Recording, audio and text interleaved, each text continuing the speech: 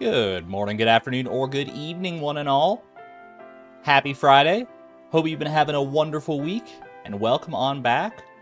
Well, I guess not welcome back, really. Welcome back to the stream, but welcome to a new experience on the stream. One of those occasional one-off games that we get to try out. Little Botany Manor today. I'm excited to learn about it. Before I get too started here, Floral Fjords, I saw you upgrade your membership to the Neutron level before the stream even started. Thank you, thank you. Appreciate the generosity and support. Hope everyone's been doing well. I'm excited today, chat. I'm honestly quite excited. I don't really know that much about Botany Manor, other than like what I've laid out for you. It's a first-person puzzle game about gardening where you explore a 19th century Victorian English manor. And there's some story to it. It's supposed to be relatively short, so we might be able to knock it out all in one stream here. Either way, very excited to find out. Oh my gosh, Marshmallow Opossum. Pack one, pick one with the horse. Early mayonnaise. Welcome on back, mayonnaise. That's fantastic. It does sound like fun. Yeah, I'm not sure how hard the puzzles are gonna be. But based on like I always like with a game like this, I look up like there's a website called like how long to beat or something, like time to beat, and I always just like Google that real quick, and it said like for like a full completion of this game, like 100% completion could take like between like 4 and 6 hours, which is kind of perfect. So we'll see. I mean, I might get I have a tendency to get sidetracked a lot, so maybe that's not entirely accurate for me, but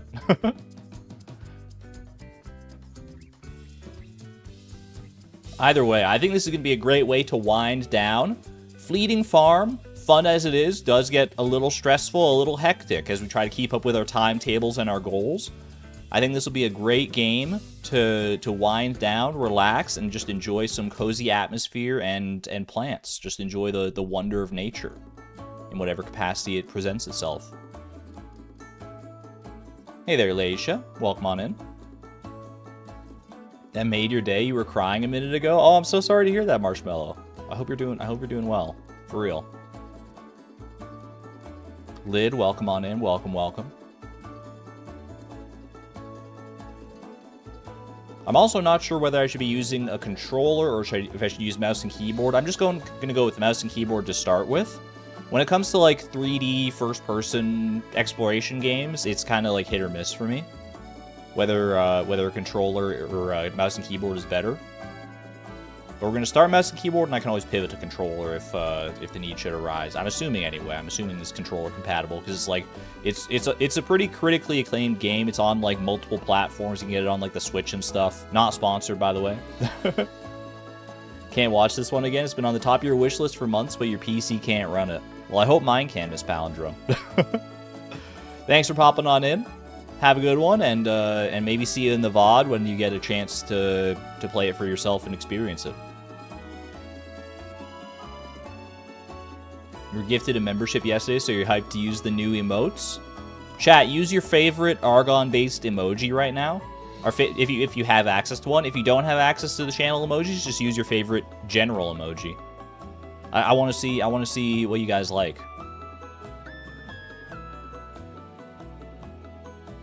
Raccoon, we got Beatrix and the banana, copper axe, the ... sees a lot of use. Ooh, nice little variety. Bumblebee emoji. Raccoons. We love our raccoons around here. Lurker, Krobus. We got some good ones, man. Homie. I like them. I like the variety we got. I feel like for the most part, they all seem to have a use at some point. Got horse, you got Timbeeb. Classic. Junimo, little baby Junimo.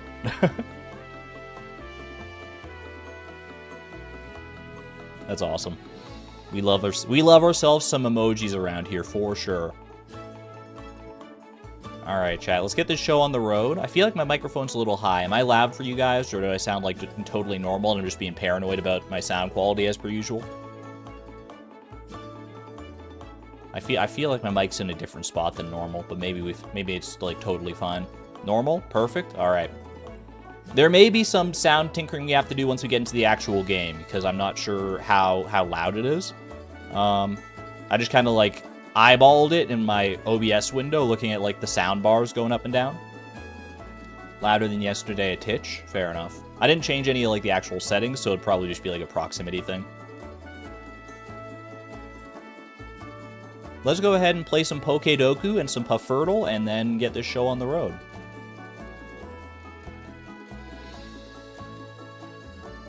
The song is loud to begin with, so it's hard to tell. That's also fair. It does come down a little bit to the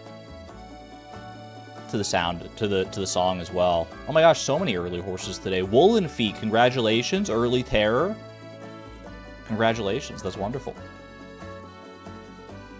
Alright, Hoenn Rock type, 3rd generation Rock type. Well, first things first, I don't think any of these categories are going to work for our 2 remaining Pokemon. Eternamax Eternatus is Poison type, but it doesn't match any of these other categories, unfortunately, so we'll just have to go with what we got. Hoenn Rock type, give me Armaldo. I'm malding overall Armaldo. Hoenn Poison type, little Gulpin. Gulpin D's. Hoenn Bug type. We got actually quite a few options there. Beautifly. Actually, I'm going to go Dustox. You know what? I like Dustox. Dustox was was a Pokemon that I had on my initial Gen 3 like playthrough team back when I first played it for the first time so many years ago. It's a terrible Pokemon, but I do have fond memories of it for that reason. Chat, why the ... what did I say? Psychic Rock type. You can go Lunatone, you can go Soul Rock. I think most people will probably go that way because their mind is on Generation 3. So they won't expect it when you go for a little Iron Boulder, which I believe is also Psychic Rock. Let's go. 23.2%, less than a quarter of people. Tasha Doll, hello, hello. Gulpin what? Gulpin on this Diet Coke that I got at my side. Obviously. Psychic Poison type. Psychic Poison. Poison Psychic.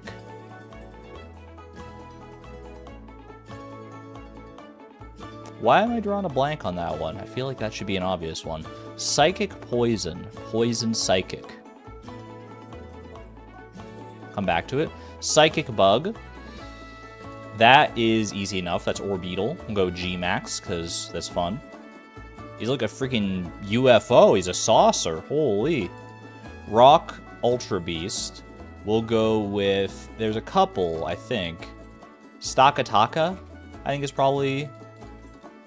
Oh, shoot. I was thinking because the other one is Nihilego, which I'm going to go with right here now. Nihilego is Rock Poison. And I thought Nihilego would be more popular because it's like the prominent one in the story of Sun and Moon. Ultra Beast Bug. I'll hit you with a little Buzzwole on that one. There he is. 50. It's a 50-50 split because I think it's Buzzwole or Pheromosa. Let's see. Psychic Poison type. Poison Psychic Pokemon. For some reason, my mind is going to, like, it's got to be, like, a regional variant. Like an Alolan something, a Galarian something. It's tickling my brain in that specific way. Is it Hisuian? Like a Hisuian Sneasel? No, Sneasler is, like, poison fighting. Not poison psychic. Oh, there's this. I always forget these guys. Slowbro. Isn't it Slowbro Galar? You're poison psychic, right? Yeah, we got there. Okay. 350 games played. Keeping up the streak. That was a dangerous one, but we got there. Monkey Dory as well. I forgot about Monkey Dory, man. Slowbro and Slowking, yeah. Fair enough. And it is only those two. I should have gone with my gut, Nihilego. But I did get the least common one there just as a result of that, so. Fair enough. Exactly 50-50 split. That's crazy. Monkey Dory, you made that up, not me. I'm raising my hands. I'm clean of that one. It's part of like the poisonous trio. I forget what they're actually called, but it's in Generation 9. You got Okidogi, Monkey Dory, and Pheasantipity. It's a trio of legendary Pokemon. I'm not lying. Shania, thank you for the 12 months. 1 full year of support at the Electron level. Get some love for Shania. Absolutely amazing member of the community. Finally reached 1 year. Thank you so much for the long-term support. Greatly appreciate it. Here's to another year in the future. Hope to see you around for a long time to come. What kind of gibberish are those names? I'll still never forgive the Pokemon Company for naming a Pokemon type null. Type : null? Like, I get the theming of it, but like, come on, man. That can't be a Pokemon's name. A Pokemon's name can't have a colon in it. What are we doing here, bro? Type null is a great name. Big fan. I would respect it more if they leaned fully into it with its evolution, but its evolution is just called Silvally. And that's just like a normal Pokemon name. They should have gone even further in. Anyway, let's catch a flounder.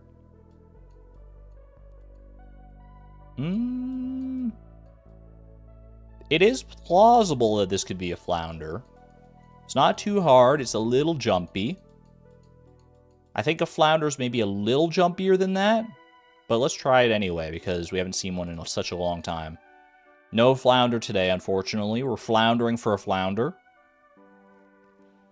Some season overlap, some time overlap, no location overlap. This might be crazy, but I'm going to guess wood skip. I just want to see if we have the special fish pattern. Okay, it's a wood skip. Turns out wasn't crazy in the slightest. Something in my gut, like deep in my subconscious, was screaming wood skip at me. I don't know why, but there it was.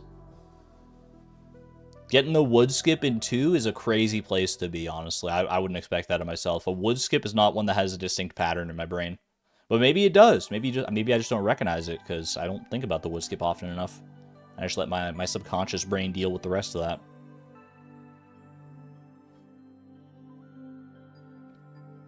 Alrighty. Well, with our daily games out of the way, chat, shall we? I'm going to go ahead and pause the music here, because we're going to go with the in-game music in whatever capacity that is. Haven't heard any of the songs. I heard a little bit of like the title song soundtrack to Botany Manor, because I like had to load it up to get OBS to recognize it, but I haven't played beyond that at all. So let me load this up, and then I'll bring you in, and we'll do a little fine-tuning on the volume. And then we'll see what this game's all about. I'm very, very curious about this. This definitely seems right up my alley. I love exploration games. I love immersive sims. I love puzzle games. I love gardening. Not gardening in real life, mind you, just like in games. But I'm going to turn that down a little bit on my end, but okay. Let me bring you in here. Chat, do you hear that? Do you hear the ambient nature sounds? And there's... Well, there was a little bit of music a second ago. Oh, there it goes. Okay. IRL, you hate dirt.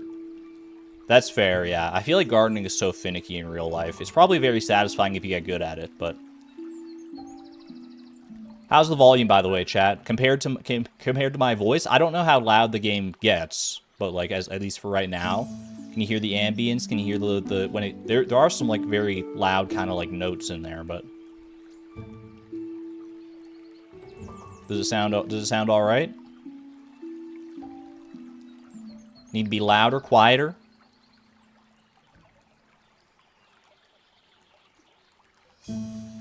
It is pretty. It's got a very pretty vibe to it. I like the art style here. Not like hyper realistic. It's like stylized in a certain way. Sounds good for right now. Music is lovely. We'll leave it there for right now, because some people are saying it's either too loud or too quiet, which is usually a good indicator that we're in like a sweet spot, because it's gonna be different for everyone. We'll get into the game, and if we hit any louder parts, then we can figure it out from then. Louder or quieter parts if we need to.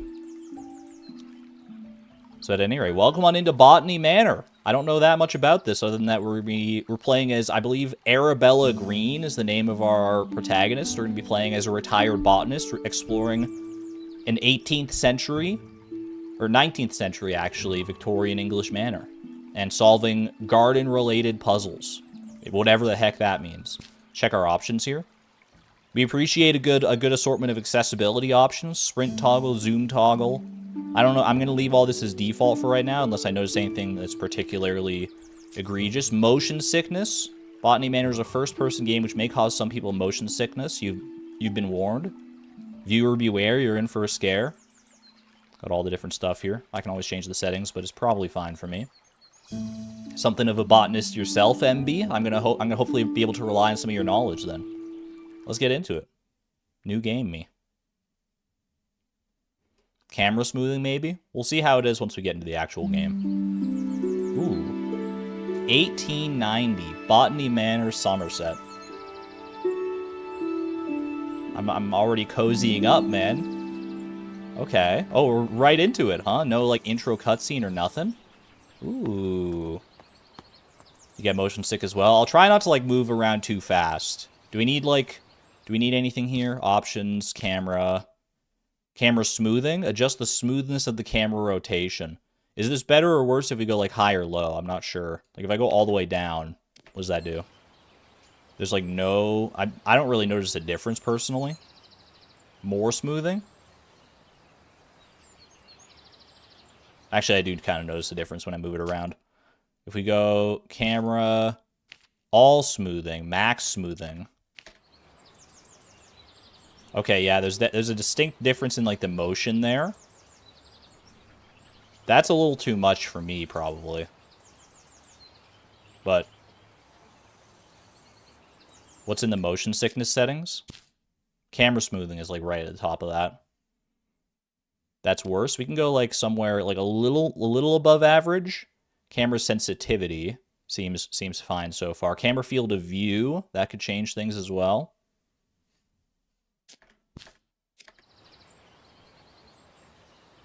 Moving around. Not going to move around too fast. Just want to get a good bearing here. It's such good vibes in this little greenhouse, though.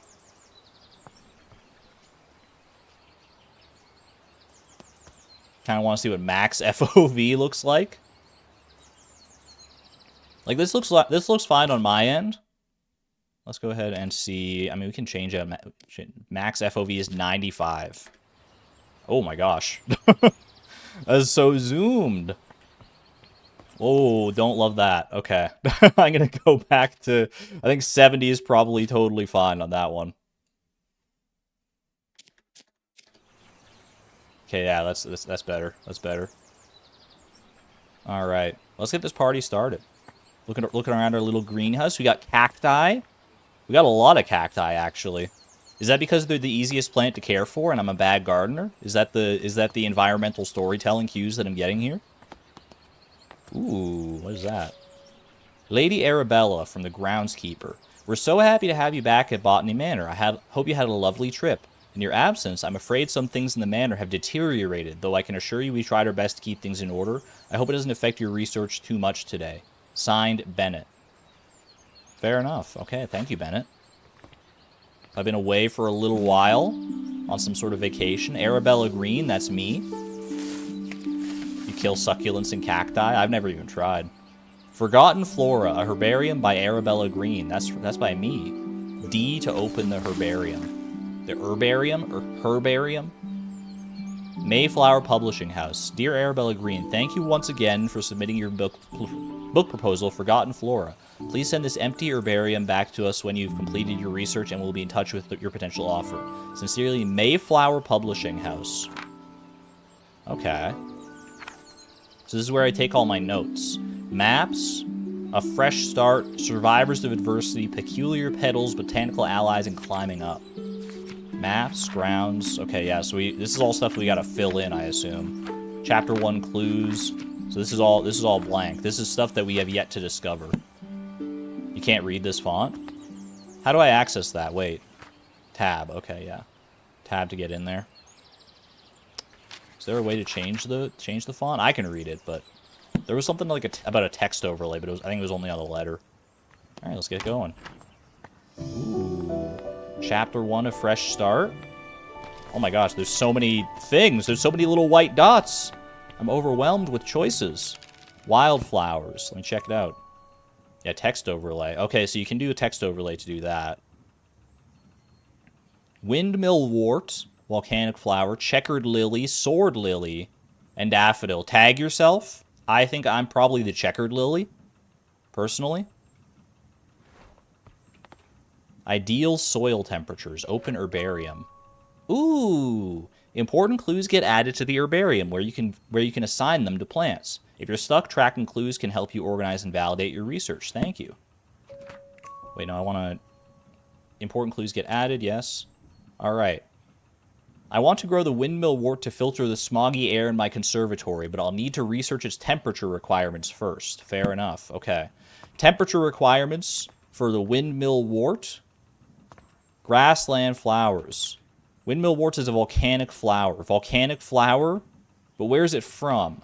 Because we got volcanic flowers here, and we got all the different temperatures, but we don't know where the windmill wort is from. Maybe it's based on the name, windmill? Sicily? That was kind of my first instinct, but maybe we need to find more information. Collect some seeds.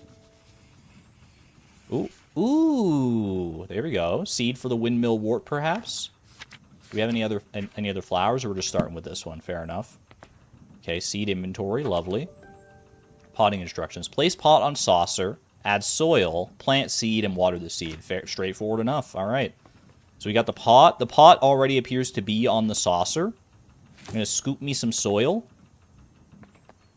Grab a seed. Do I need to change? Wait, is it going to grow if I don't set the temperature right? Is this where I set the temperature? Yeah. So you can change it forward or backward to change the temperature here. I need to find out more information, though. I need more information about my windmill wart. Somerset falls victim to industrial smog. I can barely see. I was going to say it's a little smoggy in here. It feels like I'm looking through like a greasy camera lens or something. Horse bus drivers refuse to work in these conditions. Is that a real thing? A horse bus? Is that what they called it back in the 1890s? 19th of September, 1890. I can rotate it. I can look at the back. Horse bus? Can we get some horses in chat? Ooh, postcard from Marianne. That's nice. I don't know if there are any clues about this. This is a volcanic island. Anything on the back? There is a postcard on the back. Dear Arabella, on my hike I came across the windmill wort, a flower that only grows in Sicily. Let's go. Some locals told me the flower has air purifying qualities, but due to its bespoke temperature requirements, the plant rarely blooms. Maybe the flower would help with the smog pollution in your conservatory. All right. I think this is a great introductory puzzle. Open heat vent. Is that to heat things up? I would assume so. Oh, it's a very temporary thing. Okay. This is so smoggy, man. Oh my gosh. Okay, we got to get this windmill wart going. You're not a horse bus driver? I feel like that's kind of one of my roles as a streamer these days. I'm driving a bus full of horses, as you guys. Well, you guys are raccoons, but you have horses. Okay, so we're looking at volcanic flowers from Sicily, 60 degrees Celsius. All right, easy enough. Was there anything there? It looked like there was something, but I think it's just the reflection in the puddles. So we got to get this up to 60. Crank it all the way. Ooh, nice. Okay. So that's good. We got our soil there. Now we grab our windmill wart seed, and we water that son of a gun. There we go. You have been watered. I can take it with me. It has grown. Do I have to take it and put it somewhere else, do you think, in order to actually like eliminate the smog? Inspect the windmill wart seedling.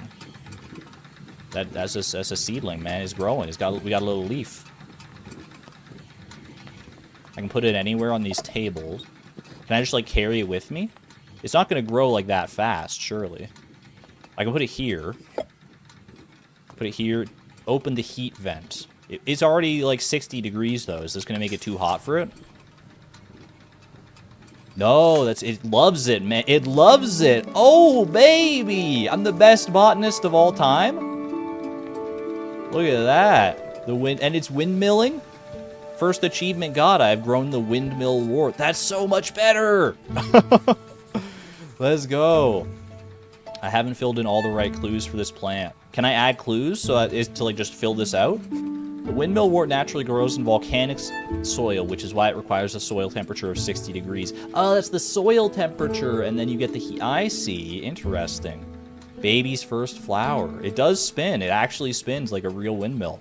The bud contains air purifying qualities so the flower can filter the environment from dense smog. Apparently very well. Wildflowers. Postcard. Yeah, just add those. Just add those in there for completeness' sake. Oh, that's much better. Look at that tree! Oh, I love the purple leaves, man. Ooh, this is so much nicer all of a sudden. Can I sprint? I can sprint. Okay, I can sprint with shift there. Alright, windmill wart has been done. I'm guessing we gotta go find more seeds now. Who knew one plant could make such a difference? You're telling me. Alright, you keep doing you lovely little windmill wart. Let's head outside. Oh, I think I see the titular manor, the botanical manor of sorts. We gotta do some exploration around here. We got some fungi. That's what I like to call myself. I tend to be a pretty fun guy. Drawing from nature. Okay. Can I read it? No, it's just a drawing book. Okay, I can't read that. I tried. The witness vibe? I'm kind of getting witness vibes for sure. I don't think it's going to be as complex puzzles. Maybe. Well, maybe. I don't know. We'll find out. Keep on keeping on. We don't need to sprint through all this. We can just take a leisurely stroll through the garden. Got a kind of mushroomy stone plinth there. Got here just in time. Midnight mob, welcome on in. We are just getting started. Ooh, look at the porthole. Do you think there's anyone else at the manor, or do you think I'm solo? Do you think it's my manor? I think it must be, right? Because the groundskeeper left me that note saying I was away for a while. But okay, and there's this gate over here. I assume that leads back to the conservatory in a roundabout way. Is this like a Dark Souls-esque shortcut? Botany Manor, home of the Green family. I mean, that answers that, I guess. I'm currently busy researching. Please leave all deliveries in the gatehouse and ring the bell. Collect key. Okay, I have acquired a key to the entrance garden. Lovely. Post box. Wait, where does it say? Please leave all deliveries in the gatehouse and ring the bell. That's a note from me. I can ring my own bell. I don't think that's that helpful to me. Alright, fair enough. Eat all the plants? Some of these are definitely poisonous. Like, with the sheer abundance of plants around here, some of them are bound to be poisonous, so I don't think that's a good idea. Just go eating them all willy-nilly. But you do you. We got that key. I'm one step ahead of this game. Can someone give me this manor, please? And also pay for my upkeep? No kidding, man. Oh my gosh. Ooh. Look at this. The purple bushes. Dude, this is so cute. This is so cute and cozy. I love this so much already, and we barely even gotten started. A little loud on the sound. It did get a little loud on my end, but I didn't know how that would sound on yours. I can turn it down just a skosh. Let me see here. Turn it down like that much.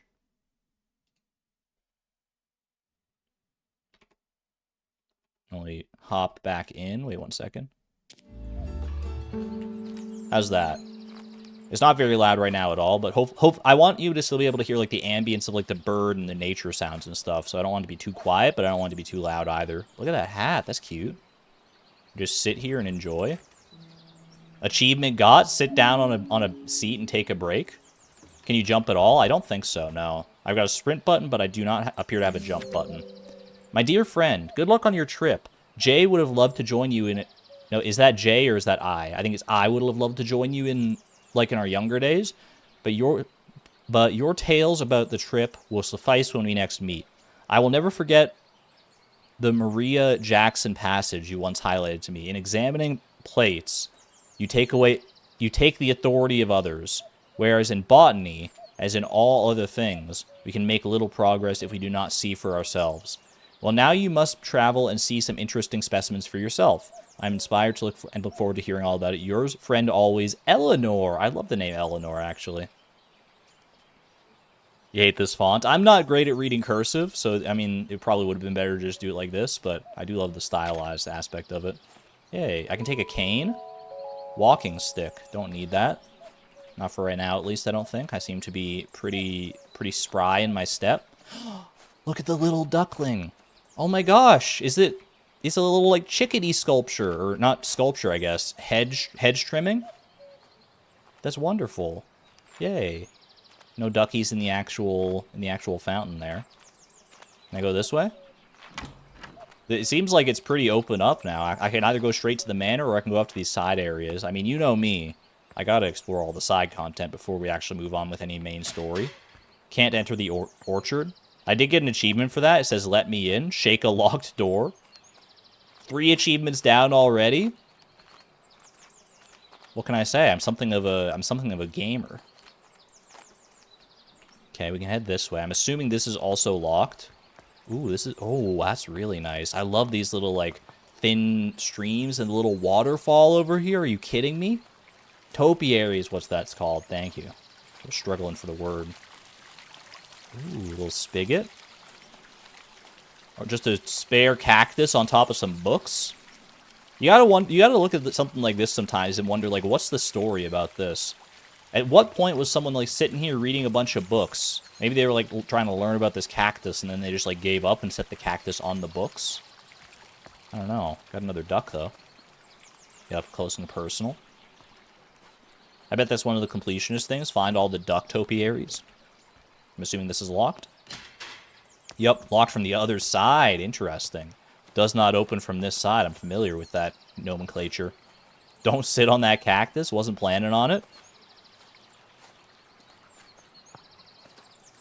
Nice little tree up here. Ooh, we're going, like, way deep into this side of the garden. We got some secateurs. This looks like just a roundabout way to get to the entrance of the manor as well. Okay. Alright, I'm mapping it out in my head, slowly but surely. And don't call me Shirley. Alright, let's pop into the actual manor. Explore this manor of botany. Ooh, we got another seed potential here. Seeds from oh, no, this is just like... Oh, so if you come across one of these, it'll probably have access to, like, all your seeds, and you can, like, plant based on what you need. Good to know. I found the white duck. Quack, quack. Achievement get. Inspect the duck. Yo, I didn't realize there'd be ducks in this game, man. This is great. I thought it was all going to be plants, but you're hitting me with ducks as well. 2 of my favorite things, plants and ducks. The lighting in this game is really pretty. Very, like, nice and atmospheric.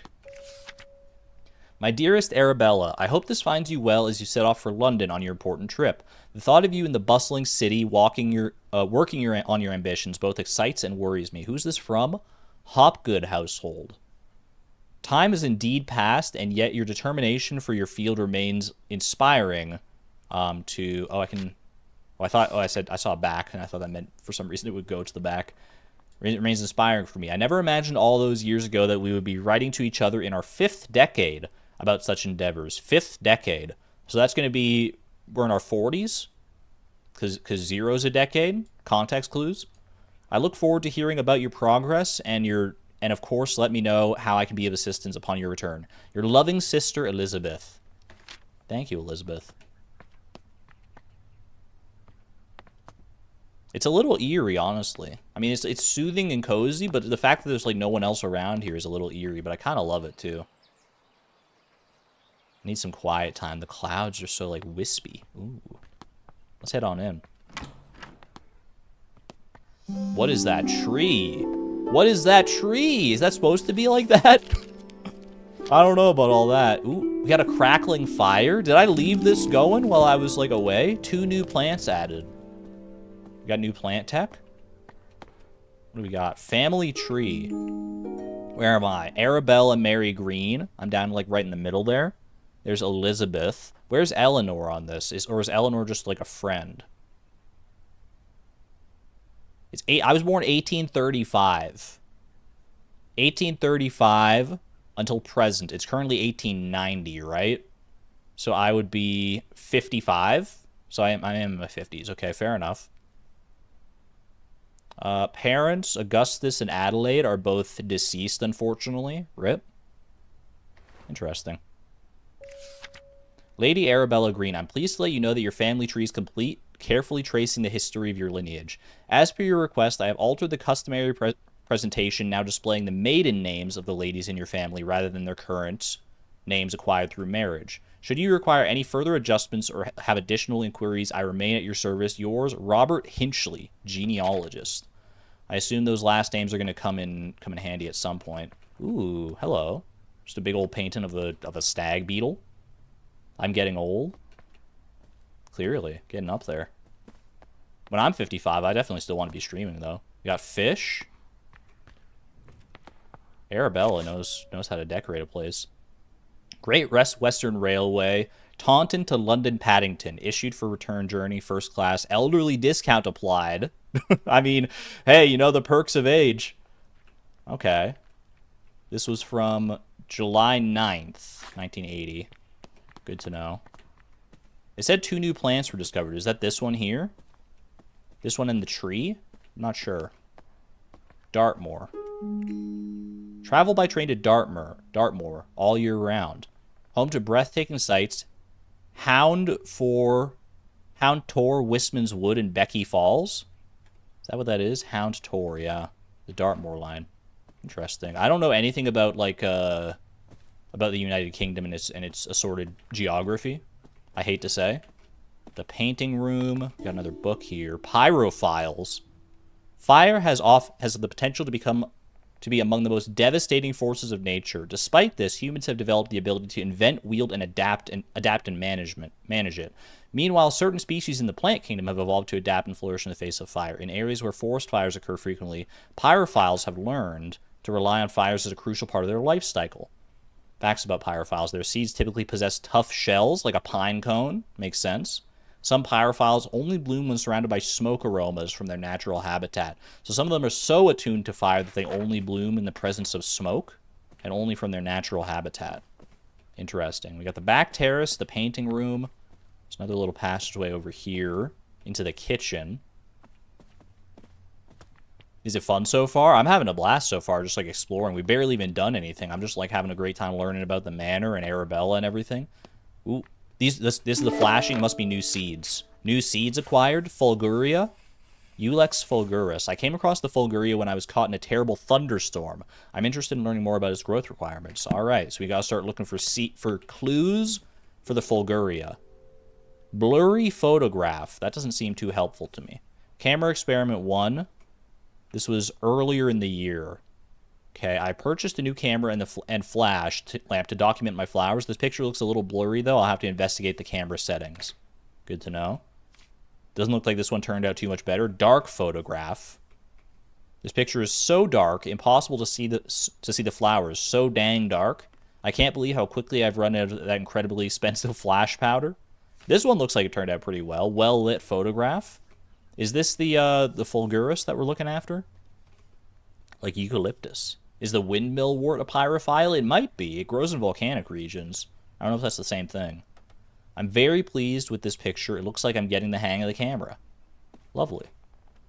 We love a short story told in 3 pictures of learning how to use a camera. Okay. It's over here. Ooh, little side room. Oh my goodness. Sulfur, potassium, magnesium, phosphor, sodium, titanium, zinc, and barium. No argon. What a scam. The art of painting. Oil and fresco. Okay. Fair enough. I don't know what to... Are there any notes here? Any notes on like what things to combine? Doesn't look like it. I'll probably have to go find some notes. Chemical disposal. Argon is here, but meta. I guess that is me, yeah. I'm the argon. They don't need any extra argon. Ooh, dining room. Table's fully set for a freaking banquet for 10 people. What the heck? I must serve some lavish dinner parties around this place. I mean, how could you have a manor like this and not serve some nice dinner parties, right? It would just be a waste. Little bell. Dinner bell, okay. Ooh, we got some information here. Some ancient Celtic tribes practiced a coming of age ritual. This meant that when someone was considered old enough, it was time to prove themselves worthy of staying in the tribe. One of these rituals involved picking a flower in the woods, not just any flower, of course. The gatherer had to find a fulguria For this flower is known only to bloom during thunderstorms. Keeping a cool head while lightning flashes were striking left and right of you was considered the ultimate test of courage. All right, that's our first clue for the fulguria. Only grows in thunderstorms. The folklore book in the dining room. That's a clue for our fulguria. Do we have any other clues? Photographs. I don't know if the photographs were a fulguria or not. Pyrophile was a clue. I don't know if it was, because I think it was on the other side. It didn't mention anything about fulguria. I don't think I know enough about it yet. Only blooms in thunderstorms. And thunderstorms seem like the antithesis of a pyrophile, right? Pyrophile was a clue for windmill. I don't think we need any clues for windmill. We know how to grow them now, don't we? At least generally speaking. Arabella and Elizabeth, me and my sister, yay. Love that. Who lit the fire? I'm assuming the groundskeeper. Groundskeeper we got a note from when we first started the game. Play the harpsichord. Yo, she's jamming. She's a talent, man. She's a generational talent. Botanist and expert harpsichord player? That's wonderful. Key for the back terrace. All right. Didn't even know it was locked, quite frankly, so that's a win in my book. We got something there. Let's check. What is that, actually? Watson's flash powder for the camera. Warning, highly combustible. Contains 75 grams of flash powder, chemical composition, potassium and magnesium in a 2-to-1 ratio. I have to imagine that'll come in handy at some point. You want that desk? It's a very nice desk. Just a very nice house all around. They've got an hourglass. A freaking hourglass with a black sand. Like volcanic ash or something like that. Lady Arabella, these past weeks have been seeing a lot of bright flashes coming from the back room of your house. It scares my cows immensely as they think that a storm must be coming. My milk production has taken a hit because of this, and if you enjoy fresh milk in your morning cup of tea, I would advise you keep the flashes to a minimum. Farmer Charles. We don't want to spook any cows. I'm sorry, Farmer Charles. All right. Noted. We'll keep the flashes to a minimum. We do have the picture here. So the picture and the flash... I don't know how these old cameras work, to be quite honest with you. This is going to be a puzzle in and of itself. So we got the glass plate. I think you put the flash powder in this thing. We don't actually have the flash powder. Like, I can't pick this up, can I? No, it doesn't let me, like, take it. Maximize flashes? I don't want to spook the cows. I can make it. Oh, I can make it because it had the chemical composition. Oh, you're right. I can make that. Okay. Let's check out some of the other books and stuff. Let's take a little seat, man. That's cozy. Ooh, I love that you can just, like, sit down whenever you want. Nice little chandelier. This is great. Flashes are like lightning in a thunderstorm. You guys are so smart. Spectacles. Can I wear them? Your new Lumen photographic flash lamp. Instructions. Fill the container with flash powder. Close the container. Press the button connected to the camera and the Lumen flash lamp. Witness a bright flash. All right, I'm starting to piece things together here. Starting to piece things together a little bit. We already saw that. So let's head back to the little laboratory here. Well, actually, let me double check the chemical composition. It is 2-to-1 ratio of potassium and magnesium. So 2 potassium, 1 magnesium. Let's grab them. Potassium, 1. Potassium, 2. Magnesium. It's just that easy. Inspect flask. Do I need to, like, mix it up or anything? Poured into the the chemical disposal is if you mess up, I think, probably. So if I take this now, it doesn't look like... I feel like I need to mix this thing up. They're just kind of, like, sitting on top of each other. I can just do that, though. Oh, that's how you mix it. Okay. We can put the flask down for right now. Okay, I need to get the actual fulguria, though, I assume, because it needs the lightning flash of the thunderstorm, right? That must be what the photographs were initially cluing me into, is that, like, it's too dark.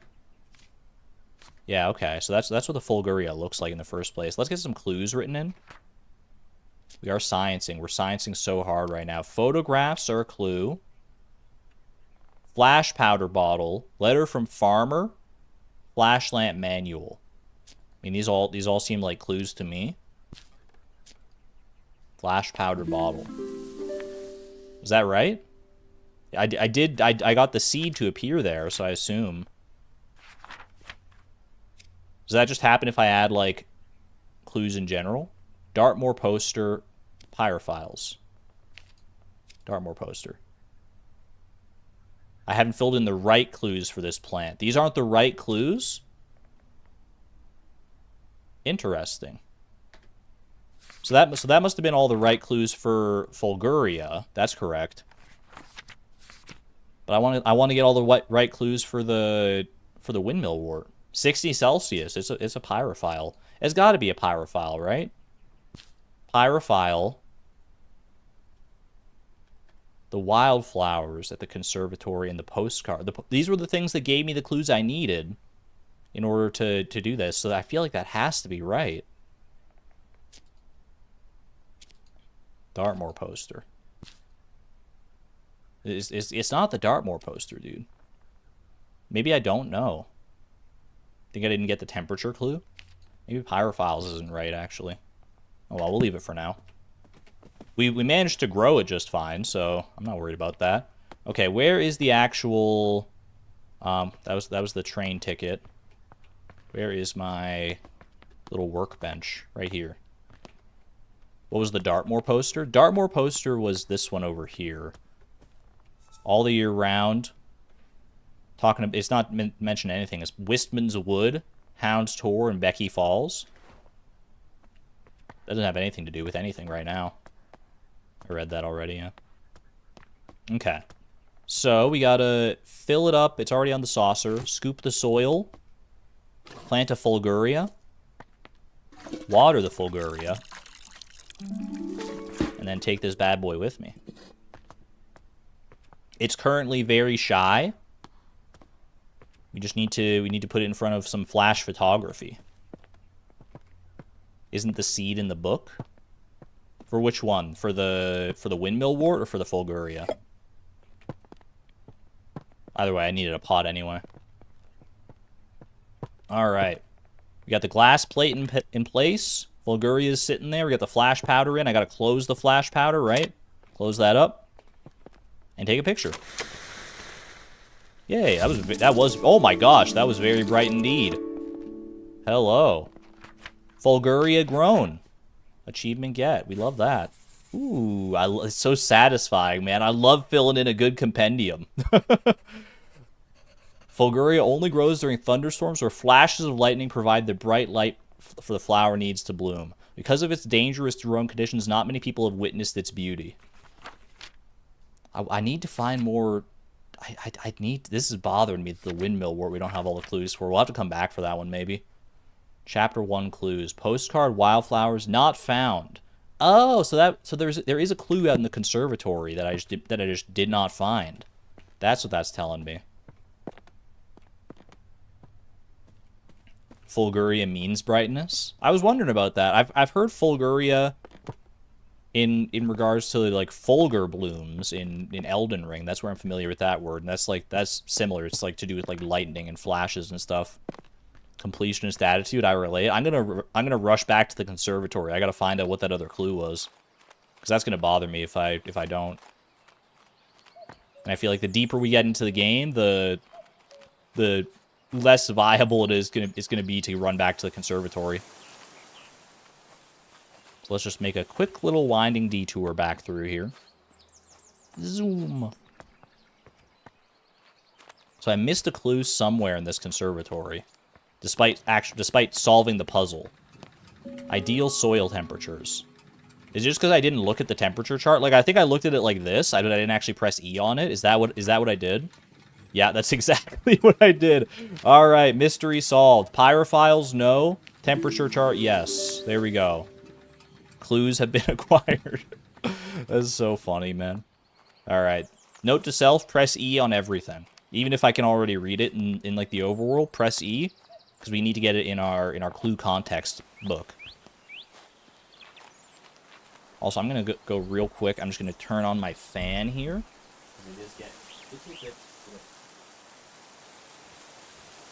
Another warm, sunny day in January. Tic Tac, welcome on in. Hello, hello.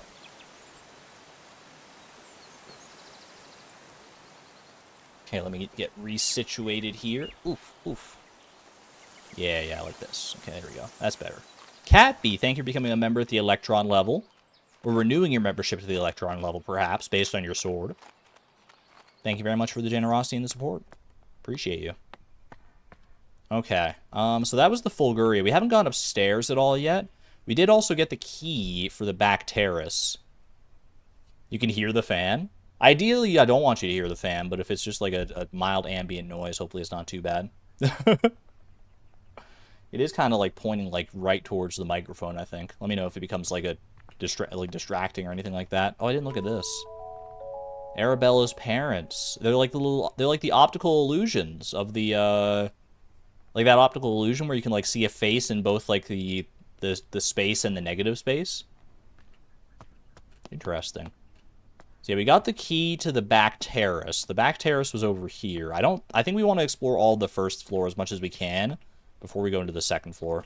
Painting room is locked. Back terrace is we have the key for. Was the kitchen locked? Kitchen was locked. Okay. Very secure house. I mean, I lock my front door and everything. You wouldn't catch me locking up my kitchen. If someone's getting into my house, they're getting access to all the rooms. But I mean, when you have a manor like this, I guess you have to be extra cautious of it. Back terrace. We got some orange trees. Little orange saplings. Or are they like maybe like nectarines or something like that? A little peach. Does that one have like a bite taken out of it? No, that's just like two that are like growing together, like some kind of mutation. Locked from the other side. Fair play. We got another soil station there, another seeding station. This is like something you would climb in Hitman to get onto the second floor. Big orange tree. Ooh. This is your food until the kitchen is locked. It's a survival horror game all of a sudden. Someone left half a sandwich? I mean, I've done that before. Sometimes you make a sandwich and you're not quite as hungry as you thought you were, so you only get through half of it, and then the other half just has to go to waste. But, man, the groundskeepers were working hard. Oh, that's gorgeous. I love the... Ooh, I love that. We got something down there as well. I think that's a new seed, perhaps. I love this, like, beveled glass window and everything, too. Flowering Plants of Great Britain by Anne Pratt. Anne Pratt's a real author, right? Is that a real book? I don't know how much of this game is rooted in reality. Obviously, it's talking about like real locations like London and Dartmoor and all that stuff, but... Okay, let's go ahead and head down here, see what that seed is. New seed acquired for me.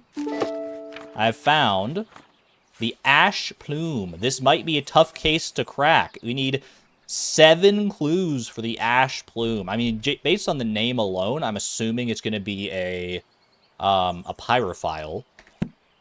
But let's read the book. Seed log by me. A summary of some seeds I've gathered this year in the location I found them at. Cow parsley, get some cow emojis in chat. Blackdown Hills, the poppy in Cheddar Gorge, buttercups in Steert Marshes, ash plume in Wistman's Wood. That was on the Dartmoor poster. Wood anemone in Holford Combe. Wild thyme in Cullbone Wood. I definitely read that as Cubone Wood the first time. My Pokemon-minded brain. And Foxglove in Ford Abbey. Do we have any other pages here? No other pages, okay. So that's a clue for the ash plume, Wistman's Wood. So one clue is definitely the Dartmoor poster. The seed log itself, I guess, is also another clue, right? Because the seed log, this is the seed log here, and it's talking about the ash plume. I'm assuming pyrophiles are also a clue. Maybe. I should go back and check the Dartmoor poster, actually. Did it have any information that would pertain to the ash plume? Why is it called Cheddar Cove? I don't know. It was making me think of like Super Mario World. Donut Plains name. Wistman's Wood, home to breathtaking sights at the Dartmoor line. It doesn't look like a very like fiery area. But I mean the pyre files it was talking about like wildfires and stuff. Certain species of plant kingdom evolve to adapt and flourish in the face of fire, yeah. We don't know for certain that that's relating to the ash plume. Context clues would probably dictate it so, but I'm not confident enough just yet. Somehow do I need to go to the places on a train? I don't think we leave the manor throughout the game. I think the entire game takes place in the manor, but I would love to be proven wrong on that. Go on a pleasant little trip on the countryside.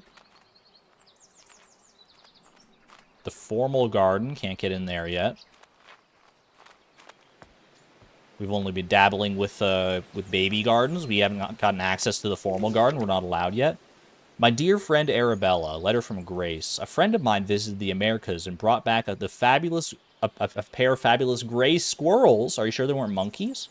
They're the latest trend in garden decoration. All my neighbors have sent for them as well. It was a great investment. The two squirrels have now started a big family. My garden is full of darling little critters. One thing I did notice is that I haven't seen a red squirrel in my garden for some time now. How odd. You must visit soon and see the squirrels for yourself. Ever yours, Grace. Wait. Gray squirrels from America. Is she bringing raccoons over? A big old gray squirrel. If you've never seen a raccoon before, I can see the mistake, man. Raccoons even in this game. I think this is actually talking about like a gray squirrel, but you know. This is a thing. I think this is probably an actual squirrel, some kind of invasive species. That's not great. Doesn't really clue me into the ash plume too much at all, I don't think, though. Which is what we're currently interested in. Locked from the other side. No problemo. Okay, we got another book here. The kitchen key I saw there as well. Kitchen Notes by Hazel Patterson. Thursday, Jimmy broke another mortar. That boy really needs to learn how to grind spices without breaking down my kitchen. Why I oughta. Lady Arabella may not be best pleased with me asking for a new one. The last mortar took years to be sorted. She's so scatterbrained, always off on her fancy research trips. Hey! Scatterbrained or passionate, they're two sides of the same coin here. Shopping list, flour, eggs, milk, leeks, potatoes, and carrots. You can get all those in Stardew Valley. Grab me a kitchen key, please. Lovely. Okay. Oh, we got carrots, potatoes, onion. Lots of potatoes. I mean, this is a nice place to be out just like chopping some vegetables. I get the vibe. It's kind of like a gazebo almost. Red squirrels were native to the UK and then got competition by the gray ones from the US, so it's actually real history. The more you know, thank you. I feel like we're going to learn so much throughout the course of this game. Read that one, right? Yeah. Okay, well, all the other doors seem locked. I think I found all the notes that I can, so let's make our way to the kitchen. Let's see what's what in there. Make ourselves a nice jam sandwich or something like that. I could go for some lunch right about now. Getting hungry looking at all these plants. Maybe a nice little garden salad. Let's see. Pop it open. Ooh, this is cozy. We got a cute little pantry in here. Now this is nice. Some carrots. A lot of like copper cookware. I've never had copper cookware like this. I know it's it's kind of popular. Or at least it was maybe back in the day. Maybe it's not as good. Maybe it's like obsolete now because maybe stainless steel is just like better. But I do like the look of the copper cookware. Copper is toxic. Well, there you go. That's probably not a good thing to cook with them. But you can't deny how nice it looks. It's so shiny and such a great color. Pain in the butt to keep clean. I guess I can wax poetic about it because I've never actually used it. Kindling. So this is an old letter we were just going to throw into the fire.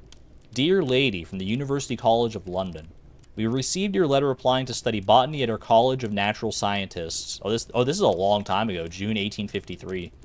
Along with your enclosed drawings. We do not at present and have never admitted women to study at the college. Botany is a serious science conducted in laboratories and lecture halls. By all means, continue to pursue your hobby, tending to your garden and domestic space where it may be appreciated. Positions at the college are reserved for serious scholars whose studies will go on to be well utilized in a career in botanical experimentation. Sign of the times, man. This is gross.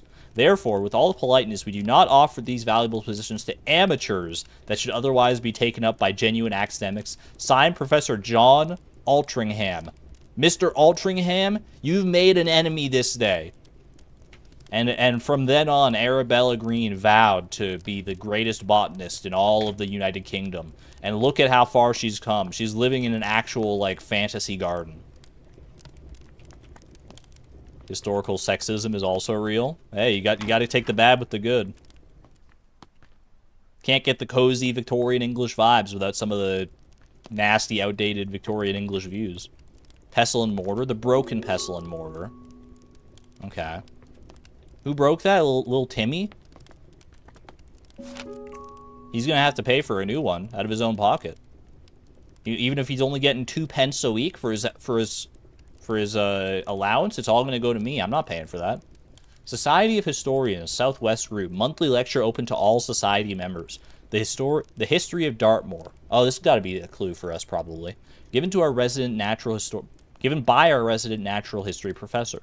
The professor will present how the moor was once covered in majestic forests and woods, how early settlers came to the area and cleared most of the trees for pasture using fire as their method of choice. There's the link between Dartmoor and the fire. We were missing that. It promises to be a fascinating story of how the moorland we know and love today came into existence. That's an important one. Okay, so now we can add both Pyrophiles and Dartmoor lecture to our ash plume clues. We need 3 more clues for this one. Huge, huge. What's the name of this professor? It doesn't say, actually. Wait, you're right. It could be Arlington, or whatever his name was, the guy we don't like. Hazel's priceless recipes for the home, farm, workshop, and every department of human endeavor. That is a bold claim. Every department of human endeavor? That's like all of them, man. Roasted chestnuts. Means a good start. This is a simple recipe perfect to warm those cold winter nights. You can use any edible chestnuts. They're easily foraged. The main difficulty with chestnuts is that they have a tough shell, but luckily they're easy to crack open with the help of fire. Simply place the nuts in a pan above the fire and wait until you hear a pop. This means that your chestnuts are nicely roasted and ready to eat. Okay. Do I want to do that to my ash plume seeds? I don't know if that's a clue. It probably is. I mean, it's to do with fire, right? I'll pop it in there for right now. Can always take it out later. Blessed is this kitchen by grace and holy light. May all those who enter find comfort and respite. Blessed is the hearth with laughter and with cheer. May the love shared here be held forever dear. To those who serve the Lord, who seek their sanctuary, remember the year of construction, for this, friends, is the key. Snaps in chat? Snaps? Great poem. Well done. Gifted by Nicholas Owen. Absolutely fantastic. Remember the year of construction, for this, friends, is the key. That is a clue if I've ever heard one. The year of construction. So the construction of the kitchen, right? Or the construction of the whole manor. Do we know that? I don't think we've learned that. Or at least if we have, I wasn't like, I didn't lock it into my brain. Industrial fall. Wasn't the description this will be a tough one to crack? Possibly a hint itself with the chestnuts? Wait, you might be onto something there. I like where your head's at, Sarah. Smell a number lock. I also smell a 4-digit number lock. Although that doesn't seem, that seems a little anachronistic to the vibes here. What the, oh no. It's a weight puzzle, man. Maybe this, oh, is this, these are the 4 digits. These are the 4 digits. Mysterious symbol. Get some goats in chat? I think that's a, is that a little lamb or a goat? Holding a flag. Bearing some kind of flag. Interesting. More cookware. So I'm assuming the first, like, if this is the thing it was talking about, is that a spider web? This thing hasn't been used in forever. I'm assuming the first 2 are going to be 1 and 8. Because it's going to be in the 1800s sometime. But beyond that, I don't think I know yet. It's a hidden drawer for sure. We definitely need to crack that open. I just don't know if we have the means for it yet. The only date I've seen in... There's not a date in this. No. The only date I've seen anywhere in the kitchen right now is on this letter here. 1853. But this has nothing to do with construction. It could be the 1700s, you're right, actually. This has nothing to do with construction. You check the stove. I mean, it's burning. That's got to be a hot pan by now. I don't know how long that fire's been going. We didn't check in here yet. To someone special, a romantic card. Ooh, spill the tea. Dearest Hazel, I picked you some roses from the garden to cheer you up. When you're done with your work in the kitchen, would you like to meet me for a cup of tea in the back garden? The pond is lovely this time of year. Warm regards, Mr. Bennett. Do we know Mr. Bennett? I feel like I recognize that name a little bit. Dearest Hazel, pick some roses from the garden to cheer you up. When you're done with your work in the kitchen, would you like to meet me for a cup of tea in the back garden? Pond is lovely this time of year. Is that what they were doing out there with the... Is that why we found that note out there? They were having a little date? Is that a Pride and Prejudice? New duck! Porcelain duck. Beautiful. That is a gorgeous duck, actually. New duck acquired. The ancient oaks stand tall in Wistman's wood. Covered in moss, they withstood the test of time, though none can tell the sorrows that did befell those trees in Wistman's wood. The ancient oaks. So this is more about Dartmoor and the trees that burned down there, right? That might be a clue. Poem. Poem in the servants' hall. Is that this poem or is that the other poem? Because we have two poems on the go. But this is the servants' hall, right? This is the kitchen, this is the servants' hall, so I think this is the poem we're talking about. Pop that in there.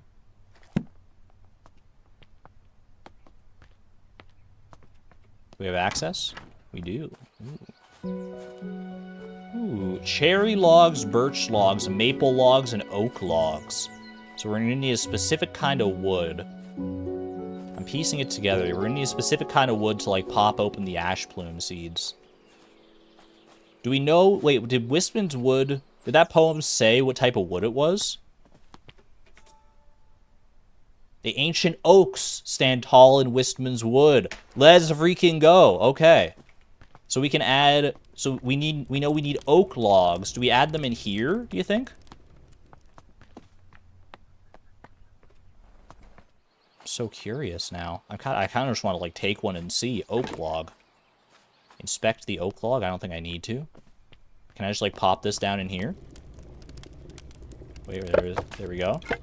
No, wait. No, this is just, like, if I want to put it down, like, anywhere. I don't think that's right. I'll put it down there for now. Come back to it. Do I need to inspect it as a clue? Might need to chop it first. We do have an axe, but it doesn't let me use it. As far as I can tell, we got more carrots. The smokery. That'll probably be handy. That's probably where we bring the wood, now that I think about it. Chapter 4. Home Smoking and Curing in the Handbook of Household Food Preservation. Dehydrating shed. My dehydration station. Using the home smokery. The type of wood to use in your smokery is of great importance, though which one to pick depends entirely on your personal tastes and preferences. Burning wood from different types of tree produces different smoke aromas. This is due to different chemical compositions in each type of smoke, and has a great impact on the flavor of your smoked food. So in summary, choose your wood logs with care. Noted. Definitely noted. What is this? What is this? Smoked... Oh, those are smoked sausages.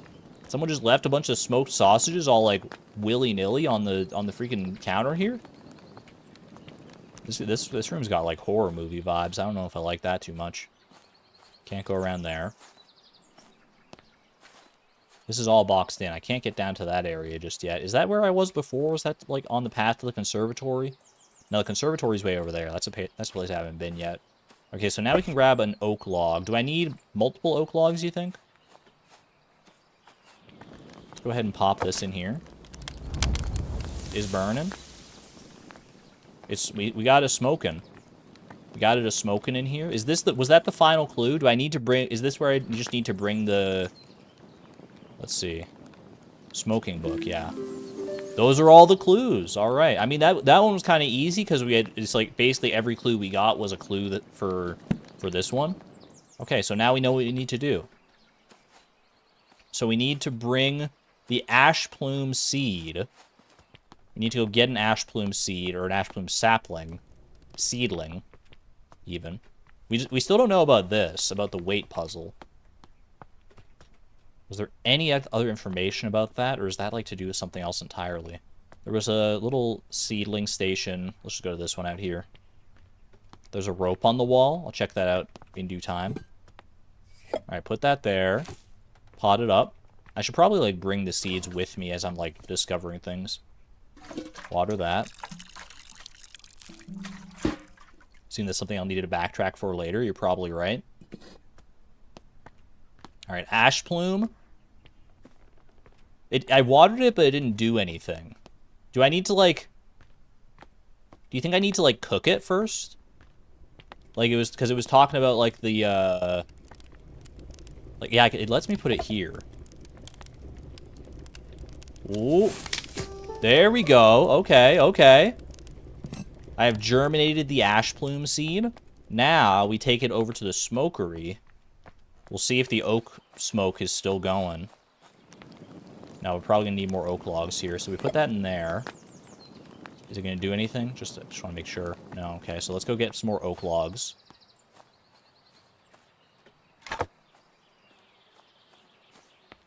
Oak logs from the Dartmoor swamp, from the Wistman's wood. Will this allow you to grow, my little friend? Yes, it will. Ooh, that is a nice looking flower. I keep that on my windowsill for sure. Phoenix of the forest. Grow the phoenix of the forest. That's a much better name than an ash plume.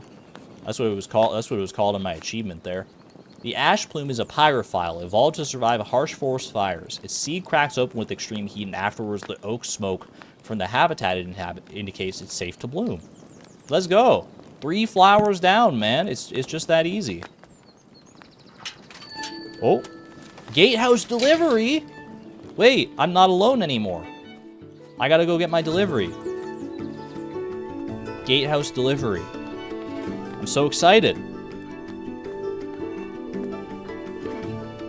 A human. I don't know if they're gonna be here by the time I get there, but gatehouse delivery. Was it... So it was way out here. I remember that. That's where, like, the post box was originally. Very nice music, yeah. Give me that energy. Check by the gatehouse for a plaque about the build date of the house. Great idea. Botany Manor, home of the Green family. Doesn't have a year on it, unfortunately. We are pleased to deliver a new key for your orchard gate. Well, isn't that convenient? From J. Babbage & Co. Ironmonger and proprietor of household tools. Ironmonger is a great word, by the way. I wish there were more occasions to use it. We hope you are enjoying the gate, and don't hesitate to visit us again should you need further metalwork decoration for the manor. Sincerely, John Babbage. Thank you, John. Appreciate you, buddy.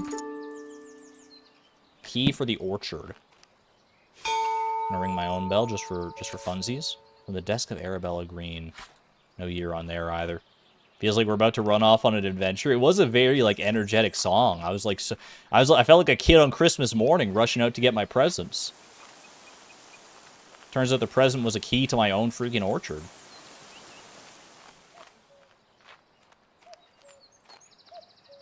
Where was the orchard again? It's right here, yeah. Okay.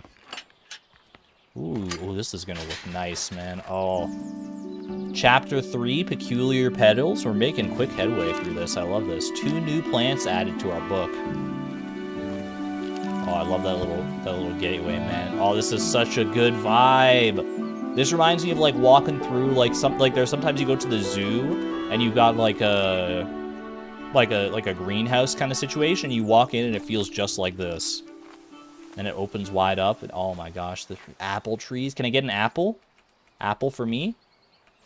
If we're going to grow the apples and not eat them, what are we even doing here? Take a little seat, have a look at the orchard. Now that is nice. Look at that tower. Oh, we got to get to the top of that tower. We're going to be growing something at the top of that tower. You just know it. Dear niece, from the desk of Arabella Green. So this is something I wrote to Florence, my sister's daughter. I have gathered a selection of my cherished toys and books, among them my beloved Piggy. Get some piggies in chat? Let's go. I'm so jealous of Florence, honestly. I highly recommend the nursery rhymes. They are charming as well as educational, though I'll take no offense should they put your little one straight to sleep. With all my affections, Auntie Arabella. Freaking Piggy. Where's the Piggy? I guess the pig. Oh, no, here's the Piggy. There he is. Oh, my gosh.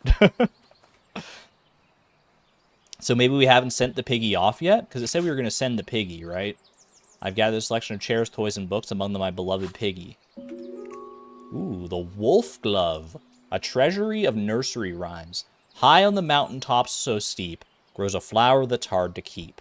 Its petals delicate and bright, whistling in the wind with all their might.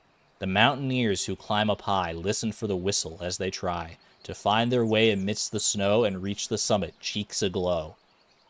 That's what I'm saying, man. We're going to have to grow this wolf glove at the top of that tower. 100%. With every step they hear it loud, the wolf's gloves howl, clear and proud, guiding them through the paths unknown to reach the summit and call it home. That's got to be a clue for sure. Do we have, let's see, we're going into chapter 3 here. Pixie tears is one of our plants, and wolf glove is another one. This flower is closely associated with orchards. I wonder why. And this small flower has long tubular petals. How interesting. You get the silhouettes of each of them. Seed packet location in the orchard. And this one's in the orangery. Good to know. Nursery rhyme for the wolf glove for sure. There's a seeding station.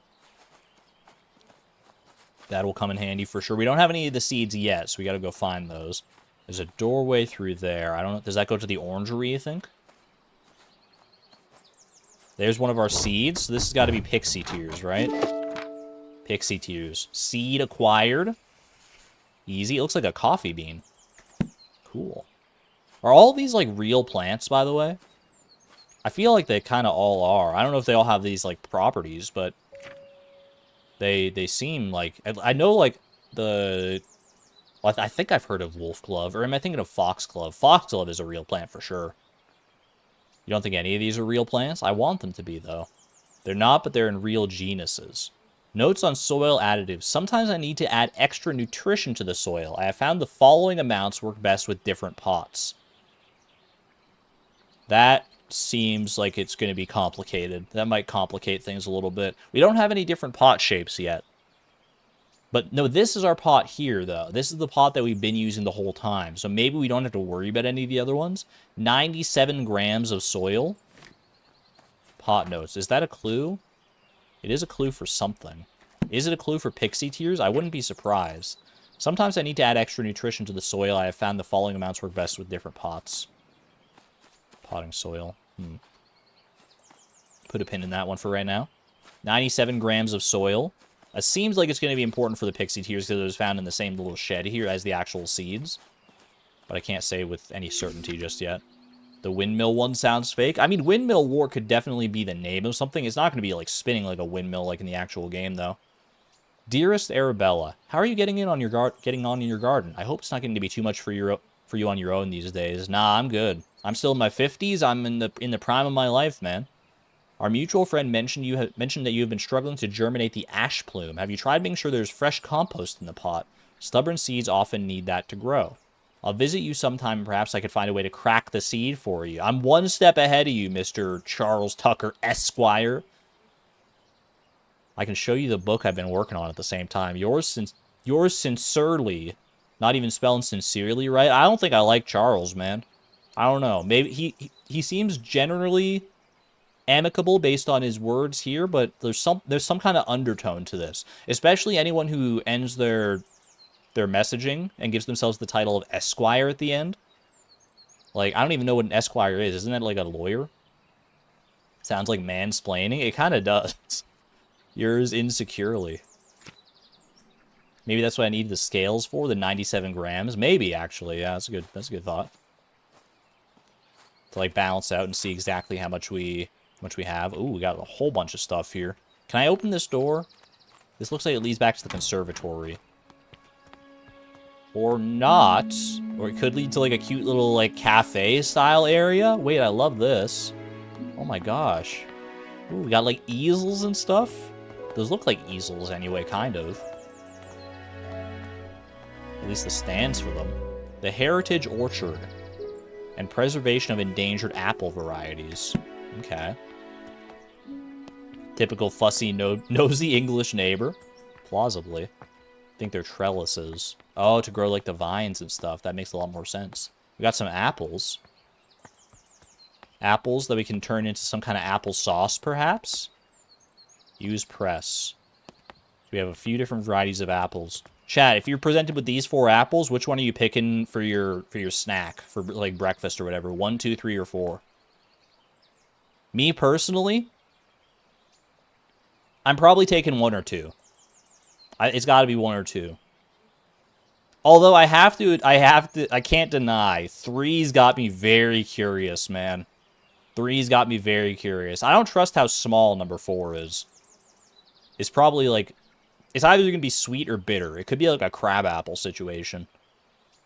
4 looks like it's like a bell pepper almost. I don't know if that's an apple at all. Ooh, we got actual names for them. Cider apples. The knobby russet. So wait, we don't have all these. We only have 4 of them. We have the dabinet. We have the brown snout. We have the cat's head. That's a great name. And we have green ups. We don't have any of the other ones, or at least the other ones aren't here. Now, if I get to choose between all 12 of these, I can't deny the allure of trying something called the Merlin's Mist, man. Merlin's Mist, that's my apple. I'm trying that one. It might taste absolutely horrible, but you're going to pass up the opportunity to try a blue apple? Cat's head is a real type of apple? Does it look like that? That's great, man. I didn't know apples could... Are all of these different, like, real apples? 11 looks wild. 11 looks like a bitter melon. Also, if your apple of choice amongst these 12s is number 1, the knobby russet, don't ever talk to me again. That's an apple I'm throwing in the trash. It looks like it's gone, man. Who's eating that? Maybe it's great for cider or something, but... 3 looks scrumptious. 3 is kind of ideal, yeah. Or maybe even 7, Kingston Black. Oh, we got more here. We've got the Merlin's Mist. Do we have all of the apples? We do have all of the apples. Okay, well, that's going to come in handy for sure, then. And we've got just some basic apples here. Some basic, boring apples. Okay. We do have a book here. Cider making and apple blending. Sugar, tannins, and acid values given per single apple. Okay, so we get certain amounts of different sugar, tannins, and acids. So we're probably going to have to use this as like some kind of like compost or fertilizer. We're going to have to pick the right apple for the job. Probably for our pixie tiers would be my personal assumption. But we don't have any information about that just yet, so... Is this anything? That's just pictures of apples. We love our apples out here. Making that homemade, fresh squeezed apple juice and apple cider. I can get behind that. See knobby russets IRL, they're supposed to be good for cider. That makes sense. I mean, it makes sense why they're all, like, in the... I mean, I don't know if any of those... Like, are apples that are good for cider also good for just eating most of the time? Or are they, like, special ones that you probably don't want to eat on their own, but when you press them into cider, they make for, like, really, really tasty drinks? Any apple farmers in chat? Red campion. Microscope slide. Some kind of fungus. Okay. Foxglove. That's one we're looking for. That's one we're very curious about. Is this a microscope? Oh, we have like a full assortment of slides here. Oh, we have the microscope right there. Primrose. Hyacinth. Spring dance shrub. Sounds like a nice one. Pixie tears. Okay. Bluebell. And cradle fern. So many cool names. The tincture of iodine. Perfect for preparing microscope slides. Okay, well that's ideal. I need to prepare some microscope slides, I think. We got foxglove and pixie tears that we want to look at. Let me check the book here real quick. Drink the iodine? That does not seem like a great idea. Chloroplasts. In the world of plants, the sun is the ultimate source of energy. I mean, I think that's just in the world in general. I don't know if you have to classify plants about that. Chloroplasts, small organelles inside the cells of a plant, are responsible for capturing the light from the sun and converting it into sugar through photosynthesis. Chat, make sure you're taking notes. There will be a quiz at the end of the game. However, not all plants have chloroplasts. Some plants rely on organic matter for their energy and do not photosynthesize. They have lost their chloroplasts over time and have instead adapted to obtain their energy by absorbing sugars through their roots, perhaps sugars from crushed apples? It is therefore recommended to add a certain amount of sugar to the soil when cultivating these particular plants.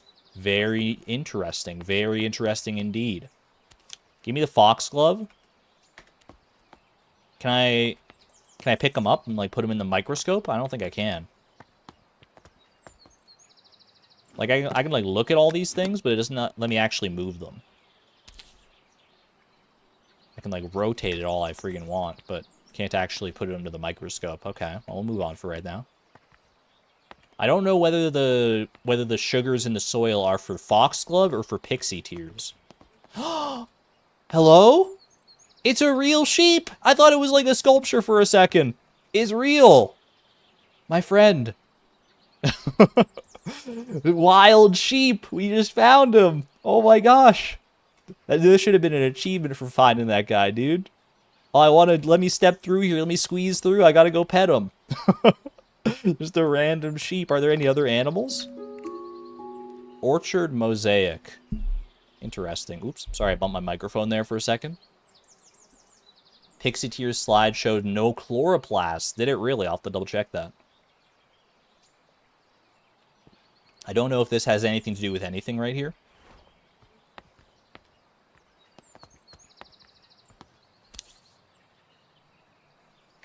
So what do the chloroplasts actually look like? Chloroplasts, they're like chloroplasts using a microscope. So that lines up with the foxglove, yeah. But the pixie tears, you're right, doesn't have the chloroplasts. So anything to do with the apples and adding the fruit to the soil is probably going to be useful for pixie tears. So apple blending, cider apples, microscope slides, chloroplast book, and pot notes. Yes, dude. All right. Pixie tears, all clues have been acquired, so we should be able to grow the pixie tears, according to all of this, right? What did the pot notes say?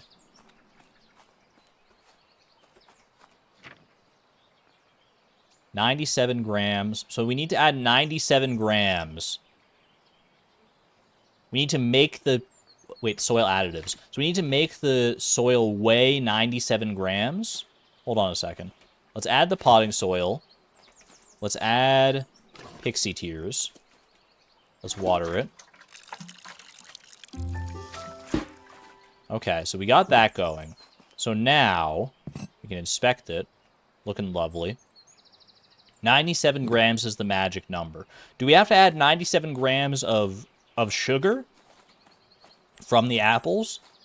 Or do we have to, like, figure out how much this weighs using the scale from earlier and then get it up to 97 grams of sugar, you think? Sometimes I need to add extra nutrition to the soil. I found the following amounts to work best in different pots. So this is referring not to, like, the soil total. This is referring to just the additives. So 97 grams of sugar from the apples. I don't think any of them, because when I looked at the apple like chart with all the sugar and numbers on it, none of them were 97 because I was looking for that. So we probably have to add up some apples to get to 97. Okay, let's have a look. Yeah, none of these are 97 outright. So we have to add enough grams to get to 97. I don't know if the tannins and the acids matter at all. Let's see. So 40 and 26, so that makes 66. If we just keep adding up, like, the first few, it's probably not going to work that way. 40 and 66, 71, 81. 81, do we have something that is 16? No. The lowest we have is 21. No, the lowest we have is 15. Second lowest is 21. Okay. Seymour's Delight. 34. Do we have 34, 33, and 30? Because that would do it. Not quite. No, we don't have that. 40, 30. And do we have 37? No, it would be 27. 40, 30, and 27. Because 40 and 30 is 70, plus 27 is 97. So Merlin's Mist, Cat's Head, and the Knobby Russet. There might be multiple ways you can get there, but let's try that. So put one there. Not one Knobby Russet, one Cat's Head, and one Merlin's Mist. I'd love to try that one for real. Alright. Let's give it a whirl. Press it. Juice those apples. Makes it... Ooh! Enjoy that little pixie tears. Is that enough? Is that enough for you? That looks pretty good to me, man. That looks pretty good to me. I've grown the pixie tears. Those are so pretty. We got butterflies! I mean, they're probably drawn in by, like, the sweet nectar of the pixie tears, man. Can't blame them. Look at that. Yay. We're filling out the book so nicely.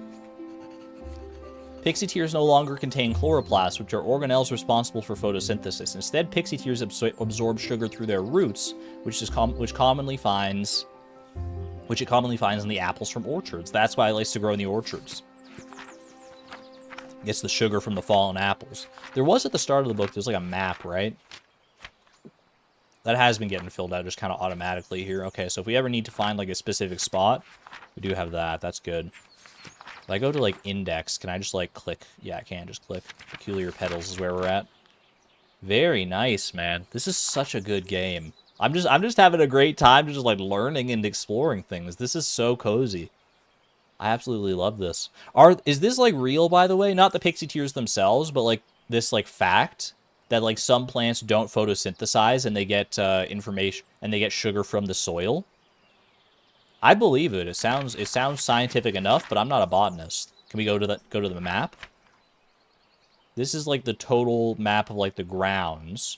We don't know anything about this side just yet. We haven't gotten over there. This is where we are right now, at like 11, right? Cider Garden, yeah. So we maybe work our way back around through there. Actually, there's another gate over here that we can get through. MB mentioned it about orchids earlier. That's so cool. And this is like a floor plan of the ground floor and stuff. All right. Pixie tears done. Let's head over and figure out foxglove next, I guess. We have one clue for, not foxglove, for the wolf glove. We need to go to the orangery in order to find the actual seeds. Let's head on out. It's got to be to do with this tower over here, man. There's no way it's not. When the nursery rhyme's talking about growing them in such like a high climate, has to be. Is there something here? Did I miss this? The history of England. An illustrated history of England for scholars, advanced classes, and the discerning reader. All right, chat. Buckle on up, get cozy with your beverage of choice, and let's enjoy an illustrated history of England together. Priest holes. Back in the Middle Ages, during the reign of Queen Elizabeth, all Catholics were persecuted by law. Therefore, some households built secret rooms in case they needed to hide a priest that was visiting their family home. Is that real? A priest hole? My house didn't come with a priest hole. Many of these so-called priest holes were designed and built by Nicholas Owen. Only the owner of the house and Nicholas himself knew about the location. Because of this, it is thought that there may be undiscovered priest holes throughout England to this day. That's it. That's all the information we get about this, the entire history of England. I thought it was a much more storied history, to be honest. I thought England was like kind of old, but turns out all you need to know is about priest holes. All right, fair. Lady Arabella, letter from historian from Willow Lodge, Rowan Park. Thank you for inviting me to Botany Manor last Monday.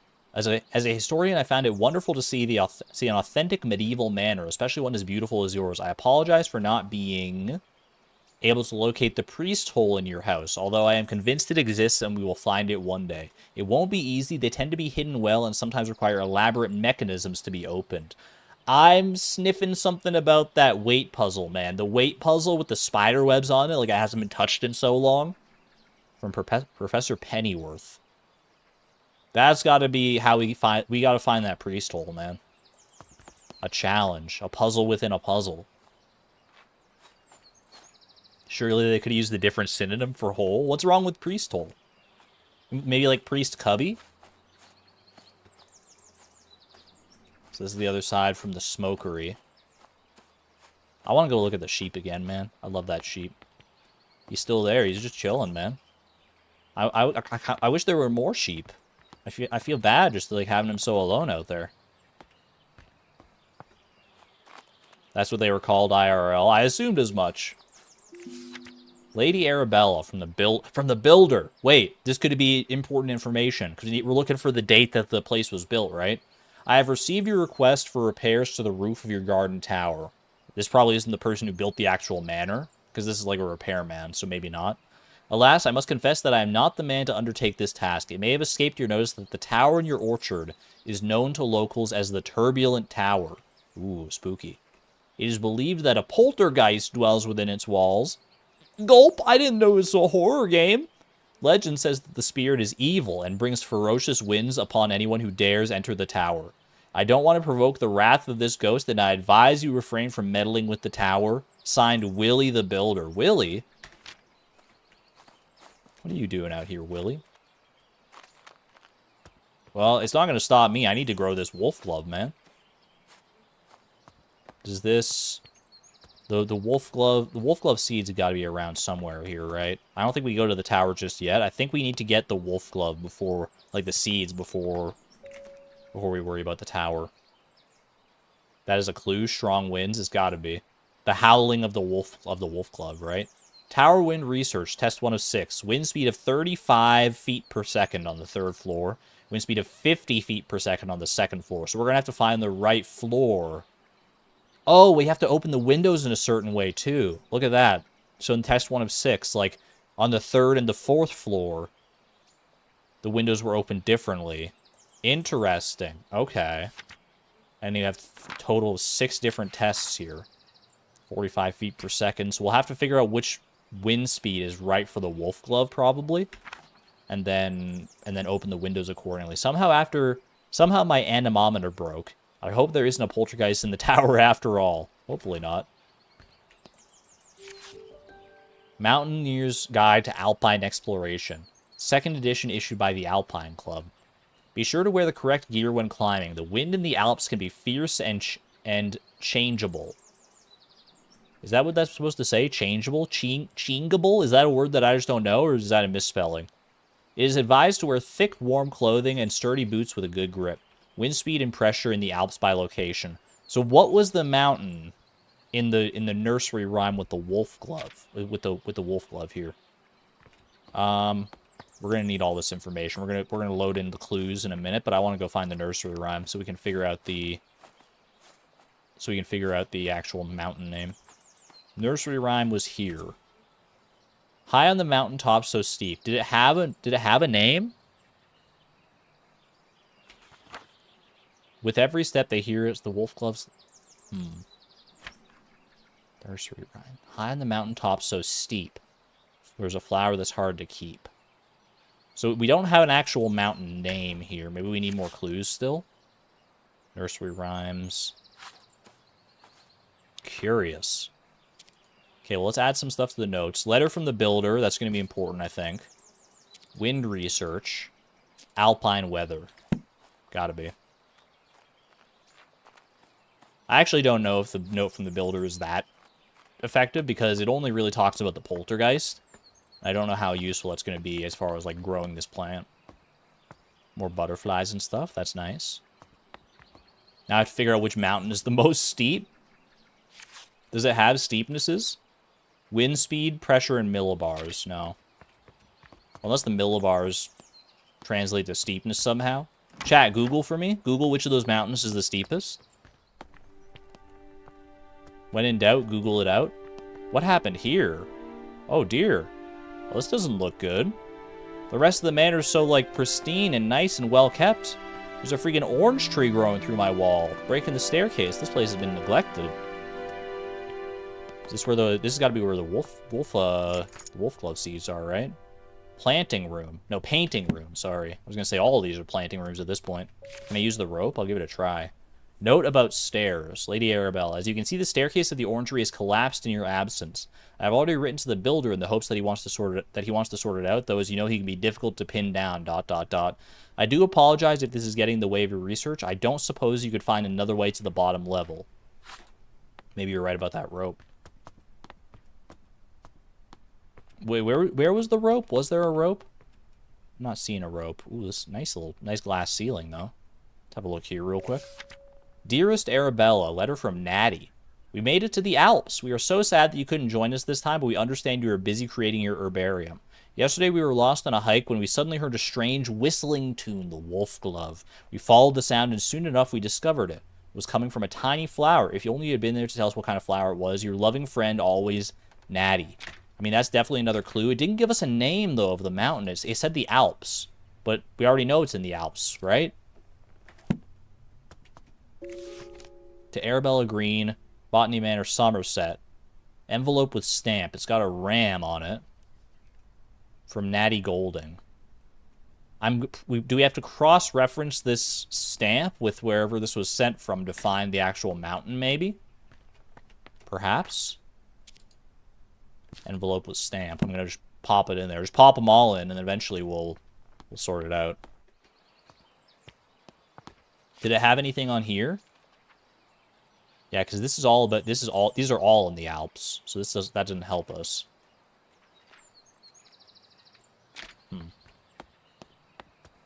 We get to the ground floor of the orangery through the painting room? Plausibly. But we haven't checked this out yet. Oh, this just leads back to the area. This is the original area. Okay. Or like the original back area when we were first like exploring the manor. Curious. Let's go to the painting room, see if we can discern any other clues. Or should we go to the tower? Maybe we should go to the tower first. It's under the table outside. Oh, this rope here? I can't do anything with that. Doesn't let me interact with any of this stuff. That's a good thought, though. A good thought. I guess Arabella Green's not the type to rappel down a broken staircase, though. Let's check out the tower first. I have a feeling we don't want to go here just yet. Did I find the wolf glove seed, by the way? I still don't have the seed. Seed packet is in the orangery. So it's somewhere back there where we were. Anemometer. It's a broken anemometer. But we got the wind speed measurements. So unless it's a wind speed measurement that's not in our notes from earlier, we shouldn't need the anemometer, right? And this lets you move up. Okay, I feel like we don't need to come here yet until we know what we're doing with the wolf glove. Yeah, let's head back. So the orangery. Did I miss the seed in here somewhere? Oh, the seed's got to be down there. Yeah, I see the seed packet down there. Okay. Let's head to the painting room, see if that lets us through. Because, yeah, there was no way down here. The painting room was through here.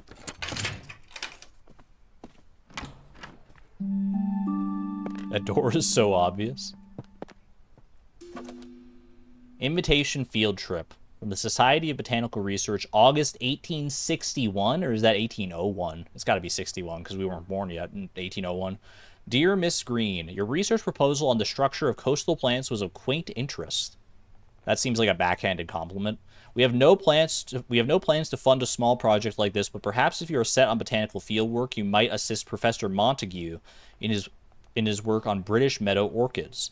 I am sure your natural aptitude for domestic duties would be much appreciated. These guys, man, shut up with the domestic duties. Might I also recommend John Lindley's book, Ladies' Botany, or A Familiar Introduction to the Study of the Natural System of Botany.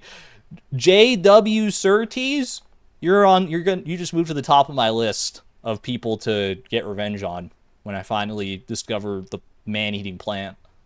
It's an elementary book for unscientific readers, and one I've heard is a suitable amusement for ladies such as yourself. Being a mother who wishes to teach her children about plants.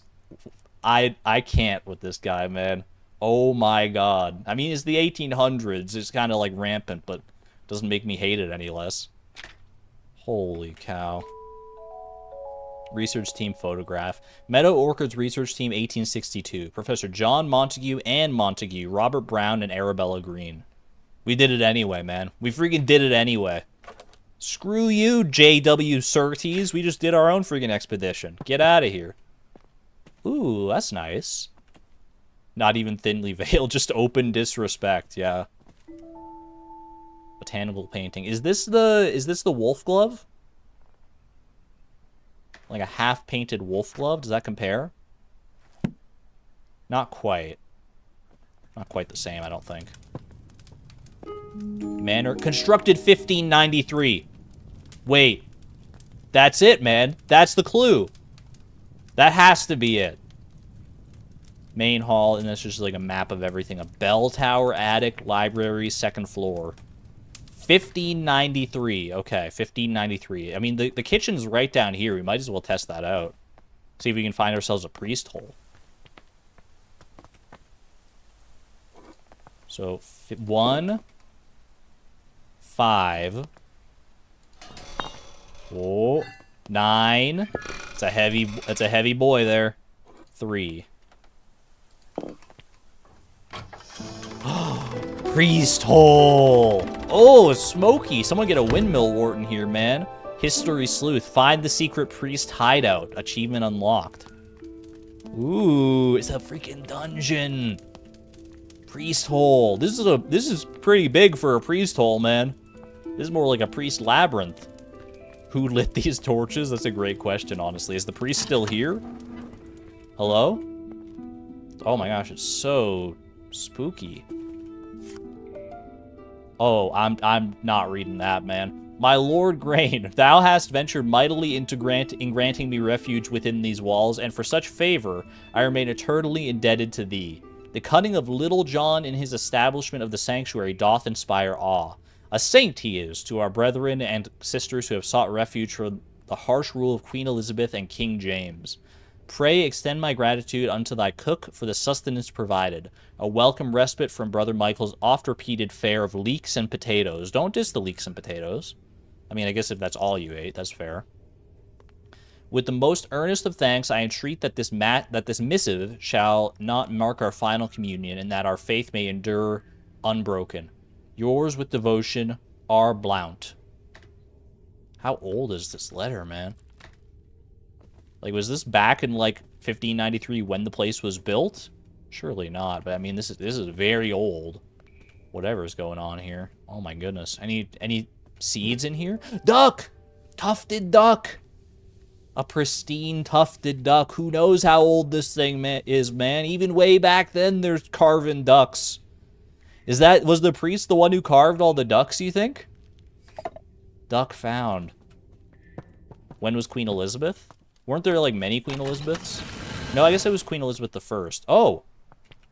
That gets us into the orangery, just like that. Let's freaking go. Wolf glove. I didn't explore, like, everything that was in the painting room, though. I just got so sidetracked. I thought this was going to be, like, a secret little side quest, but this is where we actually need to be. Campanula melodia. This small flower has a long tubular petals. How interesting. Wait. No! Let me back! I'm trapped forever. Well, guess I better enjoy myself here. The Lady Mountaineers Club. First outing, 1858. Note that one down. Ooh. Wait, which of these match... One of these probably matches the stamp, right? Souvenir coin. Tour Eiffel, Paris. Souvenir de Mont Ascension. Tour Eiffel, Paris. Lovely. The Matterhorn, First Summit, 1865, by Edmund Whymper. Edmund Whymper? What was that? What was his name? Edward Whymper. This looks like the stamp to me, right? Weisshorn, Switzerland. The Weisshorn. All right, so that's our mountain. I'm pretty sure that was the name of one of the mountains, the Weisshorn. And then Gran Paradiso. None of these probably matter, so the Weisshorn. Ooh. Hello? All correspondence to the above address. This is an old advert. The Society for Botanical Science meets every second and fourth Wednesday from 6 o'clock at the Assembly Rooms in Stroud. Someone write this down. A prospective applicant must be supported by 3 existing gentlemen of society, along with evidence of research showing his dedication into the advancement of the science of botany. What do you mean his? Widows of existing fellows receive honorary membership to attend the annual social events. This month's lecture is on the importance of laboratory investigation. Annual book sale, publishers and collectors, yada yada. Huh.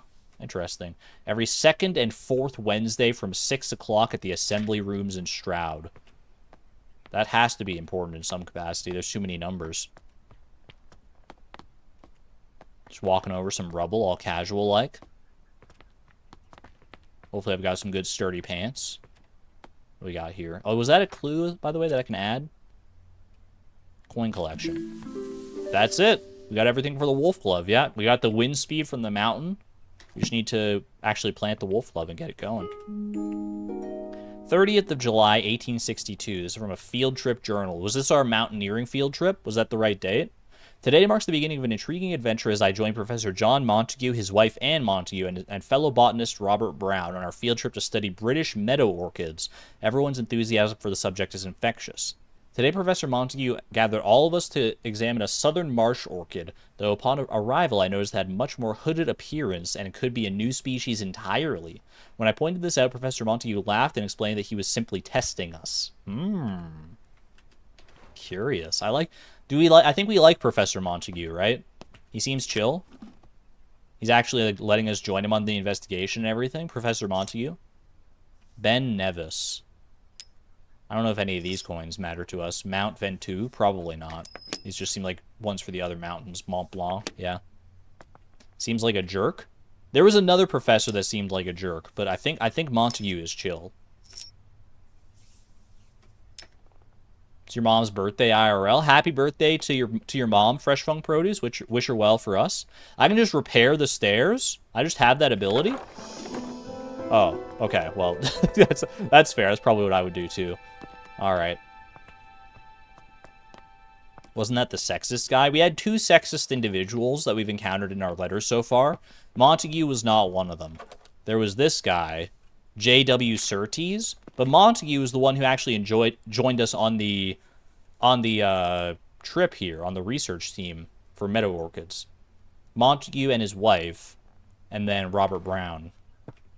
And the other one was in the kitchen, right? It was our rejection letter from the university, from the University College of London. Professor John Altringham. Yeah, that was the other guy, Professor John. That's the other guy we don't like. I didn't fully explore the painting room, I don't think. Let me have a look here. Flower painting in watercolor. Can live in color. Ooh. Lady Arabella, note about scale. I was wondering if I could join Mr. Bennett into town later this afternoon to place an order for a new kitchen scale.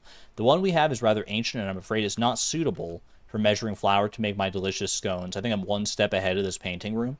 If you could let me know your decision before the afternoon, that would be lovely. So that's just to draw your attention to the scale in the first place, right? Symbology. A study wherein the discerning reader will find a history of the use of religious and folkloric symbols throughout the art of the world. Okay. Religious symbols. Did we see any of these? We've seen that lamb. Agnus Dei Catholicism. That Agnus Dei is the symbol. It's the symbol of Catholicism. Was that just to indicate to us that's why the symbol on the door? Because that was the symbol on the door, right? So that's just to clue in that it's like it's the priest hole. Okay. So we had all the clues. I was too smart for the game. Common problem, am I right? +2. All right. No, I'll be humble. I'll be humble. It's not pronounced that way. How is it pronounced? That sheep outside is Catholic. 100%. Okay, we got to go ahead and plant the foxglove now. Well, let's check the wind speed here. It was... Wait a second. It's not any of these. It was the Weisshorn, right? Matterhorn. Weisshorn? Oh, Mount Weisshorn. I was just looking for the word Weisshorn. Okay, there we go. 40 wind speed. I don't think the millibars matter, so 40 wind speed. Does any of these match 40? Wind speed of 40 feet per second for test 5 of 6. Okay, so the first floor window, if I'm on the inside and looking out, the right-hand side of that window is open, the left-hand side is closed, and then the third and fourth floor, both windows are open. Okay. Let's go ahead and this was on, wait, what floor was it on? Wind speed of 40 feet per second on the 4th floor. Okay. Let's plant ourselves a wolf glove here.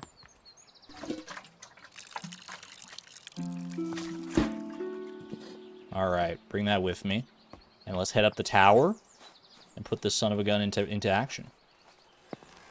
Okay, so can I navigate this thing while I guess I just leave this here for right now until I get everything set up, or can I bring it with me? I can move up with it. Okay. Oh, the whole thing moves up. I thought just like this middle part was going to move up, but this makes a lot more sense actually. Okay, so I can just leave that there. So it was this side is open on the 1st floor. 2nd floor is closed. Moving up again.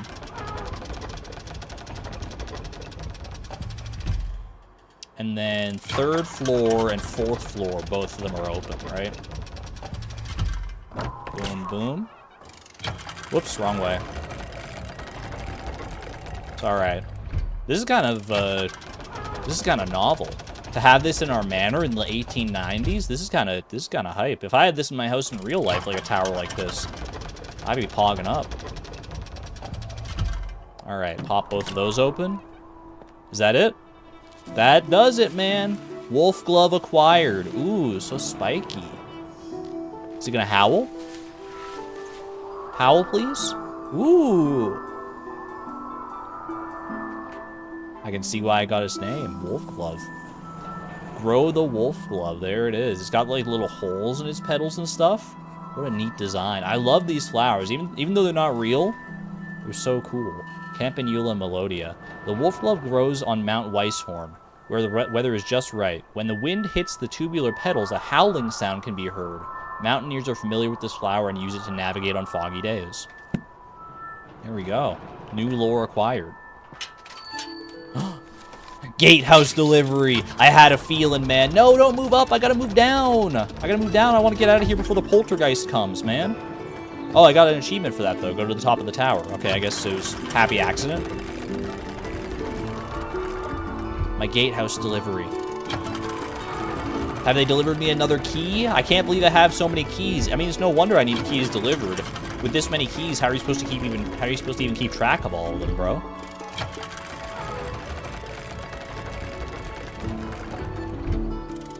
One further down. Alright, now we zoom on out of here. For the gatehouse! Huzzah! The ghost pulled me to the top because it wanted the achievement. Hey, I'm not even mad about that. I'd love to get all the achievements in this game. I don't know how many there are, to be honest with you. But I'd love to do, like, full completion. I'm having a blast so far. Maybe we get to start exploring the other side of the house now. The other, like, little gated garden area. Let's have a little look-see here. What do we got? Dear sister, Elizabeth? Hopgood household, 19th of September. That's today. I am so glad to hear that you have returned safely from your travels. While you were away, I changed the code for the library door lock each time I visited, as I know some of Grandmother's valuable items are kept in the secret vault. The new code for the door is the 3 initials of my name to make it easy for you to remember. We have the family tree, but I hope we can meet soon. I look forward to hearing all about your adventures. Your loving sister, Elizabeth. All right. So the library was on the 2nd floor. There was that area that led up to the 2nd floor that we actually never checked out. So that's probably where we're headed next. So it's E something G is going to be... Well, I guess actually... No, it would be... Would we have the same last name? Yeah, because it used maiden names on the family tree, right? EAG. Elizabeth Ann Green. Okay. Let's freaking go. Let's freaking green. Just a random blue book. Alright, yeah, we never came up here to actually like, look at the library. So we have the code for that. What was in here? If anything? Ooh, this is just like the top part of the foyer. I can't get past here. Blocked by tree. This tree is freaking me out, man. This does not see... Like, no letters or anything have acknowledged this tree. Is this supposed to be here? Is this just like a design choice that's grown out of control, or what happened? Got some pictures of shells and fruits and stuff. It does look a little sick. Like, it does not look... That tree does not look well. Not quite a duck, but duck adjacent.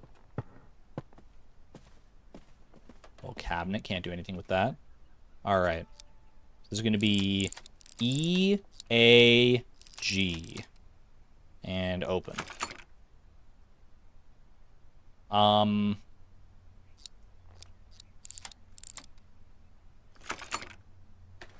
Okay. It's not Elizabeth Ann Green? She's married. Oh, she's married. Wait, she is married. Hold on a second. Yeah, so that we have to use... That makes sense. Okay, yeah. She's married to Arthur Hopgood, so EAH. EAH, not her maiden name. That makes sense. Because the family tree goes by maiden name, but she would have taken her husband's name. EAH.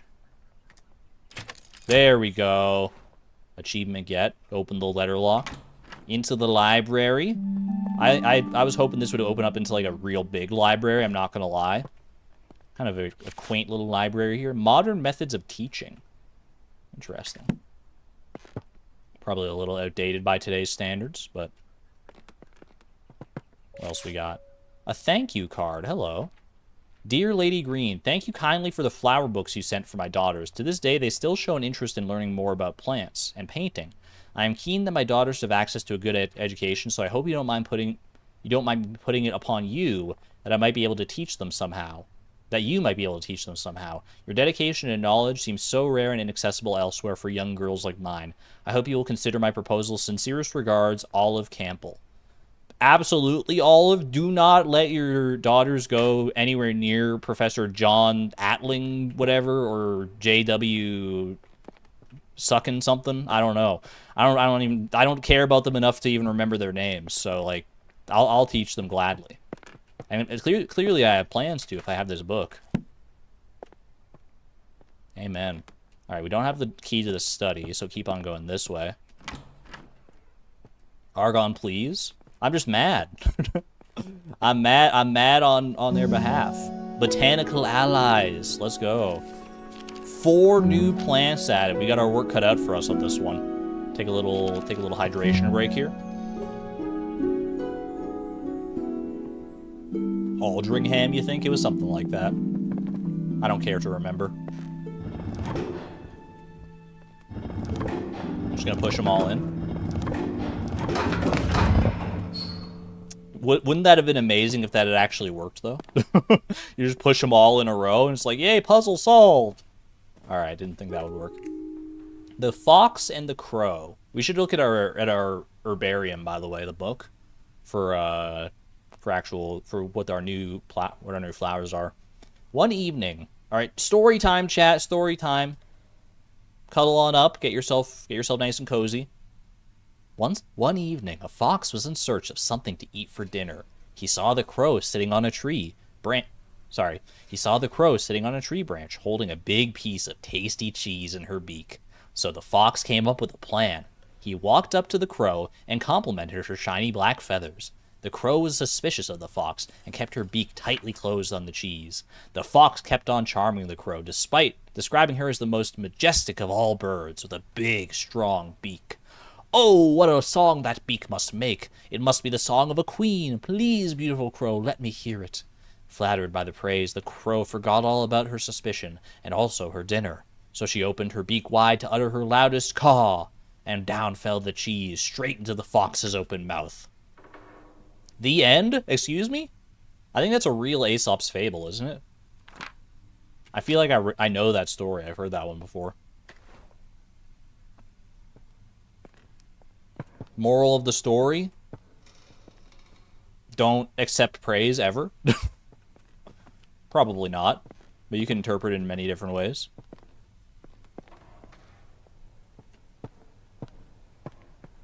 Flattery gets you everywhere. Wonders of the night sky. This is a symbol on one of those buttons, right? Hold on a second. Wasn't the... Let's see. It is, but it's like reflected. We got a moon and stars. We have some kind of a fish. We have a rising sun. We've got a bird. And we got a rabbit. Okay. I'll remember that. Never trust anybody. Let's go ahead and check our Chapter 4, Botanical Allies. Nightfall. Ooh, I want to see that one, man. Seed packet location is in Grandma's vault. I vaguely recall my grandmother studying the nightfall when I was young. We've got 8 clues for that one. Only 2 clues for the sapphire gloom. Looks like a mushroom. Judging by the name, I don't believe this to be an edible mushroom. Probably not. Cradle fern. The past years, these ferns have drastically declined on the banks, so I feel compelled to research any changes in their environment. 5 clues for that one. And the brook chalice. My friend wrote me about the brook chalice, which made me want to research them. Fair enough. We got a lot of stuff here. We have 2 clues already for that. So the crow fable and the night sky book have to do with something. I would assume maybe nightfall, but we need more information here. Not enough information to solve the puzzle yet. More cacti though. Ferns. I do love a good fern. Any books of note in the library here?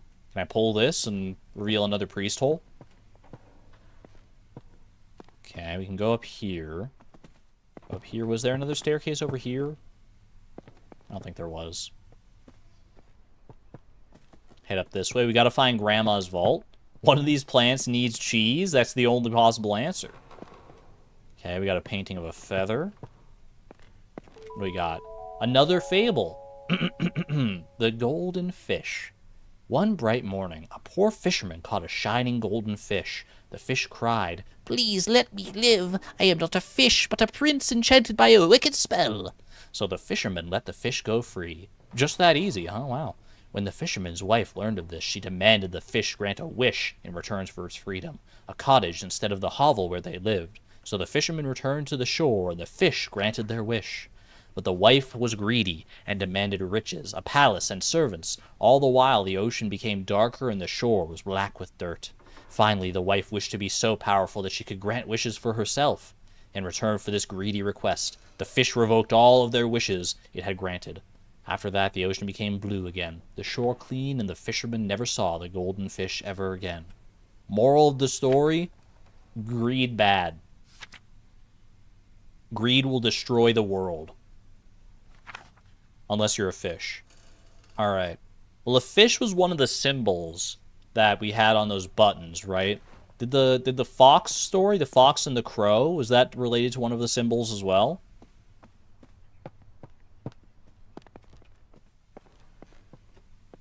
Was it this picture of the crow here? We got a fish and we've got a crow. Is that a crow? It is very similar. It's a very similar posture of the bird. Okay. I don't know how... Is there a number... Are there numbers relating to any of these? Like, which order to push them in? Block of cheese. Then there was this one over here. Wait, where was that other book? This one here. Another symbol. Wonders of the night sky. Unless we have to do it in, like, alphabetical order or something like that. Opening line. Like, Wonders of the Night Sky, W. We need all 5 symbols if we're going to do anything with this anyway. The fox and the crow. I don't know if the T's count there. I don't know if alphabetical is the way to go with that. Oh, opening line. 1. 1 evening. What about the other one? 1 bright morning. Bright morning, evening, nightfall. Morning, evening, nightfall. That's got to be something, man. And one of them was like a rising sun, or a setting sun, perhaps. It's got to follow that. It's got to follow that. Your company is respectfully solicited at a New Year's ball to be given at Somerset Hall, Thursday, the 4th of January, 1860. Supper is at 6 o'clock. Good music in attendance. E. Grimes, proprietor. Cousin, wash your hands and accompany me. You won't find a husband at the bottom of the garden. T. Excuse you? Who says I need a husband? Skylar Capucho, your birthday is tomorrow. Happy early birthday. I hope you have a good one. Thank you for sharing with that with us. Can we get some birthday cake emojis for Skylar in chat? Love that for you. Hope you have some fun plans. Nothing to explore here. Okay, so the fish was the morning. Fish was morning, right? Let's try and remember these. Fish was morning. Fox, or the crow, I guess. Crow was evening. The moon is nightfall, which is pretty clear. We got another one here. Let's see. The hare and the tortoise at midday. All right, so the hare is midday. So it goes, what? It goes crow. No, it goes fish, hare, crow, moon, and maybe the sun is the very first, like the crack of dawn. At midday, a hare and a tortoise took a walk together. The hare moved quickly and noticed the tortoise struggling to keep up. The hare laughed and challenged the tortoise to a race. The tortoise accepted. A course was decided, and the race began. The hare immediately leapt out of sight, but then laid down to take a nap, sure that the tortoise would never catch up. The tortoise plodded slowly on, making his way towards the finish line. When the hare woke from his nap, he opened his eyes just in time to see the tortoise crawling slowly across the finish line, seeing him move in slow motion, a very sad, dramatic song playing. The proud hare had been so sure that he would win, and underestimated the tortoise. As the tortoise crossed the finish line, he exclaimed, "Slow and steady wins the race." That's a classic, man. That's an all-timer right there.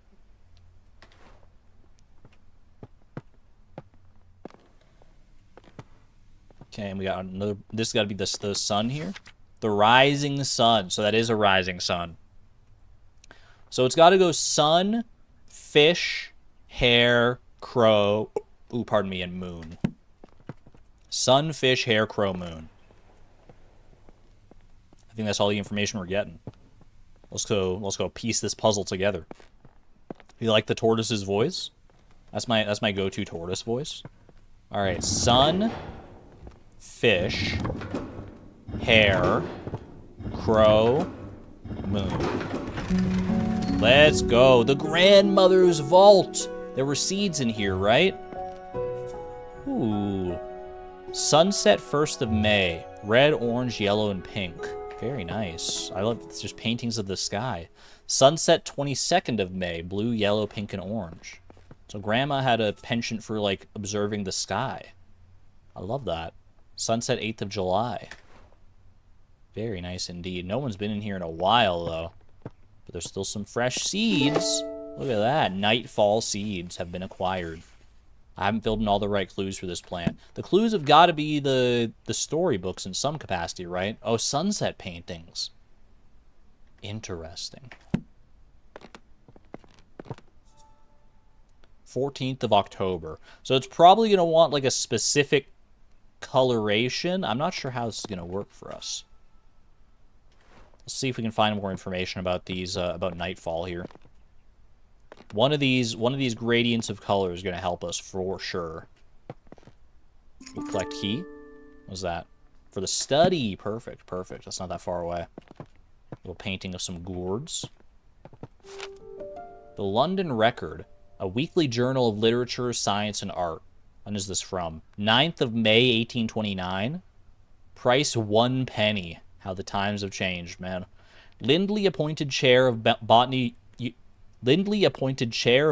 at University College London.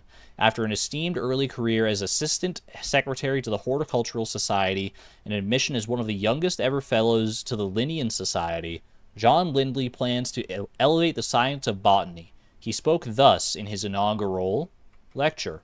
It is very much it has been very much the fashion of late years in this country to undervalue the importance of this science and to consider it an amusement for ladies rather than an occupation for the serious thoughts of man. Lindley also challenged the Linnean classification system and proposes many changes. I'm not sure if we like Lindley or not. He's saying that, like, I don't know. There's definitely undercurrents of sexism there, maybe even just like straight up overcurrents of sexism.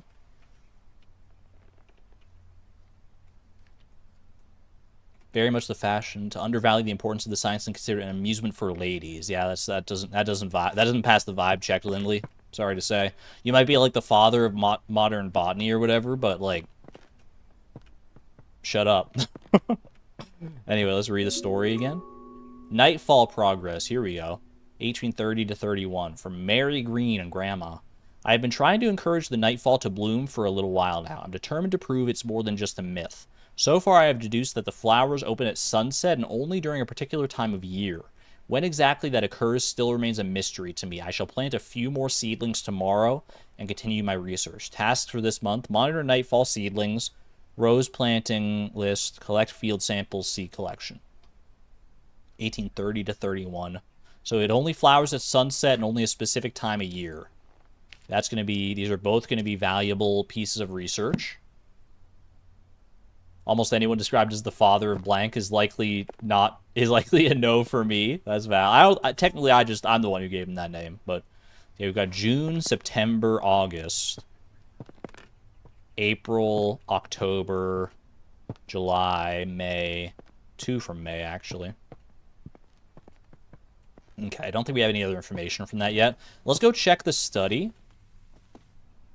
I don't think he means to denigrate women, but to tell men that they've been dismissing something important. I agree, but I don't think he has to, like, denigrate women in the same sentence, you know? He doesn't have to refer to it as, like, a silly little pastime for women. Although I guess maybe he's trying to, like, maybe the quote's out of context. I don't know. We don't have enough information there. Maybe he was totally fine with, like, women pursuing it, but he also wanted, like, other people to pursue it and take it more seriously. That's kind of how I read it initially, so I'm not entirely sure. Meadow orchids of Britain. Meadow orchids, were they the ones that we were studying on that mountain trip, or were those different orchids? Professor J. Montague. No, that makes sense. Letter from Anne, from me. My dear friend, I have been pondering these last weeks what could be the best way to see your remarkable flora reach the wider world, since it is so seldom we are able to see our work published. Considering your uncle's reputation in the scientific field, have you considered asking him to publish your herbarium under his name? It may not give you the recognition you deserve personally, but it would be a way to reach your goal of adding to the scientific record of botany. Do consider it. I would hate for such important research to stay hidden away. With warmest regards, Anne. Interesting. So she's, and then was this the result of that? Assisted by R. Brown. Robert Brown from the expedition we went on.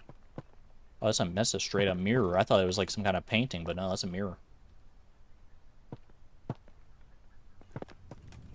Counted perfectly. We're engrossed in your crochet. Let's go.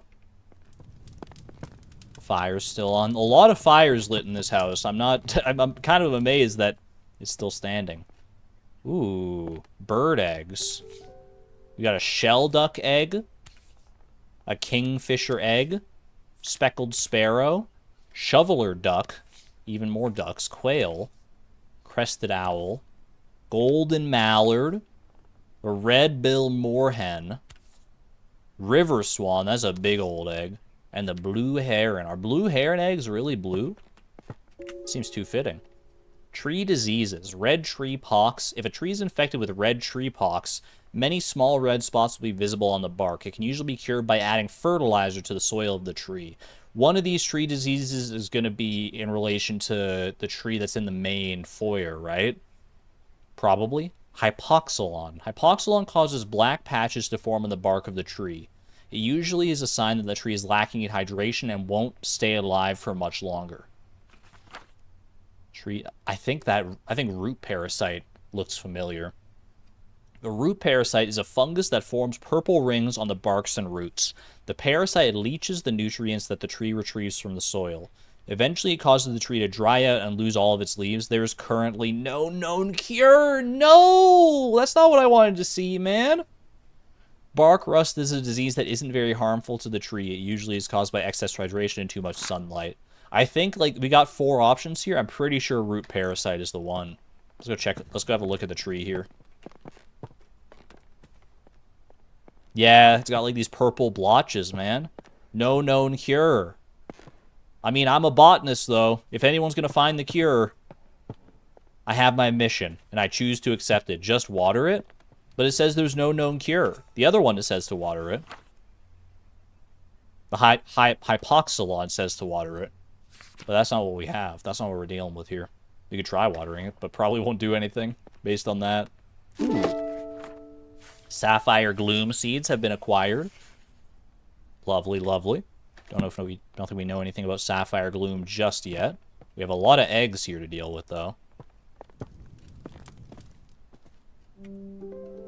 Mushroom food sources. This has got to be relating to the sapphire gloom. Just like plants, fungi need food sources to grow strong and healthy. However, some fungi haven't always had access to nutrients through soil and have evolved ways to retrieve it, or have evolved to retrieve it in different ways. This means they have become carnivorous because they only acquire the nutrients they need by consuming other living organisms such as flies, bugs, and plants. Some mushrooms even get their nutrients from feeding on another type of fungus or parasite. Mushrooms growing on a tree is usually a sign that they are consuming the tree, so you should remove them immediately. Not always the case. Interesting. We did see a mushroom on a tree out in the orchard, I thought. Or we saw one somewhere earlier, for sure. Arabella, I have some more books from the department that may be of interest for your research. One I recall was a favorite of your father's. If you have any trouble when you visit college, tell the secretary you're collecting materials for your uncle. So long as they are returned before the summer ends, the professors won't notice. Best of luck with your research, Uncle Theodore. Thanks, Theo. Appreciate you. You're a real one. Very nice little view out the window there. Grow the mushroom on the tree in the foyer. Maybe. Pondering these last weeks. That's the letter from me to Professor Montague. We don't know anything about these eggs. Okay. Was there any other information in the study here? We also have clues now. Sapphire gloom. Mushroom book. That's got to be part of it. What about tree diseases? Yes! Yeah, grow the mushroom on the tree. So we have the sapphire gloom seeds. Are we to go and just grow them on the tree? Is it really that simple? I mean, we can try it. Was there a seeding station somewhere around here?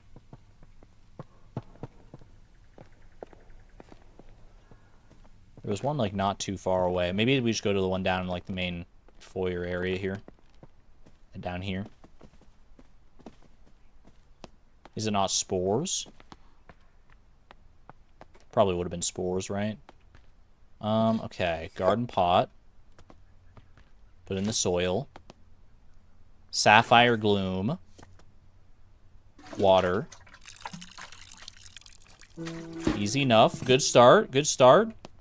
Now, do we just go straight to the tree and put it right down here? Wow. Well, that was effective. Ooh. All this time. That's how you... That's all the tree needed, man. That's so much better. Holy cow. I'm the greatest botanist that ever lived? That's crazy, man. That was beautiful. What do we got about the sapphire gloom? Sathyrella corulia. I can read scientific names.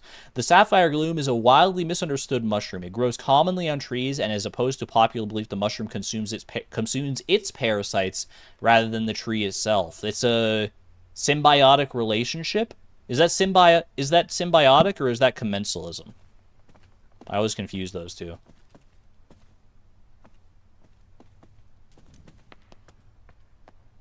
Nice mycorrhizal network. Let's freaking go, man. That should allow us access into this door here now, right? Yeah, the branch lifted up, no longer blocking access. Tree has been saved, looking much healthier now. We got leaves and everything. Now that's beautiful. We got the mushrooms and everything on it, those nice bright blue mushrooms. Commercialism? I don't think that's the one. Ooh. Hello. Ooh, that's a nice one. The Trapped Fairy.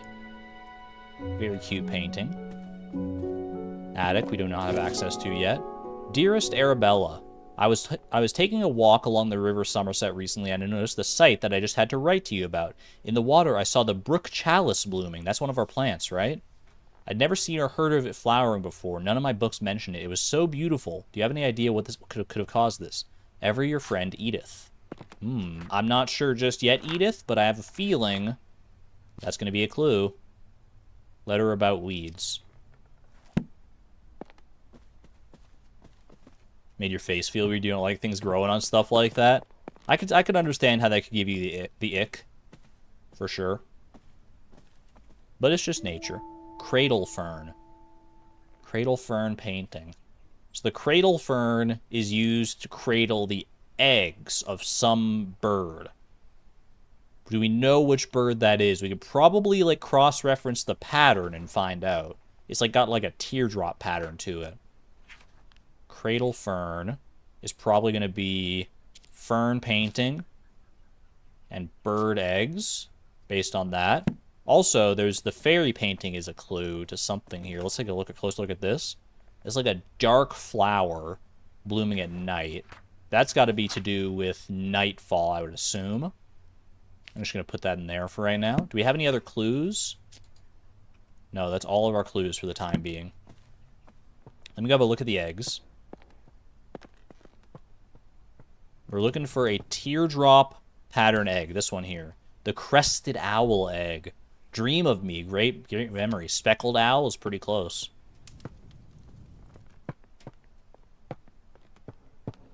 Yeah, take care of yourself, Xavier. Whatever you got to do, if you got to step away for a bit or stop watching or whatever you got to do, is definitely take care of yourself. New seating station unlocked. Let's freaking go. Keep on going. We got 2 doors. Oh my gosh, it's opening up so much. We got a bedroom.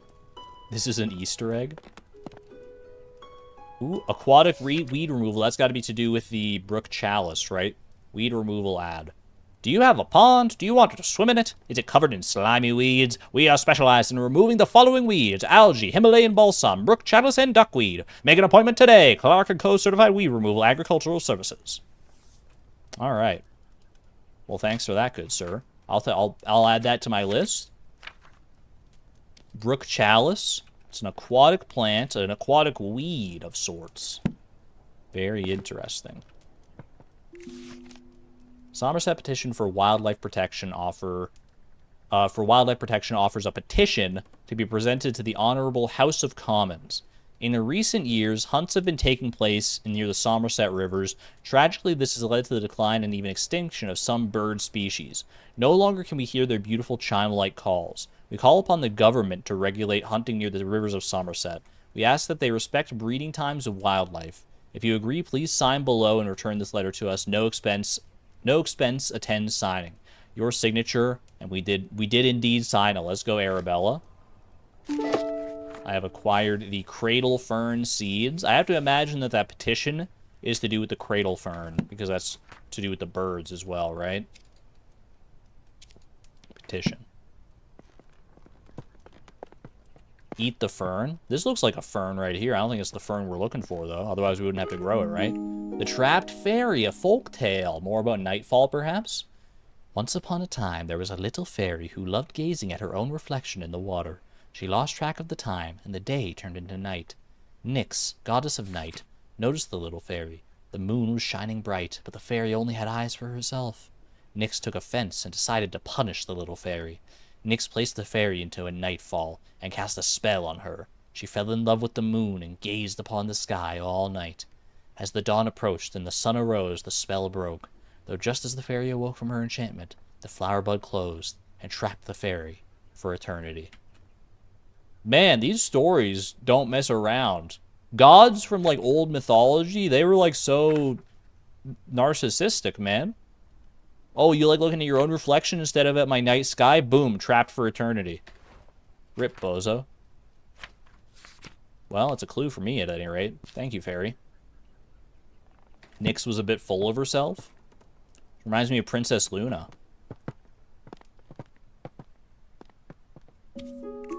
My dear... Oh! My dear Nova, never forgotten. Kitty! Yay! I love you. I don't even care if you're a clue, but I just love seeing you. Aw, poor Nova. Never forgotten. Is that a clue for anything? Probably not, yeah. I didn't think so. That's just a nice little piece of information there. Yay, that makes me feel fuzzy. Dearest friend, from Eliza. It seems our interests in visiting the private plant collection of Lord Spencer has gone unacknowledged. While disappointing, I am not sure it is worth pursuing scientific study in such places. On my recent visit to Brinsby, the young man showing us around had barely a basic knowledge of plants, and due to there being a large group of gentlemen in the party, all useful time and erudition was devoted to them and none given to Constance and I. Classic, man. Classic. They let us plan another trip of our own, and perhaps we can see these specimens in their home habitats where they belong. Ever your faithful friend, Eliza. I love the empowering vibes. They're doing a great job of like seeding like the story, like just the general story of the game along all these like different notes, in addition to like providing the clues and stuff. This is such like a richly designed setting. I love this so much. I can see why people like really liked this game when it came. It came out like early in 2024, I think. So I missed it for a long time. Essence of the arnica flower for sprains, strains, and joint paints. Doesn't really line up with anything we know just yet, I don't think. Tincture of red clover. Chamomile and red clover seems to soothe the hot flushes. I think that's my handwriting. Isn't that Arabella's handwriting? So that's like a homemade tincture. Curious. Seeding the story, exactly. Got ourselves a bathroom. So this is what bathrooms looked like in the 1890s, huh? Wow. Can we go back? This is kind of awesome, actually. We got piping. Do I have to do some plumbing here? A hot bath at the turn of a tap. The number 30 bath geyser provides a rapid flow of hot water. Simply turn the tap and instantly hot water will appear. Can be used multiple times in a row without any extra cost. We're living in the freaking future, man. Hot water instantly? I don't even get that now. Ibbetson and Son, sole patentees and manufacturers. Where's the laudanum? You're asking the right questions. Fill bath. Oh, we got to put a plant in there. That's got to be for the, whatchamacallit? The brook chalice. Because it's an aquatic plant. So we're probably going to have to, like, drown it in water here. But we're probably going to have to get the temperature right first. That would be my hunch. We're also going to have to connect all these pipes, I would assume. Flush toilet. Appreciate the realism. I got an achievement for that, by the way. That's pretty great. Wilson Plumbers. For all plumbing and water system needs, to Lady Arabella Green. Service quote, 15th of May, so that's been a few months back now. Installation of disconnected pipes. Total. Dear Arabella, here's our quote to repair the geyser in your bathroom. The cost might seem high, but trust us, it's a complex job best left to professionals. Have a nice day, Frederick. We'll see about that, Freddy.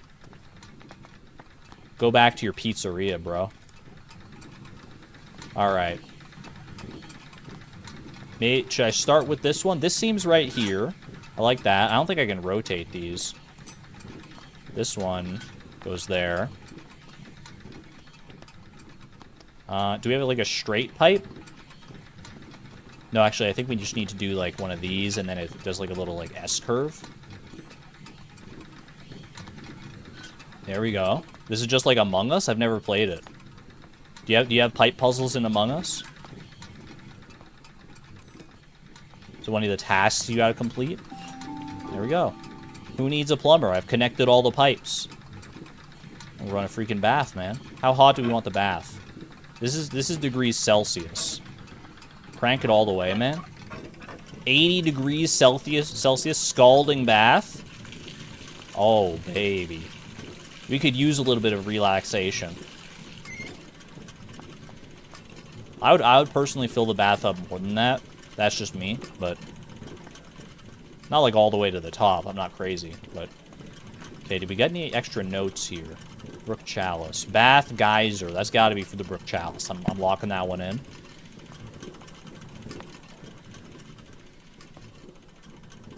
This is what he did after he missed that plumber during the members only stream.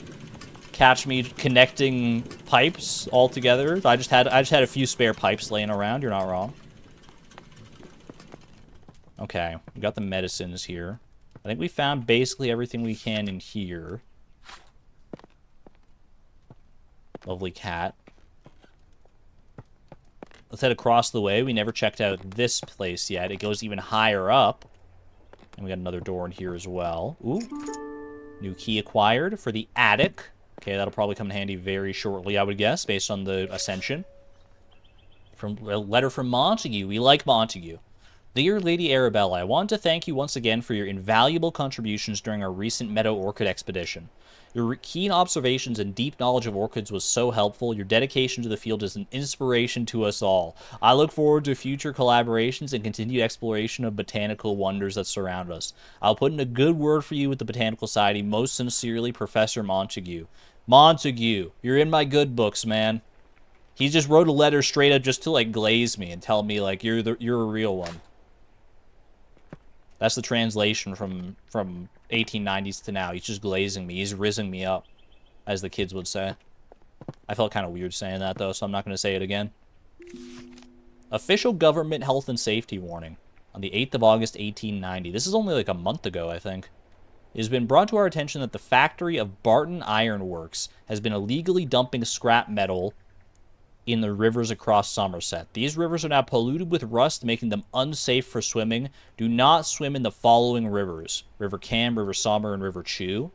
River Frome was also affected by waste, though oddly the river is completely clear of rust pollution. We are still researching what led to that effect. Maybe a little plant known as the brook chalice, eating up all of the rust because it's so yummy. Some yummy nutrients for the rust chalice, the brook chalice. I can read between the lines on that one. Has got to be the plants, man.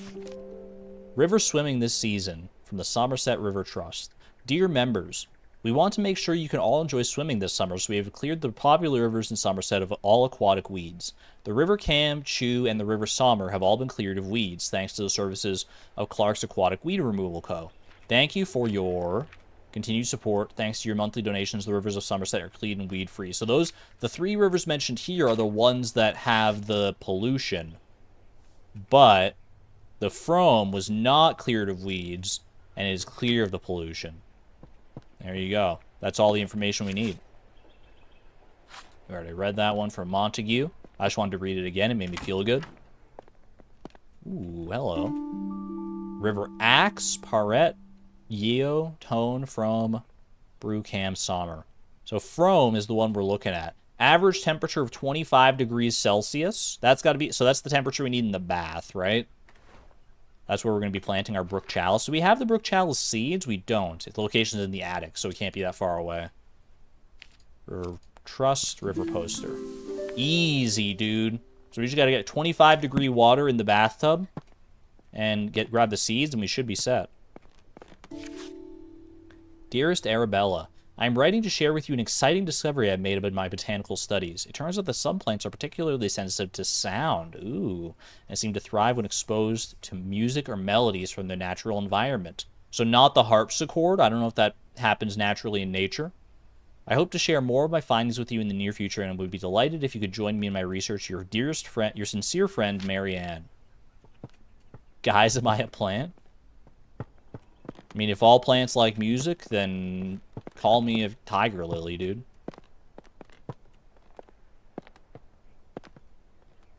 Head up to the attic here. Ooh. Oh, these are the melodies we're talking about. So we're going to plant something here, and then we have to play some song. My guess is probably... Ooh, maybe it's the cradle fern. It's the cradle fern or nightfall. Curious. Curiouser and curiouser. Bird calls. It's the cradle fern, man. Interpretations from nature written as easy to play melodies to enjoy at home. So we need the song of the crested owl, right? So we would plant it and then play the song of the crested owl. Do I have everything I need for the cradle fern then? Cradle fern. We're still missing something. Oh, no, letter about melodies? Bird calls. Let's go. Okay. All right. So we have the seed for the cradle fern as well. So we should plant that. Let's just do it. I think we have all the intel that we need right now. Duck? Wait, was there another duck? Duck painting? Did I miss a duck? Do we get to hatch a duck? Tufted duck. There's a duck call. Do you guys want to hear the duck call? Hold on, because we can play the other ones. What's the duck call? GFEG. GFE, GFE, GFE.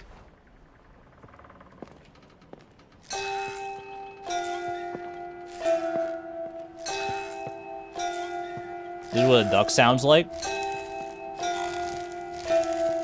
Quack, quack. I've never heard a duck sound like that myself, to be honest with you, but that's kind of lovely. All right. Fill up the soil. We're looking for the cradle fern, please. Lovely. Could you imagine if ducks just started, like, flying in the window when we played that? Cradle fern looking kind of fiddlehead-like, I'm not gonna lie. All right, cradle fern right there. We look for the crested owl. ECD EGF. ECD EGF. ECD EGF.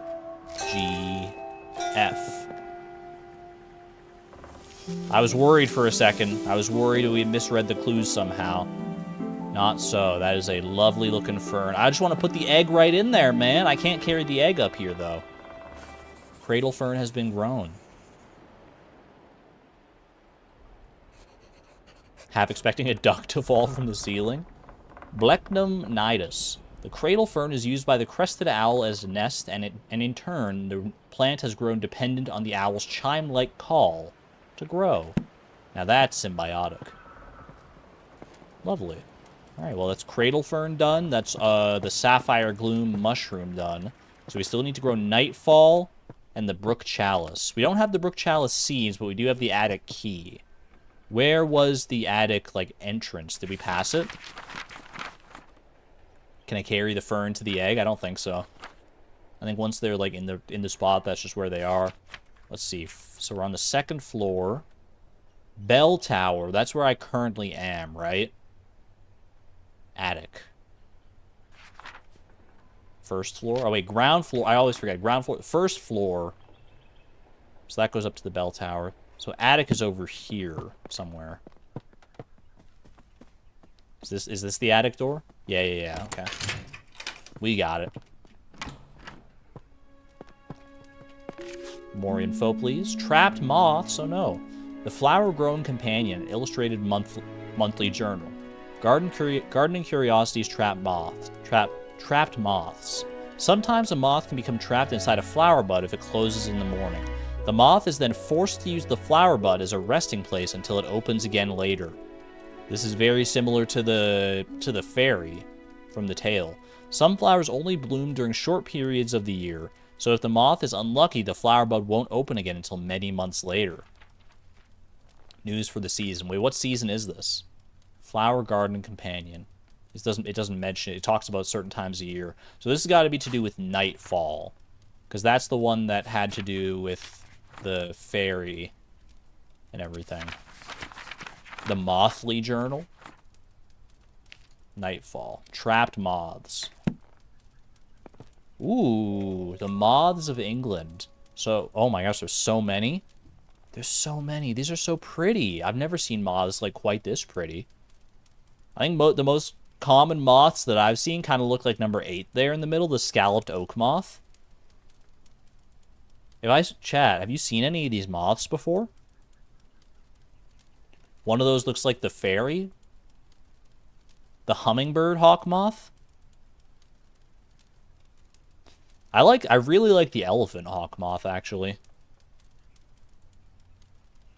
Interesting. Does one of these look like the fairy? Like, notably, number 9. The garden tiger moth. Are any of these actually, like, named like a fairy moth or something like that? Let me look at the names. Cinnabar, green carpet, argent and sable, 6 spot.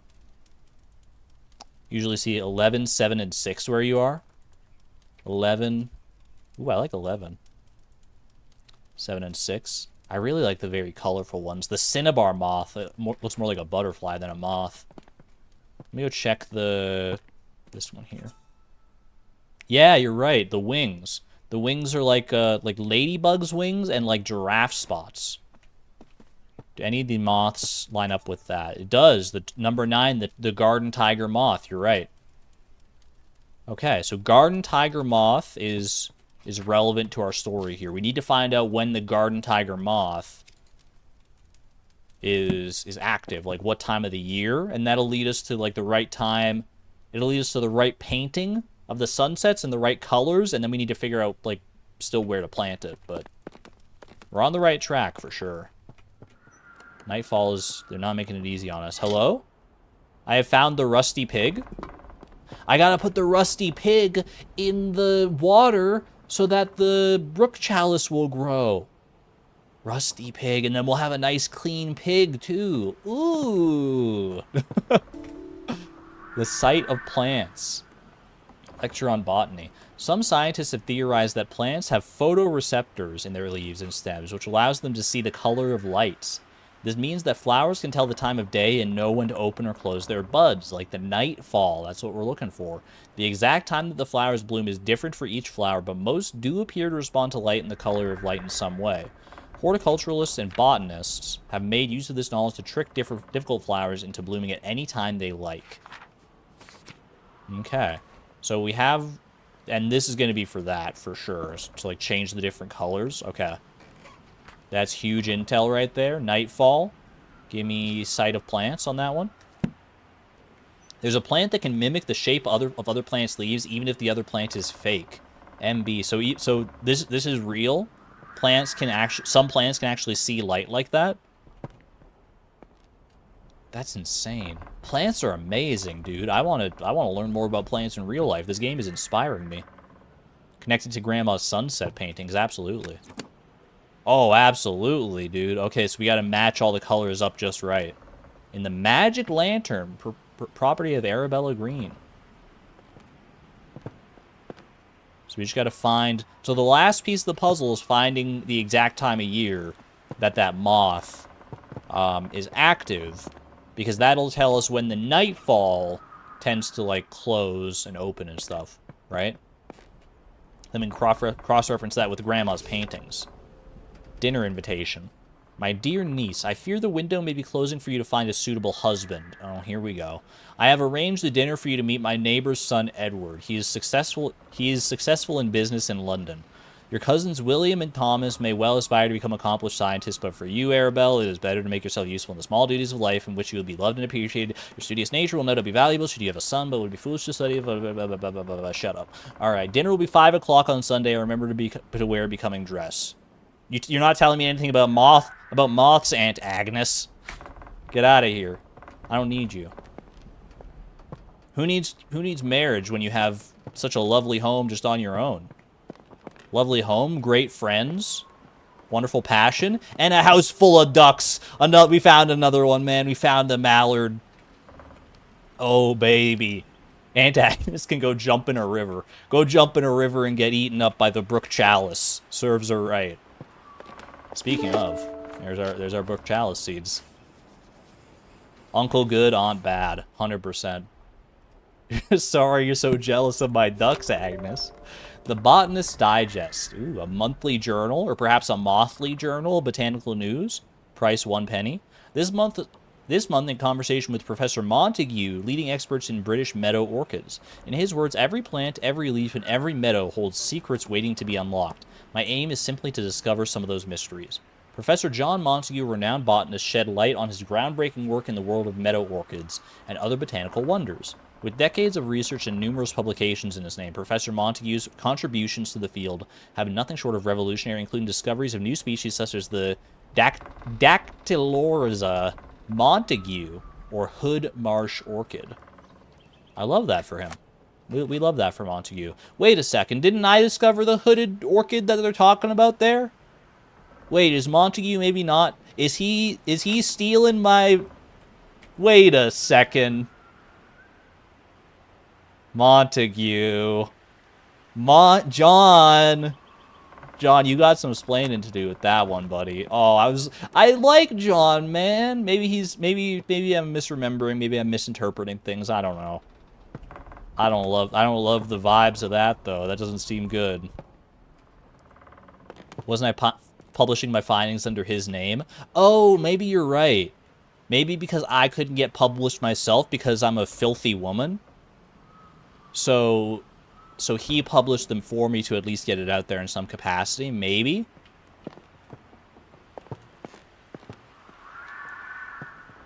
It's not my words, chat. This is just the word. This is the way of the world out here. They made him name it. It's not like they would let a woman name it. Yeah, unfortunately not. But couldn't he have named it like after me and just like in secret, like as a little like sly like wink and a nod? Oh well. I'm happy for him nevertheless. We're friends, I think. So, okay. We can go. We should be able to go. We have everything, I think, to grow the brook chalice now. Bring my piggy down. So the piggy goes into the bathtub. Is gardening this complex in real life? Do you have to put like rusted pigs in a bathtub in real life for gardening? Because if so, I might pick up gardening, bro. I think I need to empty this. Drain bath, yeah. Sometimes, yes. You do have to get the rusty pigs. You got your trowel, your secateurs, your seed dibber, and your closet full of rusty pigs. Man, I'm missing out. So difficult to get a supply of rusty pigs. You can probably get like normal pigs, but then you have to like rust them up yourselves. It's probably a whole like thing, isn't it? All right, water that. I don't know if we put the rusty pig in first, or if we fill the tub first. I'm gonna say we put in the rusty pig first. I think rusty pig is gonna go right there, and then we change the temp to. We gotta change this to 25 degrees, right? 25, okay. And let's give it a try. Come on, brook chalice. Clean that rust off that piggy. Ooh. Oh, that's beautiful. You're calling this a weed? Are you kidding me? We're making our own little, like, terrarium out here, man. Holy. But I kind of want to get the pig back, though. Are you sure you need the rusty pig? It's not rusty anymore, right? Cleaned it right up. That was great, man. Ranunculus condatus. The brook chalice prefers to grow in rivers with a temperature of 25 degrees Celsius. The plant naturally filters the water from rust and metal. Unfortunately, they get removed often as most people prefer their ponds to be weed-free. Well, this is not any kind of weed that I've seen. My pig's still rusty, bro! Oh, I thought that was going to be like a clever way to de-rust my pig. Oh, man. I guess I can pick this up, actually. I thought it would just be in there forever.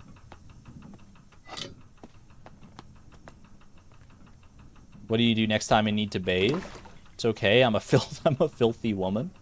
Alright, maybe if we leave the pig in there long enough, we'll come back and we'll have a rust-free pig. That's my plan. Pig's a little bit clean, not clean enough. I guess if we want to grow more brook chalices. Okay. We're missing one clue. We are missing one clue for the nightfall here. I don't have any extra keys. We didn't figure out anything with this. But these don't show up in our clue list, right? Game looks neat. It very much is this. This is a very fun game. If you're into like puzzle solving and cozy elements and just like uncovering a story through like context clues around the environment, an immersive sim kind of game, is very fun. Highly recommend it. Link to Botany Manor is in the description, by the way. If you link to it on Steam anyway, but it's also available on like Switch and stuff. Not sponsored. I just think it's a neat game. Need to find the moth season, yeah. The moth season was probably somewhere in the same vicinity, because the clues tend to be, like, lumped together in an area quite a lot. This is about the brook chalice. Is there anything in here? Anything more in here about the moth? Oh, here. Okay, yeah. Moth calendar. So, we can turn this around. So what are we looking for? We're looking for the garden tiger moth. Garden tiger moth. March, October. Oh, garden tiger. September. So it's early September. Does the garden tiger show up on any of these other ones? Garden tiger. I think it's only early September, so a very limited range. That should be the final piece we needed. Moth calendar. Let's freaking go.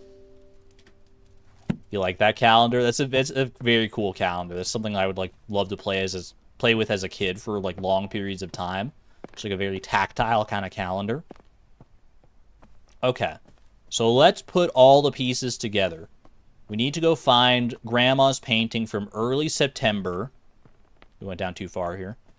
We need to find the painting from early September, match up the colors in the magic, like, light box, whatever it was called, and put the nightfall seedling in front of it. Early September. We got May, July, October, April, June, September. 12th of September and 8th of August. Is 12th of September is the only September, right? I'm not missing anything here. There's a September 1st painting. October. It's got to be, I think it's got to, I don't see any other paintings here. It's got to be this one, right?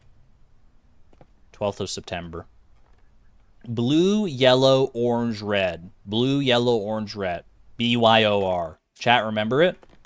Lock it in. Blue, yellow, orange, red. Where the heck did you get early September from? Because I was looking at the calendar, and it was like, I assumed anyways that, oh, this is the wrong place. I assumed that like the higher up on the calendar it was in the listed month, the more, the earlier in the month it was. Like if you look at this, yeah, September, you can see they're all along there. Unless it's just in September in general.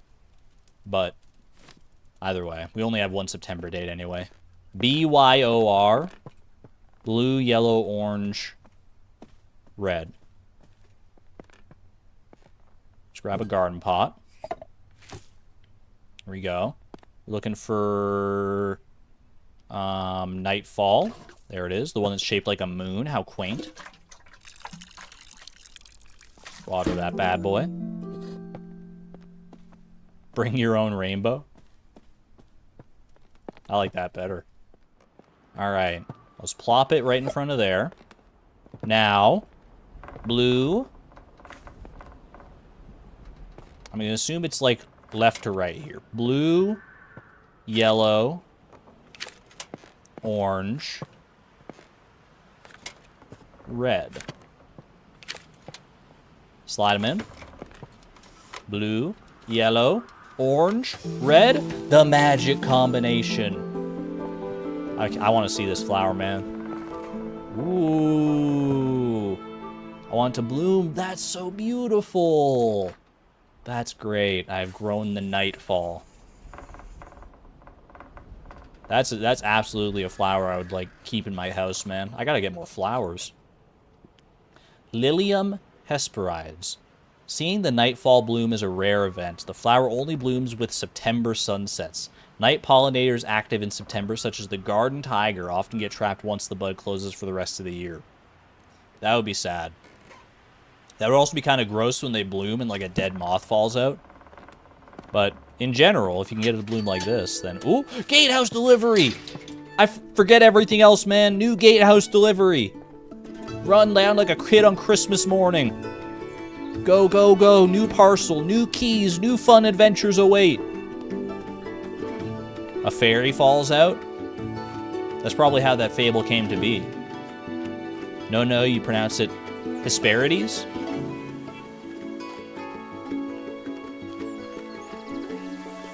Delivery time is my favorite time of the game, man. I want to rush down here one of these days fast enough to actually meet the delivery man. See an actual human person. Apology from Jimmy! Lady Arabella, I apologize wholeheartedly for accidentally taking the key to the formal garden home with me. It was in my pocket, and I had simply forgotten it was there. I didn't want to disturb your research, so I've left the key in the basket here for you. Signed, Jimmy. Wasn't Jimmy the one who broke my pestle and mortar? You piece? Thank you for the formal garden key at any rate, though. I accept your apology, but I do need you to replace that pestle and mortar. Apologize to my face, Jimmy. Yeah, tell it to my face. Don't be a scaredy cat. All right, formal garden. Was that over here? This is locked from the other side, right? Locked from the other side. I think the formal garden, we have to like go around back and through that way, maybe? No ringing the bell. Oh, wait, you're right. We gotta ring the bell for good luck. Why did I say those words in that order? Did I say something sus? I didn't mean to. There we go. Now all is right with the world. Alright. I think we're closing in on the end, chat. There's only, like, according to my herbarium, there's only 5 chapters.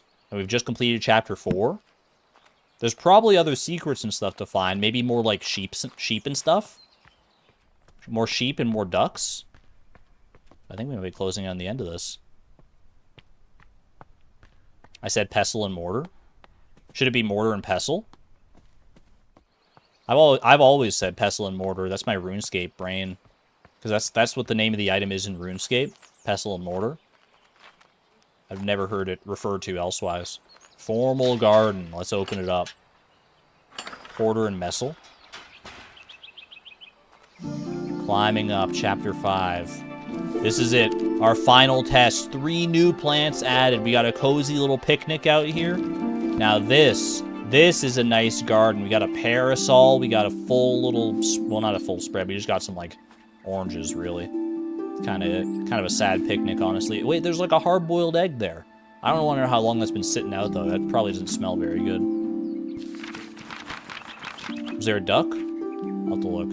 Spring dance shrub. I remember that one. The flowering bush used to grow in the gardens, but have completely disappeared when I was off my travels. Fool's emerald. That looks cool. Bryonia lucerna. A friend gifted me these seeds, so I don't know too much about them yet. We got 6 clues to find, 7 clues there, and 4 clues for the ocelat. A friend of mine found some seeds and was kind enough to let me use them for my herbarium. Seed packet location, the boathouse. I have a boat? Wait, that's so great. Can I go off for a ride? Side terrace and the folly. I don't even know what that is. Where are these purple bushes from? There's the duck. New duck acquired.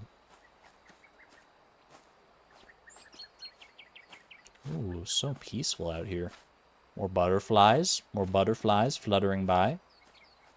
What do we got down here? Oh, we gotta fill this up, man. We gotta fill that up. There's like a whole little thing over there. What the heck is this? This is like something out of Elden Ring, man. We got faces over there. We definitely have to do something here to fill this up with water. You can already tell. They wouldn't leave this looking like this. Unless we had to do something with it. Gonna need a lot of rusted piggies. You're not wrong. Bring all of our plants together in one place. The secateurs. You're telling me all this time I could have just had access to this formal garden if I, like, climbed over this table, climbed under the table, moved it sideways slightly? Look. Arabella, I mean no disrespect, but like if you really wanted into this formal garden that much, then there was a very easy way to do this. Because I found that table, like, that was like one of the first things I found when I was exploring the manor. What do we got? Collect seeds. Is this our fool's emerald? Fair enough. She's an older lady. She's only like 55. I feel like a 55-year-old could crawl under a table. Maybe it would feel a little like a bit of an ache about him. Although she did have a cane, now that I think about it. There was a cane sitting next to a table, so you know what? I retract my statement. Maybe she's not that able of body. In 1890, that's very old. I don't know what the average life expectancy in 1890 is. Bioluminescence. Do we get a bioluminescent plant? A glowing fool's emerald or something? Ooh, that sounds cool. I mean, this is talking about animals, I think. I know it is talking about some plants, though. The marvel of bioluminescence. In the darker corners of our world, there are plants and organisms that are able to produce their own light. These plants and fungi and insects are most often found in low light, such as dark forests, deep oceans, and gloomy caves. Recent discoveries show that chemicals such as luciferin are responsible for this glowing effect. It is not known what this glowing effect is used for, but it could be useful for communication with others of the same species or to attract pollinators for food. Scientists believe there are many bioluminescent species waiting to be discovered. Bioluminescence is like so cool. It's one of those things that even if we do understand it, it just feels so magical anytime you like hear about it or see anything that glows in nature like that. Super neat. Fireflies, anglerfish, there's like some mushrooms that are bioluminescent. Chemical compounds in wildflowers. Okay. The only one that's probably of interest to us is the Fool's Emerald, luciferin. So Fool's Emerald is confirmed to be bioluminescent.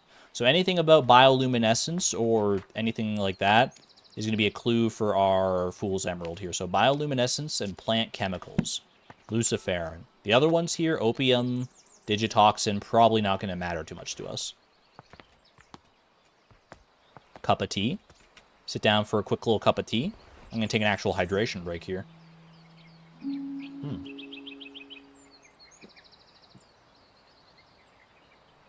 Its family is usually butterfly food. Hope that comes into play. We've been seeing some butterflies floating around, so I wouldn't be surprised. There's plankton that can make it seem like the water is glowing. That's very cool. For the jokes, we are having a blast with this game. At least I am. I hope the rest of the chat's enjoying this. This is like super interesting and fun to me. Oh!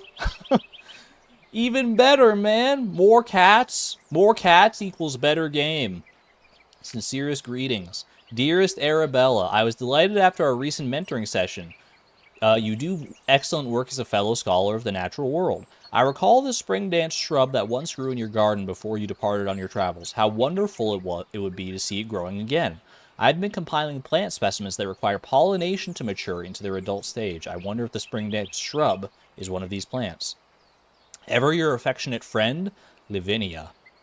We have many friends. Arabella is a social lady. Oops, wrong thing.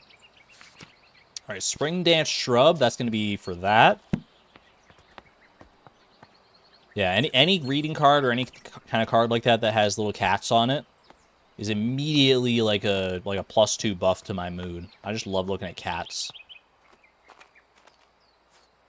Got plenty of butterflies floating around. Here's our watering station. So we have the Fool's Emerald seed. We still need the other two. Need to find in the boathouse and the folly, I believe it was. Let's check it over here real quick. Ooh, hello. My sweet Hazel. Are you keeping well today? Jimmy's only gone and broken the lawnmower. Jimmy? What the heck? You're breaking everything around here. Breaking my mortar and pestle, breaking my lawnmower. If it weren't for my war injury, I wouldn't be letting him loose with the mower. Well, have a good one there, Mazer. Thanks for hanging out. And Jerry, take care, take care.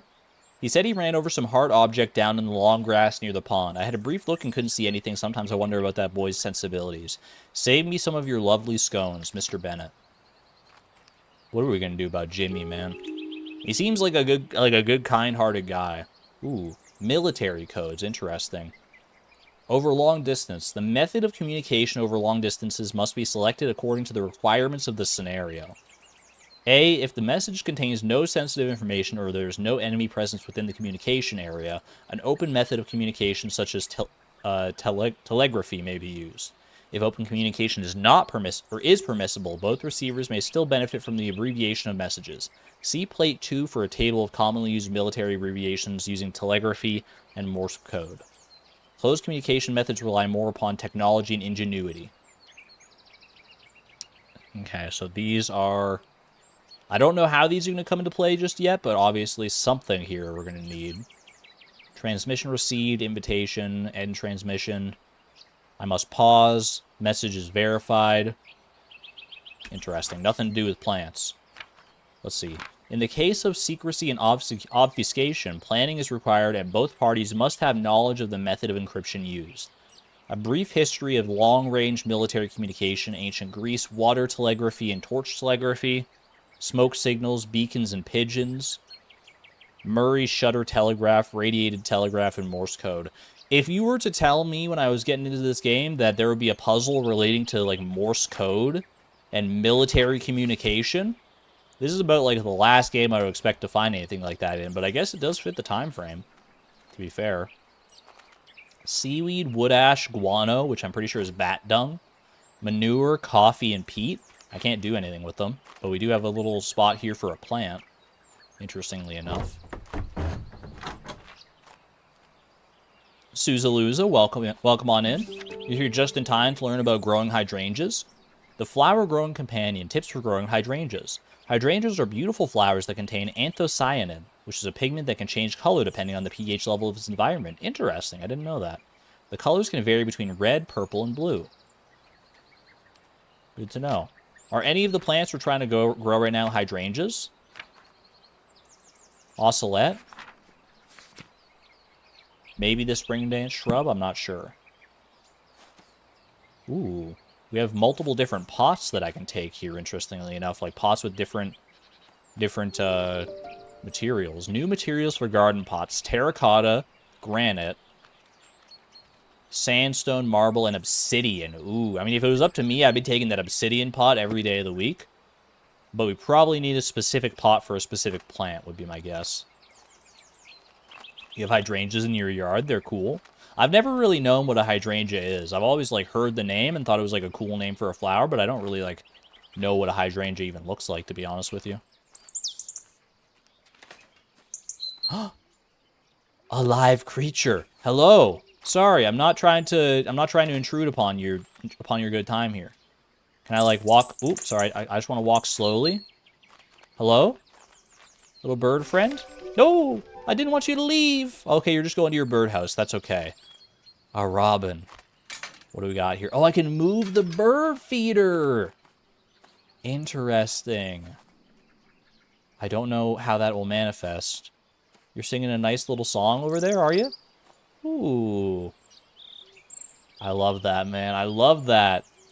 Didn't I see the bird alert meter? I did, but I didn't see any other way to interact with it. I was trying to walk slowly, but I was walking as slowly as I could. This is really cute, yeah. All right, this should just be a shortcut to the main courtyard. What else we got here? Anthocyanin's research. Spring dance shrub. So spring dance shrub, anthocyanin was from hydrangeas, right? So anything to do with the hydrangeas is to do with the spring dance shrub. And we look at the pH level to change the colors of them. Interesting. I don't think we know what colors we want it to be yet. Blue, violet, purple, white, pink, or red.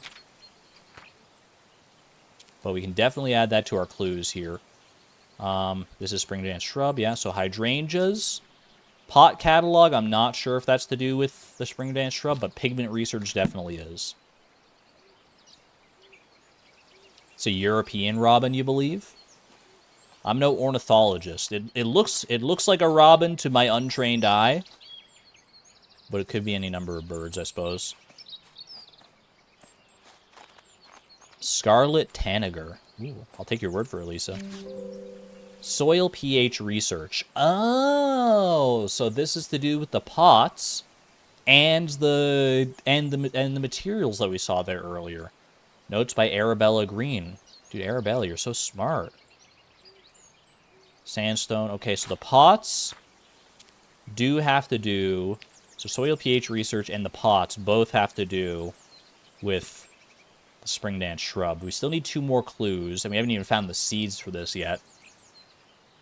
So we're looking for a specific combination of pot and materials in order to get the right pH for the spring dance shrub of the color that we're looking for.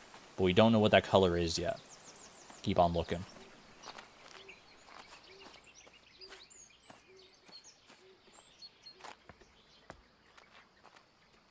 I love these little, like, decor pieces. These are super cute. What do we got here? Hello? Secret note? Letter about mentoring. Dear Miss Green, I have recently heard of your involvement in mentoring of aspiring botanists. Botany is a field that demands a thorough understanding of its complexities, and while I admire your dedication, saying the blind leading the blind does come to mind. Okay.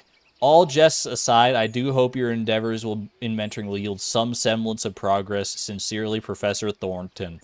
These freaking guys, they're all sitting around in their big plush chairs at their studies at the university, talking about how much they hate women. When they're all married to women, probably. Like, what the heck, man?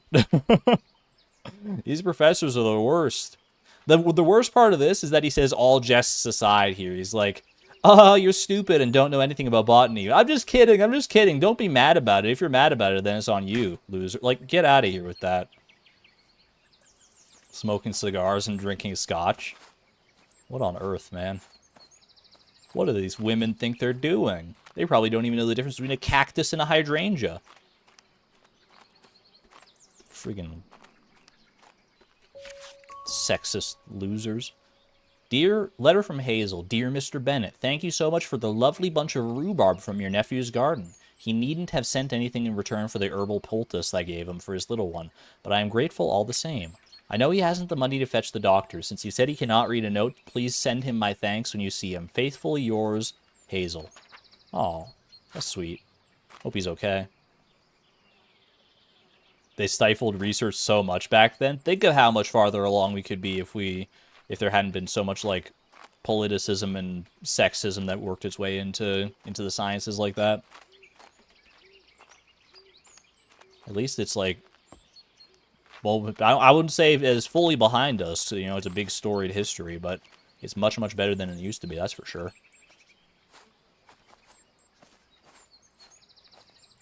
What do we got here? We got mixed bird seed for garden birds, prepared by Pruitt Garden and Farmstead Supply Co. Highest quality, hygienically blended. Attract a host of garden birds such as bluebirds, finches, robins, and warblers with this seed prepared at the highest quality levels. Only the best for our birds here. Absolutely. Simply spread the seeds on an appropriate bird table or feeding surface and observe the delight of your feathered garden neighbors. Good to know. And then we got another bird feeder right here. We don't know exactly what we want to do with that yet, but it's good to have the option.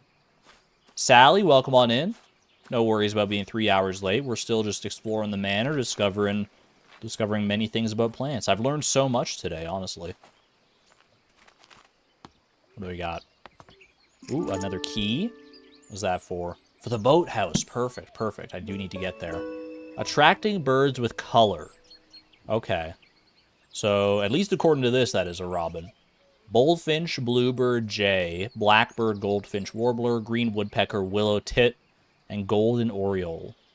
Just like bees, birds can pollinate flowers. But did you know that birds have a preference to pollinate flowers of certain colors? The above chart shows which color of flower attracts which birds to your garden. I'm getting it.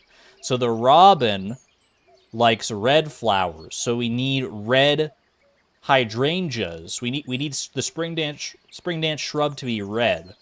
So we need the pH level in accordance with that. That's got to be it, man. That's got to be it. Bird seeds and bird poster for the spring dance shrub. So now I just need to go get the seeds, wherever the heck they are. It says they're in the folly, but I don't really know where that is, to be honest with you. Folly. 14 is the folly. So that's just down that way. Okay. Oh, that's this, like, little, like, gazebo looking area. Good to know. Good to know.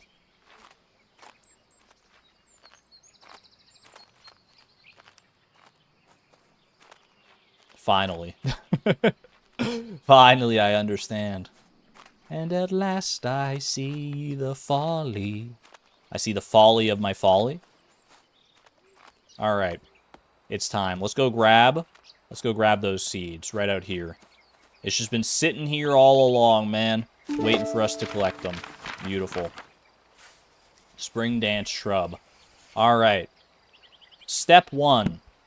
Well, I guess we can. I guess step 1 we can technically just like. No, wait. We need to put it in the proper pot. We need a specific pot. So we need to figure out what the pH level we need is. So let's go back and check the notes. We need to get a red flower. Is the aim of the game to get all the critters? The aim of the game is to fill up our I forget what this is called. Herba something. Just basically the catalog of all the plants that we've got here. So we're basically just trying to fill in all the notes on these plants by growing them. All right, red is 12 to 14 pH. That would be 12 to 14 seaweed and sandstone. And that's the only one that fits the bill there. We did see a sheep, that's true. We've seen a sheep and we've seen a robin. And we've seen myriad butterflies. So the world is full of life beyond just the plants. So it was sandstone. That's that one, surely. Sandstone. Put this here. And I need seaweed. Oh, you know what? I probably need to fill this up with soil first, and then it'll let me do that. That would be my guess. Don't call me Shirley. My apologies. All right, get this out of here for right now. Just put it to the side. Scoop the soil. Put in the spring dance shrub. We'll water it. Then, ooh, that's already looking nice. Inspect white spring dance shrub seedling. Wait, it's not. Maybe I should have put in the seaweed first. Seaweed. Is it gonna go red now? It does. It just changes red. That's so nice. Wait. You'll need to unlock your book first. So, Siri, I don't know what you heard that was your name. Did I say seaweed and it sounded like Siri? Okay. This is not your place right now, Siri.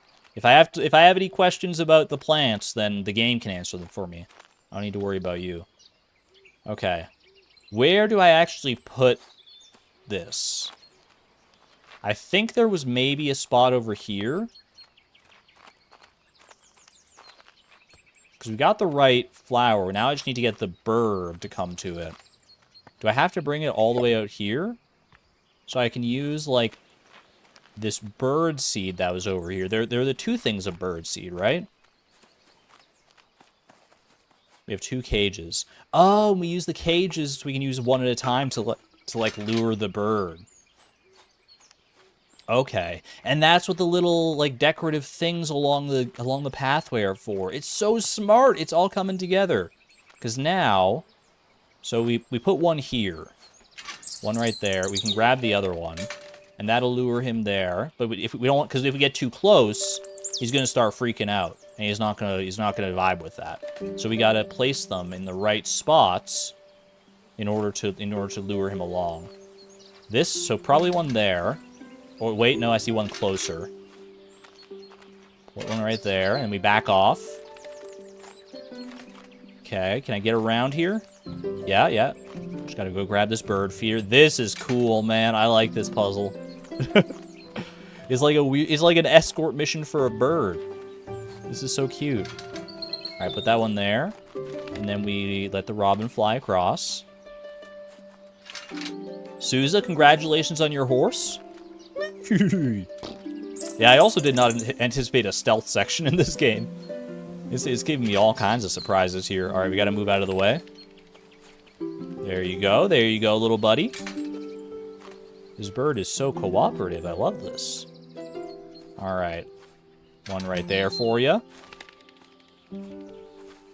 Okay, now we don't want to go. We can't get past the bird that way, so we're gonna have to go down here to this one right here. I thought these things were just set dressing when I was looking at them the first time.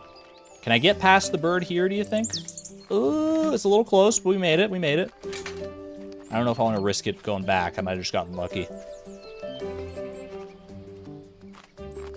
Go around like this. Where's the next one? This one here? Back off, back off.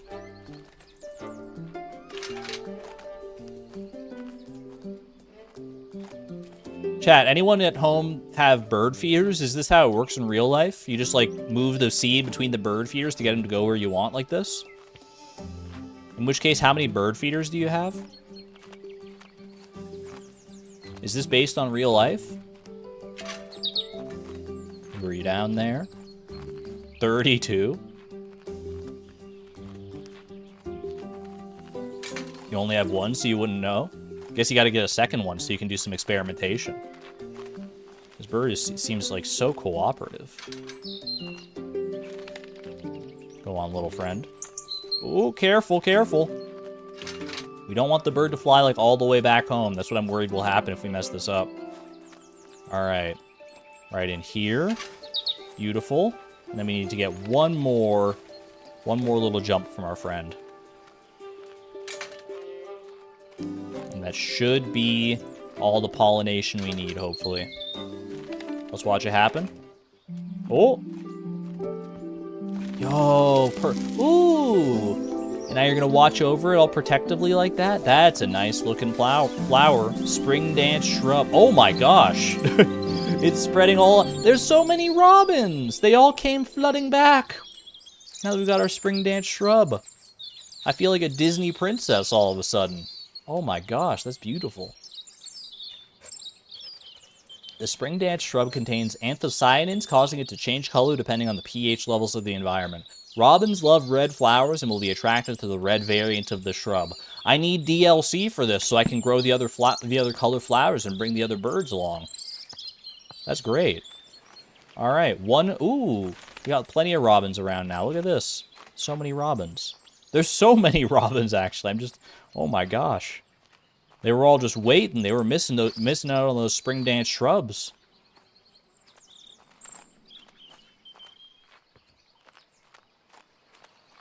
How lovely.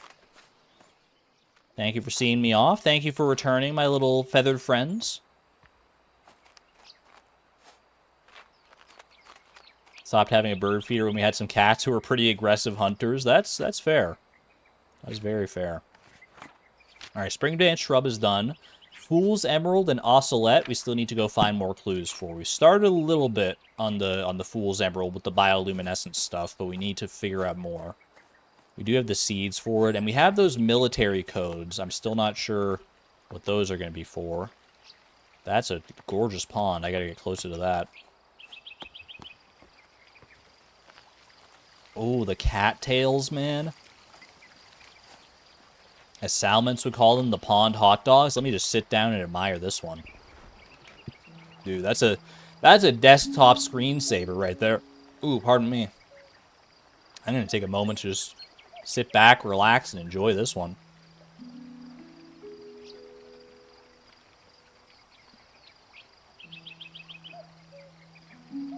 Chat. I hope you're enjoying Botany Manor so far. I just got an achievement, taking a nap. Sit on a seat for 1 minute or more. I guess that's cumulative, probably. I hope you're enjoying Botany Manor so far. It's a bit of a... No, I guess it's not that much of a departure from what we're used to around here. It's just a different take on it. Just like a nice little cozy vibe. The puzzles aren't too complex if you're paying attention and looking for the clues. I think this is a great way to wind down. Definitely recommend playing it for yourself. Support the devs if you're interested in this sort of thing. No pressure, obviously, but let's do Strange Horticulture next. I actually do own Strange Horticulture, so we could definitely look into that at some point. I played it a while back. I didn't play too much of it because I was kind of like, maybe if I might want to play this on stream at some point. I think it's actually like the thought I had, and then I just like forgot about it. But it's similar vibes to this. Very different like art style and presentation and everything, but it is very plant-based. Ooh. We go up the hill. Ooh. Oh my gosh. Are those sheep? Are they cows? I can't tell. They look like they're like black sheep. There's so many. It's an inversion of the trope, man. We found the one white sheep earlier, and there's so many black sheep. Are they cows? I can't tell at this distance. Are those the lightning-sensitive cows? They might be. Like, they have more of like a sheep profile to me. Like, I feel like cows would be like a little bigger and bulkier. You heard a ba? Bah. I hear the birds. I don't hear any of the sheep, though. I hope we can get a closer look at them at some point. That's lovely. Some nice little traipse through the garden here. Ooh, can I go out this way? No, not just yet. Maybe at the end of the game. Maybe that'll be our final reward, getting to leave and go check the sheep. Spiritualism book. That's a bit of a whiplash on that one. My dearest cousin, whilst I hold a deep fascination for a pursuit of knowledge and science, I must admit that the subject of spiritualism is not one that particularly captivates me. Therefore, I must return this book to you. However, I appreciate your efforts in sharing your interests with me. With affection, Arabella. Oh, so I returned this book to my cousin. Interesting. The Will-o'-the-Wisp. Glowing spirit of marshes, forests, and caves. The will-o'-wisp is an eerie apparition that has long been the subject of both fear and fascination. It makes its appearance to lost travelers in dark, isolated places and beckons them to follow it with its beguiling, blinking light. Sounds like a firefly. Many a wanderer has followed the wisp's alluring light across marshes or into caves never to be seen again. Take heed to those who venture into dark places, resist the temptation of the will-o'-wisp's shimmering radiance. Turn back before it's too late. That's got to be to do with our bioluminescence, right? With the bioluminescence of the Fool's Emerald. Glowing will-o'-the-wisp? That's got to be it. Oh, it's actually not even a clue. Interesting. I mean, I guess Arabella did say she doesn't really put any stock in the spiritualism. There's our lawnmower that rapscallion Jimmy went and broke. Come on, bro. Inspect handle. I picked up the handle. I don't know what to do with it now. Can I do anything with it? Is this the handle? Is this the thing that Jimmy ran over? I can put it back down. Just set it down for now. I just want to set it back on the ground. I'll set it on the table for the time being. You would not believe your eyes. 10 million fireflies. Boathouse. I do have the key for that, so we can head in there at our leisure. Another ladder. Ooh. Little painting nook. Very nicely painted, honestly. I think this is the shot that I have in the thumbnail for the stream. It's something like this angle. Can we recreate it? Something like that. Golden watering can. Just got to pay one more visit to Clint, and you'll have the maximum highest quality one. I didn't realize Arabella was that like hard into it. I mean, she is. I mean, I shouldn't be surprised based on the house, but your stream is very stuttery. Let me see here. Am I dropping frames? I got 0 dropped frames, not buffering on YouTube at all on my end. Are we good? I mean, it could be on YouTube's end, or it could be on yours, but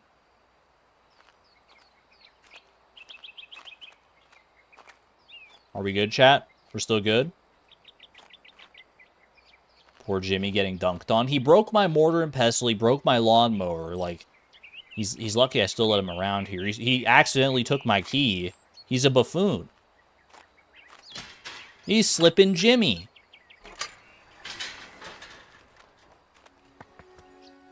Alright. Down to the boathouse. Hold on, when I clicked away, I like messed something up here.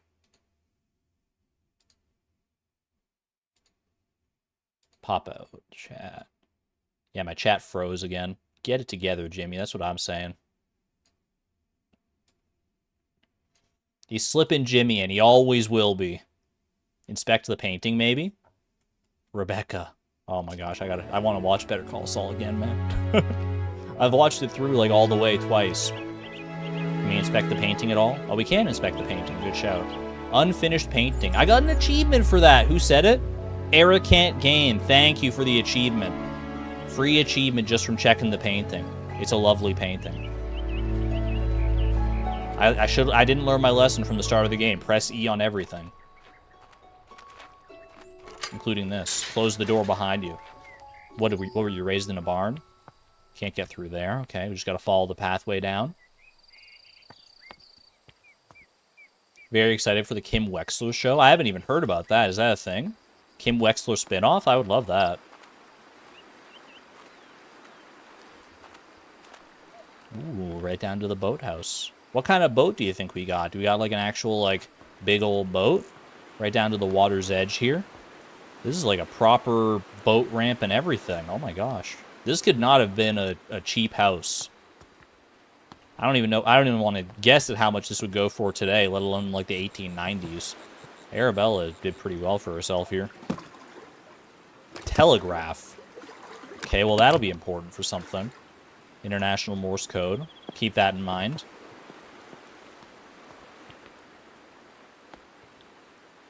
Spin-off of a spin-off? No, I would love to see that. I don't know if that's a real thing. That's crazy. Kim Wexler show. Ooh, wait. Hold on, we got something there. Duck. The Egyptian goose. I got an achievement. Inspect all the ducks. We found the last duck, the Egyptian goose. The legendary final duck. I almost missed that one too. I spotted it out of the corner of my eye. Not my duck. I kind of want a duck that looks like this in a Stardew, I'm not going to lie. Is a goose a duck? Maybe it's like just the name. It's like an Egyptian goose duck. Or maybe they're just like, close enough. Got some shoes, a hat, another sandwich. Can we unite the two halves of the sandwiches that we found? I'm going to head into the boathouse, because I'm pretty sure that's where our seeds are. But I think this is probably just a little shortcut between areas. Yeah, this leads back to, like, the orangery and stuff. And this is where we found the note about Jimmy in the first place. Was that Jimmy that this was talking about? Jimmy broke another mortar. Yeah, oh my gosh. I didn't want to put any shade on Jimmy's name that I didn't have to, but, like, he's not doing himself any favors. He seems like a good enough guy, but, like, come on, man. This is a nice manor we got going on here. You got to take more care about these things. Ooh. Another fire. Waiting for us all the way out here. This is a lot of stuff, man. Are we about to play, like, Candyland? What is this? How weeds spread. Weeds can take over an area quite rapidly. Some weeds have adapted in order to spread their seeds as far away as possible. The plant itself does not have much control over this, but trusts nature to lend a helping hand. Wood avens and goosegrass have seeds with a hook designed to catch the fur of passing animals. They are then carried and dropped up to several miles away. MB, can you confirm this one? Is this real? Little hooked seeds that travel on animals? That's really, like, that's super clever. Dandelions have seeds I mean, I know about dandelions for sure. Like burrs. There you go, yeah. They have seeds with an attached feathery puff that allows them to simply be carried by winds to a faraway location.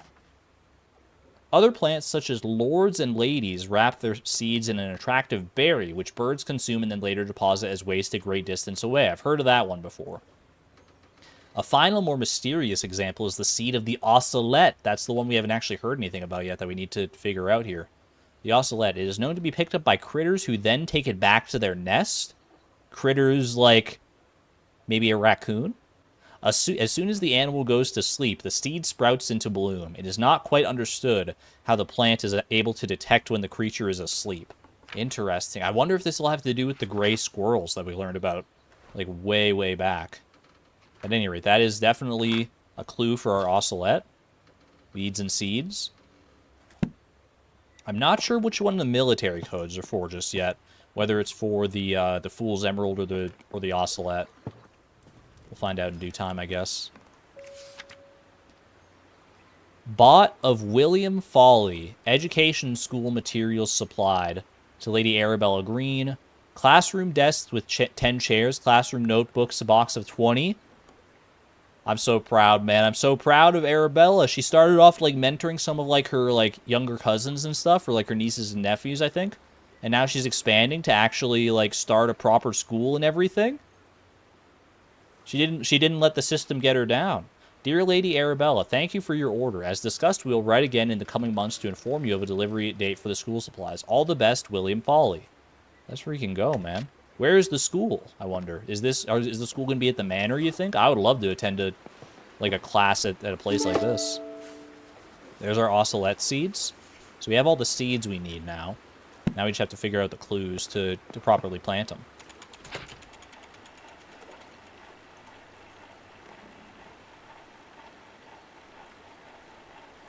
This song sucks. Edison Records echo all the world over. So we're going to need to plant something here. Interesting. Okay. Over here we got another book, and then we'll check out this table. Guidelines for animal husbandry and rehabilitation. For all work with animals domesticated and wild. This will be about our gray squirrels, perhaps? Animal heartbeat rates. Oh, that's how the plant will be able to tell that the animal is asleep when its heartbeat rate slows down. The heartbeat of the red squirrel goes to 120 when it's asleep. So we have to set the BPM of our sonograph. That's so clever. Okay. I'm pretty sure it's going to be the red squirrel. It's the only one we really know about, right? Unless, I guess maybe we just don't know. It's the only one we've heard about up till this point, other than, like, sheep and cows, I guess. But, I guess we don't have all the clues for the ocelat yet. But we'll definitely pop that one in there. Let's see. What do we got going on here? Foraging Critters Game Rules. This is a board game. Shuffle the food cards and place the stack face down in the center of the game board. Place the food tokens around the food cards on the board. Place the animals on the start tile. Players choose their animal by rolling the dice. The highest roller chooses first. Okay. I wonder if this is a real game. Playing the game. Take turns to roll the dice and move your animal along the woodland path. The highest roller goes first. If you land on a food tile, pick up a food card. If your animal matches the card, you can collect the tokens specified on the food card. If you land on a gray squirrel tile, it steals all of your food tokens, and they must be returned to the board. I'm getting Fleeting Farm vibes, man. The gray squirrels stealing everything from me? The player who has the most food tokens in their nest at the end of the game is the winner. Woodland cards. Okay, well, good. So we got woodland, we got field, animal, and meadow cards. Those greedy squirrels. Okay. Acorn. Collect 3 tokens. Pog. Can I put it back? Wait, I need to figure out. Wait, so this was like a game that was like mid-play or something. We got a sleeping hedgehog. Hedgehogs are protected from predators by their coat of needles. They live in burrows in both field and woodland habitats. Rabbit. Eepy rabbit. Rabbits live in many habitats. Did I say rabbitats? Rabbits live in many habitats in burrows underground. They come above ground to graze in the morning and evening. Rabbitats is pretty good, man. Rabbitat. The gray squirrel. The North American gray squirrel is larger than the red and with smaller ears. It forages food but can also digest some seeds straight away. The mole. Moles live underground and have poor vision. They find food and mates using their sense of smell and touch. The red squirrel lives in nests high up in the trees. They sometimes forage food back to their nest to keep for later. And the wood mouse. Wood mice are very small and live in woodlands, but also many other habitats, including fields, parks, meadows, and gardens. I'm getting some information overload, I'm not going to lie. Worm. Okay. Do we want to take all these? Ocelat seed is a field card. That's very specific and useful. Thank you very much. Okay, ocelat seed is a field card. So one of these... Wait, which one was the field? Was it gray squirrel? It's larger. It forages foods. Was it the red squirrel? Rabbits. The rabbits live in the rabbitats. Moles live underground. Red squirrels. One of these was field, right? Wood mice, including fields, parks, meadows, and gardens. Was it the wood mouse then? Wood mouse. Add clue, board game rules, and playing cards. Okay, so we have everything for the ocelat seed. So we just need to figure... So I think it's the wood mouse that we need to match the heart rate of in order to get the ocelat seed to do its thing. Mouse. 450 while asleep? That's just BPM? That's crazy, man. I mean, mice are small, so that's fair, but... 450 BPM. Do I need to... Let's go plant the ocelat seed. Wasn't there, like, a seeding station, like, just down here somewhere? Yeah. Alright. Pot it up. Plant the ocelat. Lovely. Water that son of a gun. It didn't do anything. It didn't like sprout at all. Is it because it probably needs the... Like, normally they sprout like a little bit when we water them. Let's find out. Okay. Inspect phonograph record. Duration. So we're looking for 450 BPM, I think. 90 BPM. I mean, none of these are going to be like 450. Isn't that like insanely high? Do I need to like add them up? 70.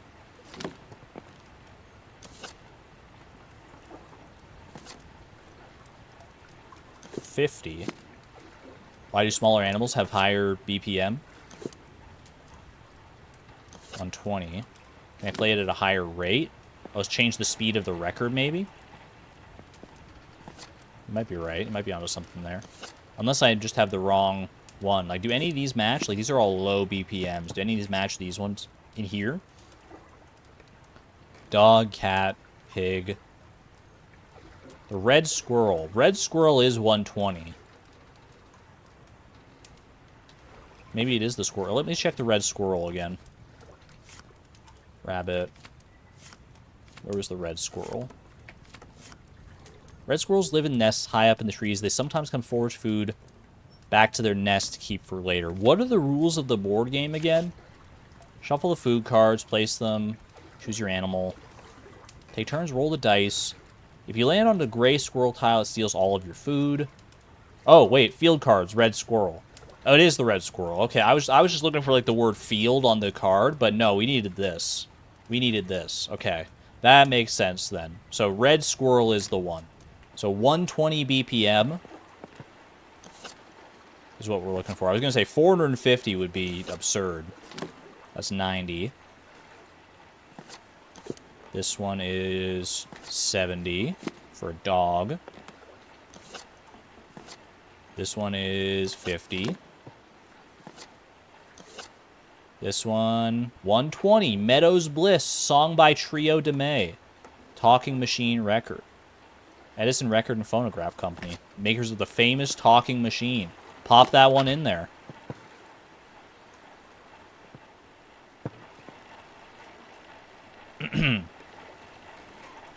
Oh.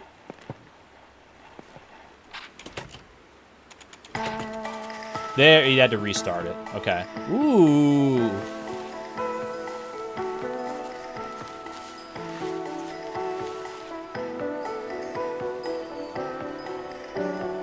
It's dancing, man. I've never seen a flower dance before. The ocelat. It's oscillating. It's oscillating. Dicentra transcendium. The ocelat seed is picked up by small animals such as the red squirrel, who then store it inside their nests as long as they don't get stolen by the gray squirrel raccoons first. Once the animal falls asleep, the ocelat depends upon the heartbeat vibrations to break open and bloom. That's fantastic. Now that we've gotten it to bloom, am I the only one who kind of wants to hear the other songs? I'll put you over here for right now, just so you're not, like, perturbed by the other BPM or something like that. Can I, like, hear the other ones? Hit me with, what's this one? Daisy Dreams. Hit me with that.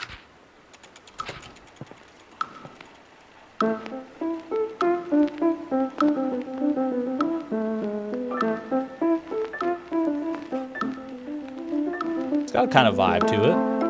Ooh. We did figure out the song. Now we're just listening to the other songs because I'm curious. This one makes me feel like sneaking around, man.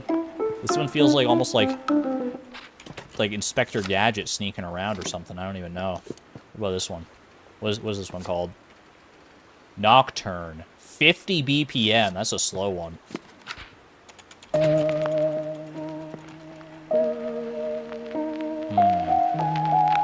I can feel my eyelids fluttering closed. Oh, already. Oh. I'm just gonna rest for a minute here, chat. I'm just gonna...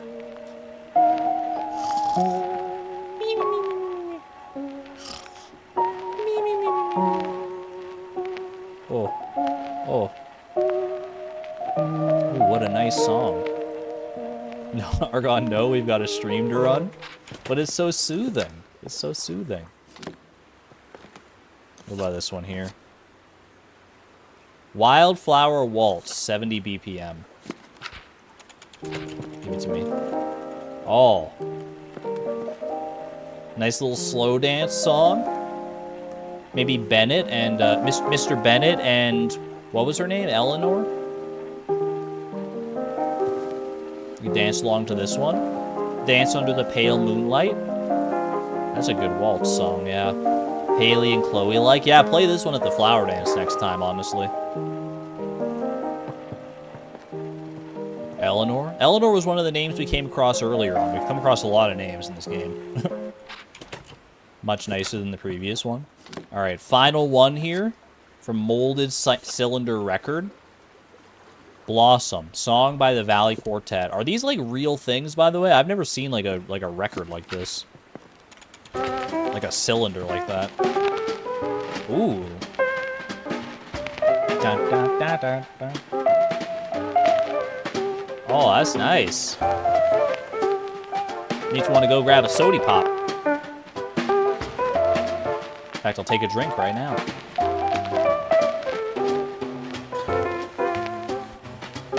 Yeah, bro. I put this one on the stream playlist for sure. We're vibing. Ocelat doesn't quite like it, probably. Oh, the Ocelat's still vibing out. It just vibes in general, I guess. There we go. Not bad. Put you right there. I'll give you the song you like, actually.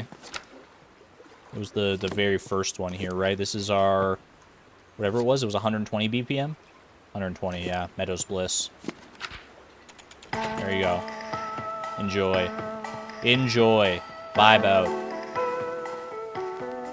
Alright. Ocelat, done.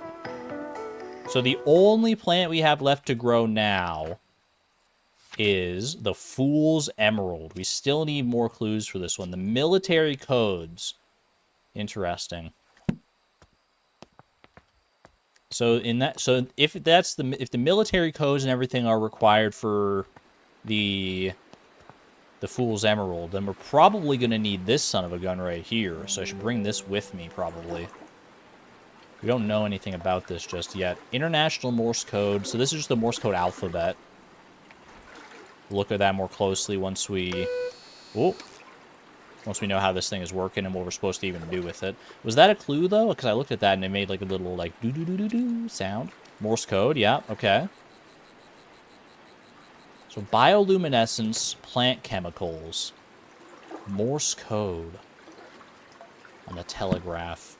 I can close this and take it with me. I don't know where we want to go with it, though, is the only problem. Where haven't we explored yet? Where have we not found all that there is to find?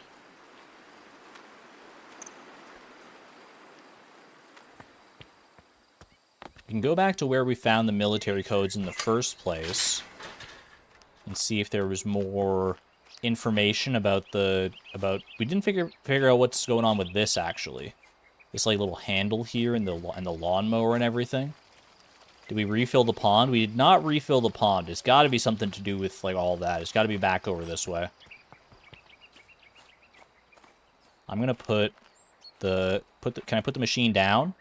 Inspect the telegraph. Doesn't really do anything for me. Put it down like right over here somewhere. I just want to put it down, bro. I can zoom in. didn't even realize you could zoom in. We can zoom in on the sheep. Maybe I can't put it down anywhere except for where it needs to go. No, I can put it down here. Okay, fair enough.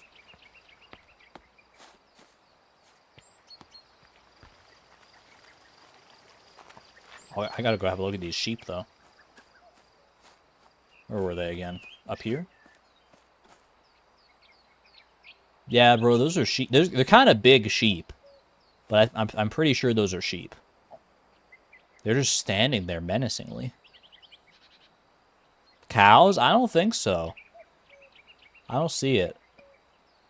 They look very sheep-like to me. They're so ominously still. The handle has the same water drop as the pond. You're right. You are absolutely right.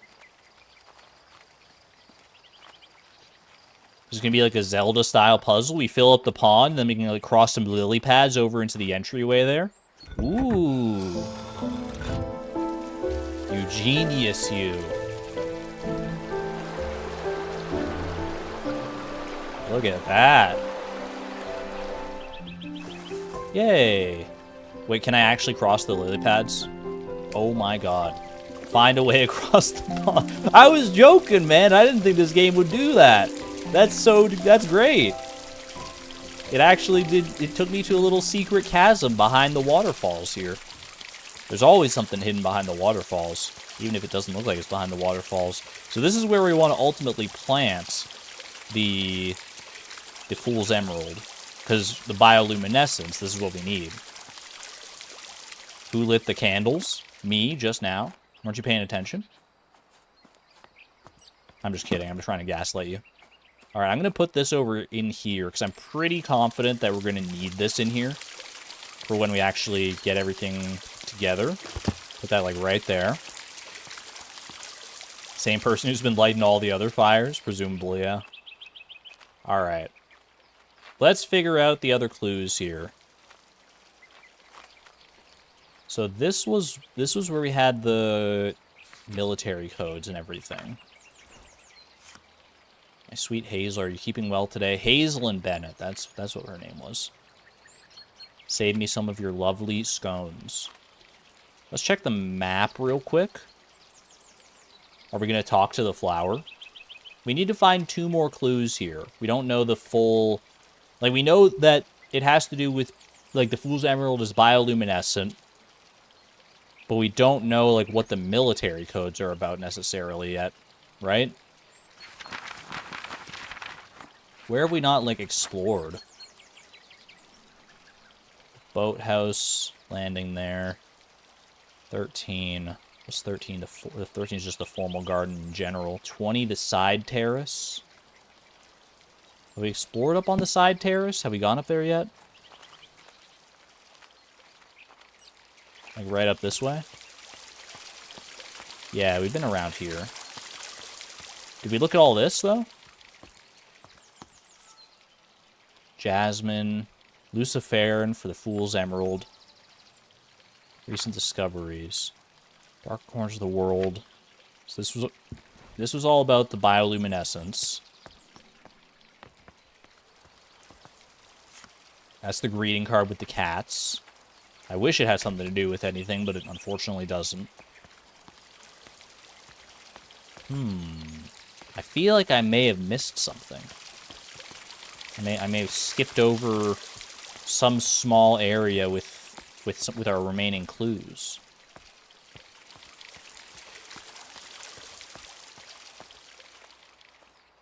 Down over here, this is just like the planting station in general. Got our little picnic area over here. There's this. I didn't read this, did I? Illustrated penny paper. It was a message! A message, I say! Local man reports mysterious signal. This seems right. A gentleman farmer has reported sightings of mysterious blinking lights coming from caves near his home in Cheddar. In his own words, I was walking my dog and lost track of time a little. It soon became dark and I decided to make the walk back home. On the way to my house in a tiny cave, as I walked by, I noticed a blinking light pattern cast from the cave entrance. I was sure it was one of those Morse code messages. When I approached the cave, the light source vanished, and... Nobody was there. I'm convinced that what I saw was Morse code abbreviation for attention. I will never forget that one abbreviation, as it was the first message I learned in Morse code. Local authorities have assured journalists that there have been no recent military activity or exercises in the area, so the mystery remains unsolved. Attention! All right, that is a clue. It's not the last clue, technically, but it might be enough for us to get the job done if we really wanted to. Because why would they tell us that specific one if that's not the one we needed, right? That was painful? What do you mean? You didn't like my little old-timey voice? Got some butterflies. Like, I can plant the Fool's Emerald and I can play the note, but I don't have the last clue, man. I need the last clue. What a conundrum. Was there a clue, like, in this area itself?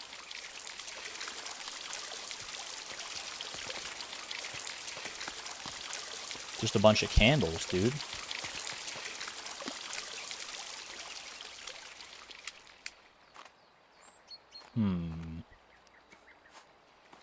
Feeling clueless? Oh, wait. Ah, telegraph note. I just walked past this so many times. Mr. Bennett, the telegraph you ordered arrived while you were at the farmer's market. They delivered it by the boat. I left it at the boathouse, since I didn't know where you'd like to keep it. There appears to be a Morse code manual inside the case as well. Signed, Jimmy. Jimmy, you're lucky that it didn't get, like, washed into the river or something. How careless can you be, Jimmy? Living our valuable Morse code machine right by the water's edge where any old thing could happen to it? What if a strong gust of wind came through? Classic Jimmy, dude. Oh my gosh. This guy can't do anything right. That should be our final clue, I think, though. Note about the telegraph. Let's go. You thought Jimmy couldn't read? I'm not sure, actually. No, I think he can. He wrote us that note earlier. He must be able to. Okay, we need the abbreviation for attention. K-A. Attention. So we need to signal K-A and Morse code while in the presence of our Fool's Emerald. Fool's Emerald. Put that in there. Water the little cherry tomato-looking son of a gun. Alright, just a very bog-standard seedling so far, but I'm excited to see how this one manifests. I love a good bioluminescent plant. Okay. Put that back down, please. Open her up. So we're looking for K-A, dash, dot, dash, dash, dot, dash, dot, dash. It's just that easy. Now. Oh, it's just the dots. So dash.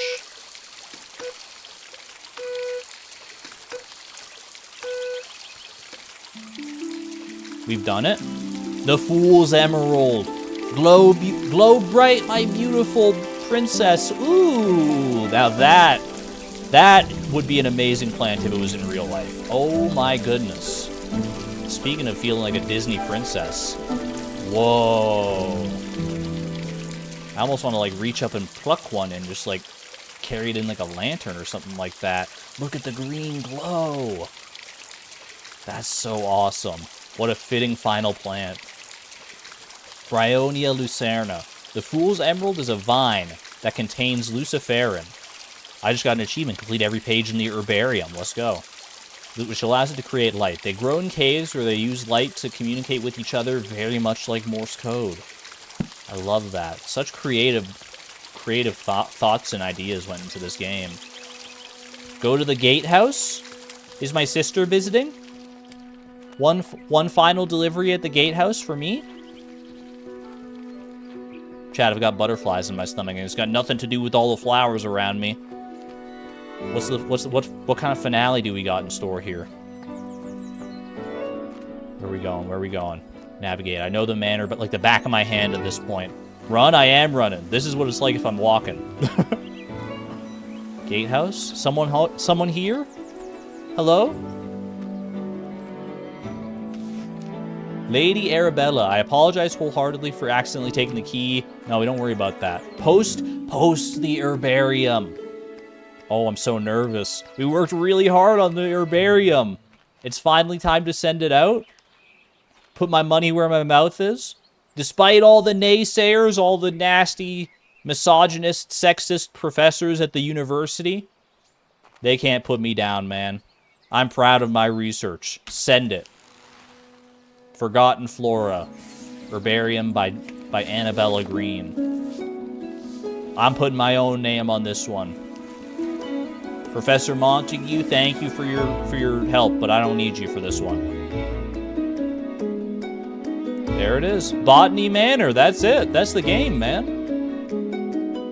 Holy cow. That's a cute little game. I love that. Very nice little, like, tidy put together story that you have to, it doesn't actually like tell you the story like straight up in your face, which is nice. There's like no cutscenes or anything. You just kind of have to intuit it based on all the letters and stuff.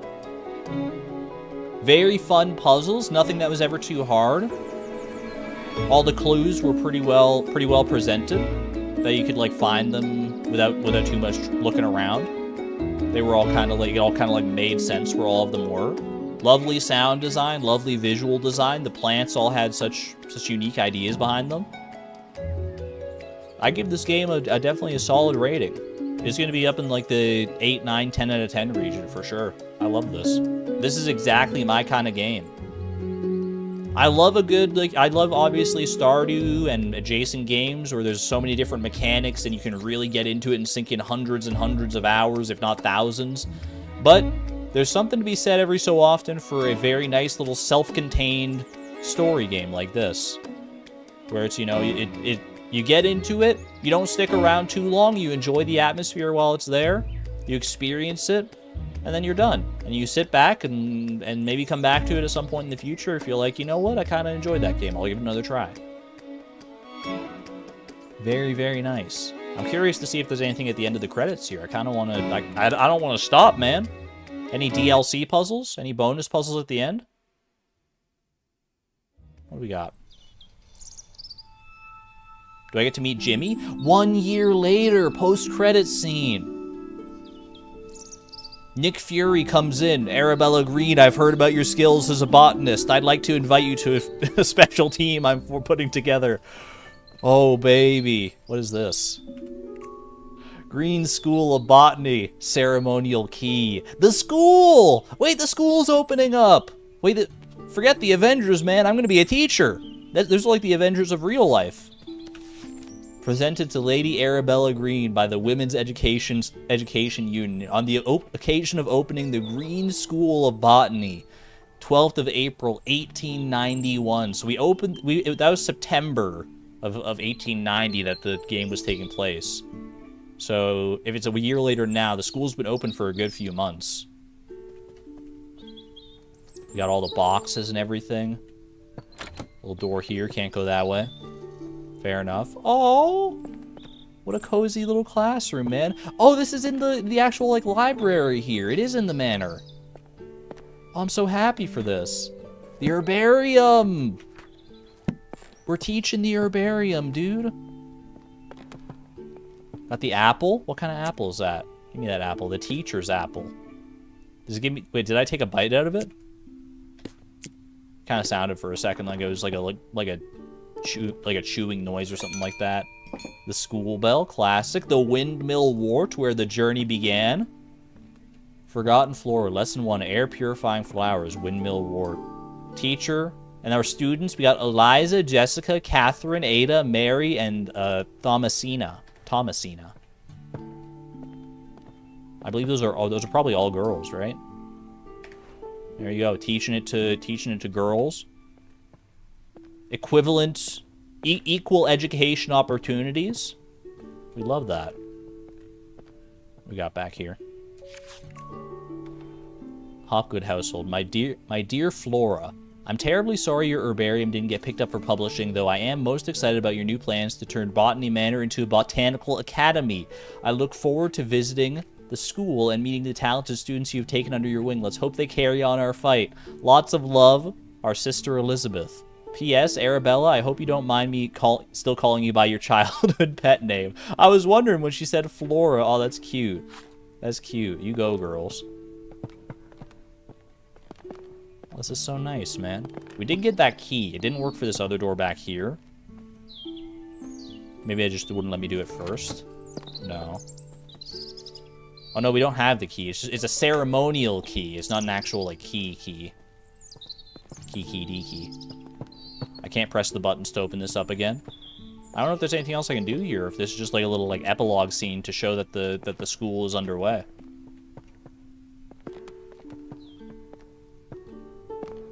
Forgotten flora. We can look at the courtyard. Oh wait, hold on a second. Forgotten flora. Inspect forgotten flora. My herbarium. Can we ring the bell? Class is in session. Ding, ding, ding. We can, kind of, but there's no one here. Windmill wart's going on nicely. I stand up here, give my nice little presentation. I think that might be it. I think we might be all said and done there. Ooh. There's a keyhole up there. It looks like a keyhole anyway. I feel like there are still secrets yet to uncover. Put the book on the stand. Ah, clever, clever. The end. Achievement acquired. Reach the end of the game. That would have been so embarrassing if I just, like, left without doing that and reaching the final little piece. The end. What a sweet little story, man. I love that.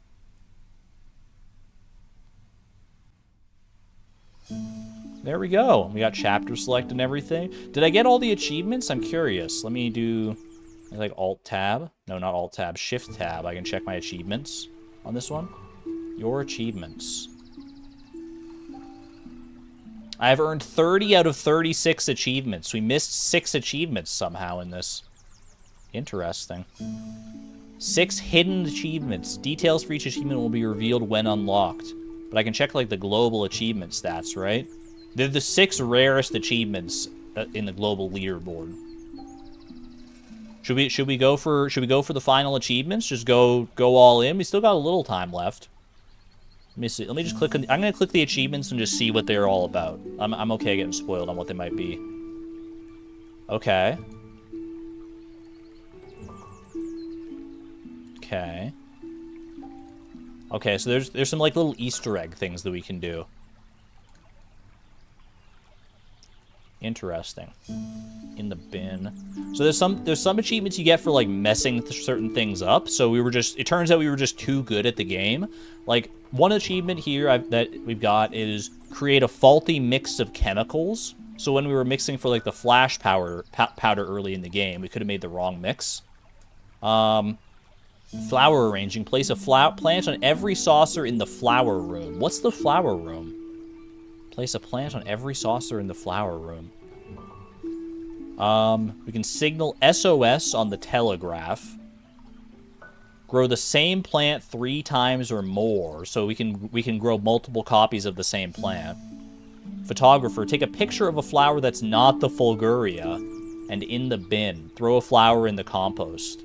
That seems mean, man. We could probably knock some of these out real quick. Let's just see if let's just go look at some Easter eggs. Chapter select. I think if we just go to chapter 5, it should allow us like access to all of the stuff, right? Wait, what? Can I just like continue? Hold on. Continue. If I continue, will it put me in the epilogue, or will it put me back in the manor? No, it puts me back in the manor. Okay. De-rust that pig. Can we try and get some more colors of hydrangea? I'd love to try that. Yeah. Although I don't think the hydrangeas won't grow because we don't have access to other. We don't have access to other birds to pollinate them, right? Okay, well, one easy one we should be able to do real quick is make a faulty mix of chemicals here. What's the most volatile mix of chemicals we can do here? Do I need to go get another beaker? Wait, did I need to do that in chapter 1? I might have to do that in chapter 1. Unless... No, we got the beaker over here, okay. Have a good one there, Deemy. Thanks for hanging out. Sodium and water. I mean, we've got sodium, but we don't have water. What if I just do, like, sodium? A little bit of zinc? Maybe a little barium? That's probably good. Let's go throw that in the flash powder. Need to have somewhere to put them. Hold on. What could possibly go wrong? There we go. Close it up. Take a picture. Well, that was anticlimactic. The achievement was called Boom. I was hoping for some fireworks, man. I did get the achievement, though, so that worked out. Nothing doing. We need to take a picture of another plant that's not the fulguria, so we can move the fulguria just over somewhere else for right now. Pop you down there. Well, I don't want it to be in the way of the photo. Put it down there. You wanted a game over? You just wanted it to explode in my face? What's the actual combination that we need? Again? 2 potassium and 1 magnesium. Okay. We do that. I love this game. I want to 100% this, especially because we're like so close. 2 potassium, 1 magnesium. Okay, we'll bring that over. We'll put it into the little flash powder thingamadoohickey. Which one should we take a picture of? Do you guys have a favorite one? We can probably go find any of them relatively quickly.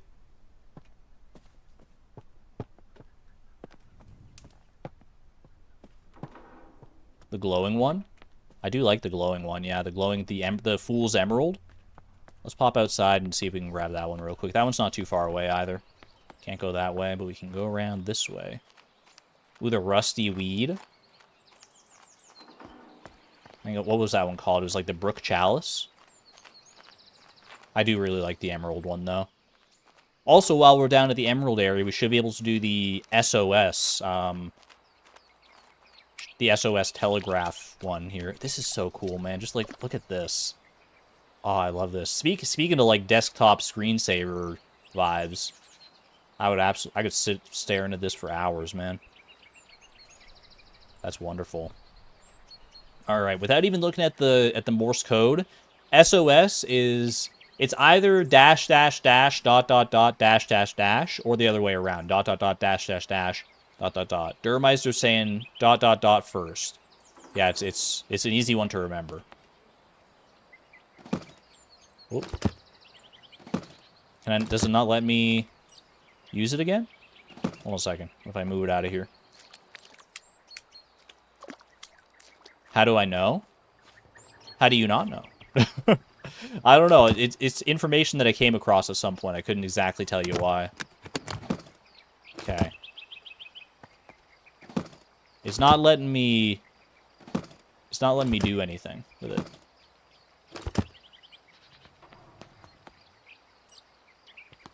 I might have to go back to the previous chapter in order to actually be able to use the telegraph again. Oh well. You've got no need for it. It's just locked in my brain somehow, but okay. Well, we can take the plant with us at least and go get a picture of it. Probably have to go back to a previous chapter in order to get the final pieces here. Is there a doorway that goes up here? No, there's not. Maybe I have to put an ungrown plant in that space. That's a good idea. Because one of the other things is to grow 3 of the same plant, right? That was one of the other achievements that we're looking at. So surely they would just let you grow any of the plants, like, again. They wouldn't, like, limit you to just one of these things. Use the telegraph in the boathouse, no problem. That's true. We'll give it a try. We'll put another, like, Fool's Emerald together and see if we can make it happen. For right now, though, I don't know how this is going to look on photograph, but take a look at this photograph.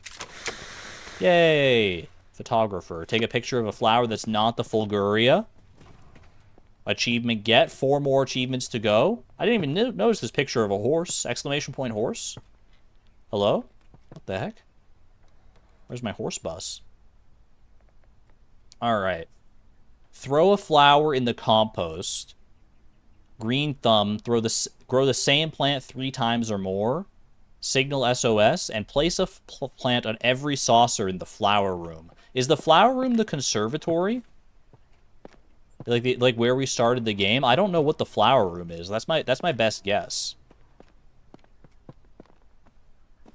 Maybe we can like move all of the plants over there. Okay. Fulguria. I'm taking you. 07 to the fulguria. We're gonna compost it for the achievement. It's a very cool plant. We should be able to grow more in the future as much as we want to, but for right now, get dumped. Get owned.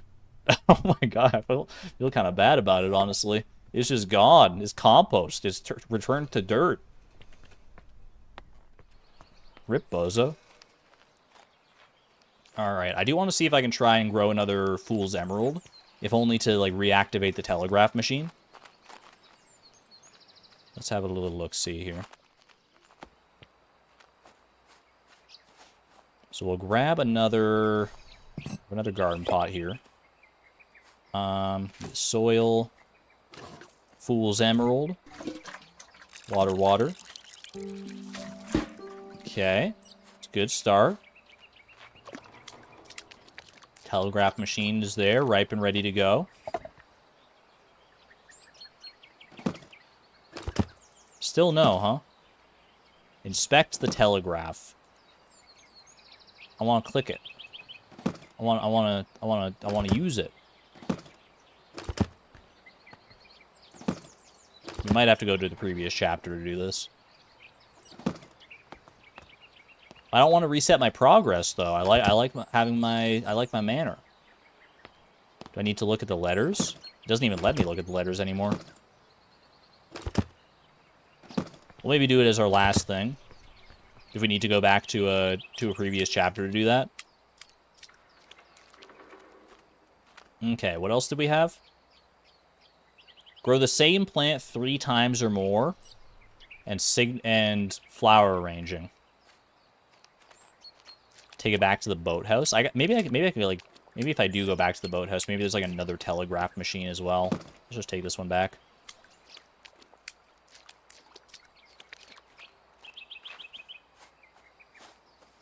It's achievement hunting, so you can leave without feeling like you're missing much. Yeah, we've only got a few more achievements to go anyway. But thank you for hanging out, Xavier. I hope you had a good time. Hope this was a nice little soothing, relaxing game for you to enjoy. Have a good one. I have a feeling we'll be able to knock out all these achievements in like less than like half an hour here. I think it'll be quick. This is where I found you, you sussy machine. Can I drop you in the water? It's just busted, man. It's busted. Can I reset it somehow? This little like knob on the side.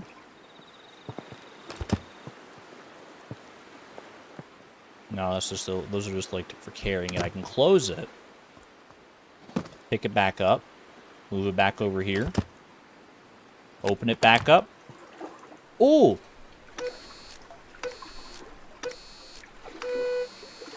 I don't know what I did, man. I thought I closed and opened it before. SOS? Help? I was hoping for more of an Easter egg than that, but I did get the achievement, so that works. I can't believe that worked either, to be honest with you. There we go. ... I thought it was 3 dashes. I mean, it gave me the achievement, so I assume I did it right, but close and open like rebooting a computer. I didn't know that Morse code machines worked that way. I didn't know that trick worked as far back as 1890. Okay, that's to the formal garden. We need to grow the same plant 3 times. I feel like I owe it to the fulguria to regrow it, because I feel bad for composting it earlier. So let's go ahead and regrow fulguria. Fulguria, this guy here. Water this son of a gun. So we need to grow 2 more fulgurias, because I'm assuming the first one that we grew did count. We just have to grow 2 more. So we just need to do a little flash photography twice more. SMS is still relevant, I guess. Grow some more mushrooms if we wanted to. Alright. Gonna go ahead and put you right there for now. Let's go ahead and move our Fool's Emerald over yonder way. Nice little... That is a nice little centerpiece, honestly. Was it not in a row? The achievement just says, grow the same plant 3 times or more. So I'm assuming the first one did count. So it was 2 potassium to 1 magnesium, right? Or was it the other way around? I want to say 2 potassium to 1 magnesium. 1, a 2, and a 1. Hopefully I don't burn the whole house down. That would kind of put a damper on the epilogue, because can't really teach a school in a burned down manner. Boom. Fulgur bloom. Welcome back to the land of the living. Fantastic. Pop you down right there. And we'll go grab another pot. It's where a ton of TV shows depicted SOS as 3 dots, 2 dashes, and 3 dots. I always thought of it as 3, 3, and 3. That's why it was, like, easy to remember. Easy for me to remember, because it's just, like, it's an easy pattern, and they're all 3s. But maybe some other shows have it differently. I don't know. TV did it wrong. Some of them must have done it right, because that's probably where I learned it, too. Okay, we need to get more flash powder. Imagine if this was still how you had to take pictures. This would make it a lot harder to take selfies. If you had to go and, like, hold on, before we can capture our food and post on Instagram, I need to go get my bottles of potassium and magnesium, load up the flash powder. I mean, it's kind of amazing that they were even able to take pictures this way back in the day. Like, they figured all this out. Boom. Should do it. There she is. And that did get me the achievement. Green thumbs. Grow the same plant 3 times or more. Double fulgur bloom all the way across the sky. Lovely. Alright, chat. We got one more achievement. 35 out of 36 achievements. We have to put a plant on every saucer in the flower room. I'm assuming that is the conservatory where we started the game initially. As with every good adventure, it ends where it begins. So let's start running some plants over to the conservatory. I think it's over... Is it through this way? No, that goes to the orchard. It absolutely is. 3 dashes. Learned it from Girl Guides. It's designed to be easy to remember. Maybe TV shows made some kind of rule against not showing it, like the Red Cross. I don't know why they do that, because I feel like it can only be a good thing if more people know how to communicate SOS and Morse code, right?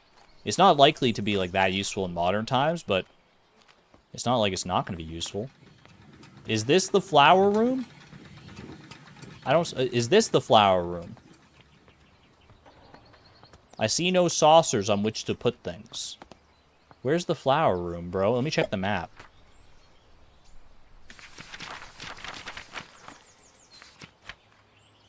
What's the flower room? Conservatory, driveway, entrance garden, orchard, back terrace, rose garden, viewpoint, orangery, kitchen garden, cider garden, old tower, formal garden. Gardening workspace, 21? I don't think so. Oh, wait. Flower room, 2. It's like right to the... It's to the left of the entrance. Okay, okay. Let's go ahead and bring this one. We can come back for the windmill wart. I don't know if there's going to be like a saucer for every distinct plant, but that would be kind of nice if we just had to do like one final traipse through the mansion to grab all the flowers that we've grown. That'd be kind of cool. But maybe we only need like 3 flowers. Who knows?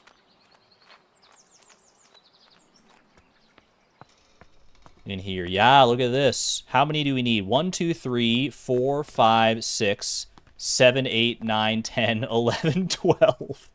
Is that all of them? That might well be all of them. All right, let's start. Let's start on our mission. We got our Fool's Emerald. We should have the fulguria right here. There are 12 seeds, so one of each. How poetic. I love that. Bring them all together in one place. Should we put them, like, kind of in order? The fulguria was the second one. The first one was windmill wort. I kind of want to bring the windmill wort last, you know? I'd just have that, like, poetic bookend. Like I said, start where we ended. Did I ever read this? Letter from sister. Never imagined all these years ago that we were writing each other in our 5th decade about such endeavors. I do remember that one. Have a good one, Marshmallow Opossum. Okay, what was the third one? Third one was in the kitchen, right? Let's just go through the herbarium. Fulguria, ash plume. That's right, so we gotta go to the smoker room. The smokery. Past the rejection letter. It still hurts, man. Yeah, we shouldn't need duplicates for this. We should just be able to go grab all of the plants that we made so lovingly and bring them all together in one place.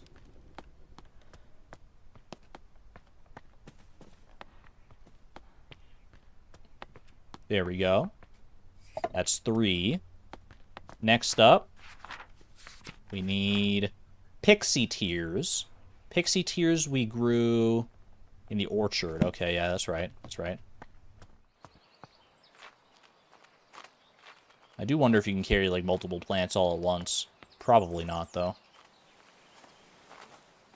It's all right. Ooh.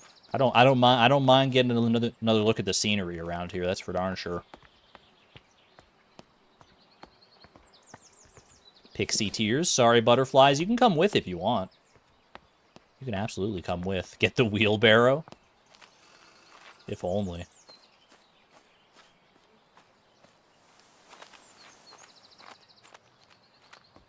Right on through here.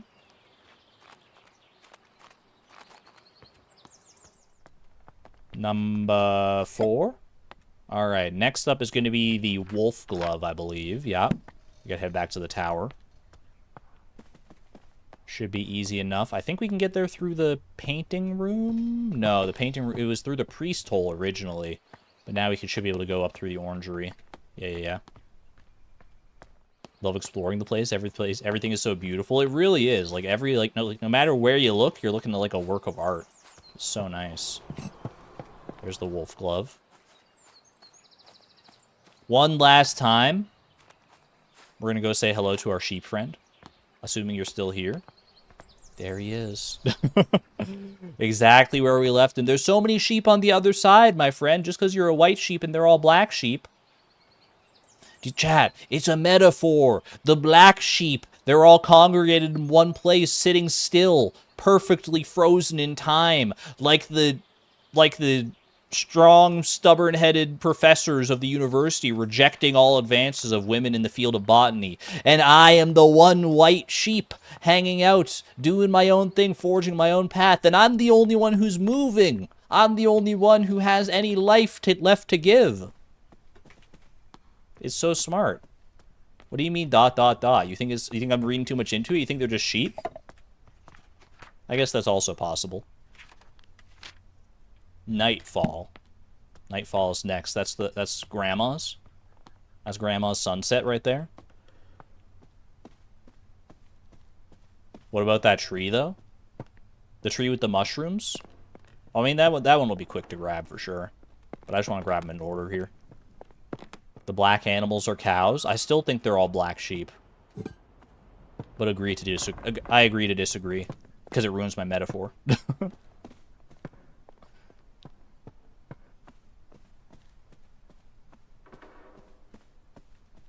Sometimes sheep just need to vibe alone for a while.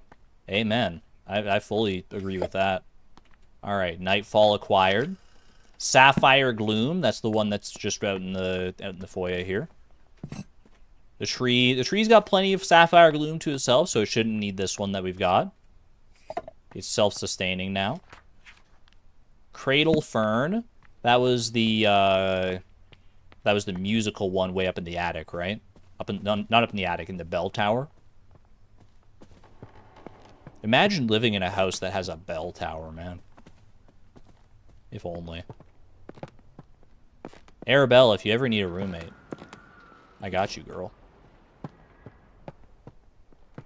Cradle fern. I wish I had known about this achievement before I played through, or when I was playing through the game originally. I could have just gotten them all together all while I was doing it.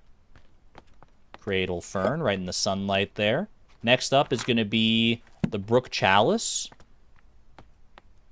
But I have to bring, if I'm bringing the brook chalice down, I have to bring the rusty pig. They're a package deal.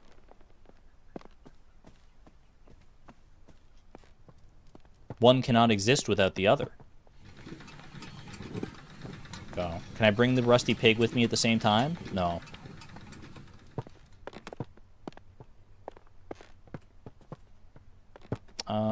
This way.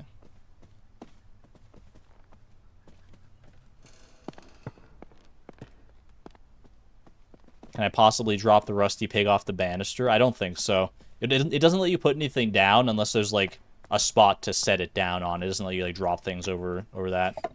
I don't think it has, like, a robust physics engine to simulate that sort of thing. Alright.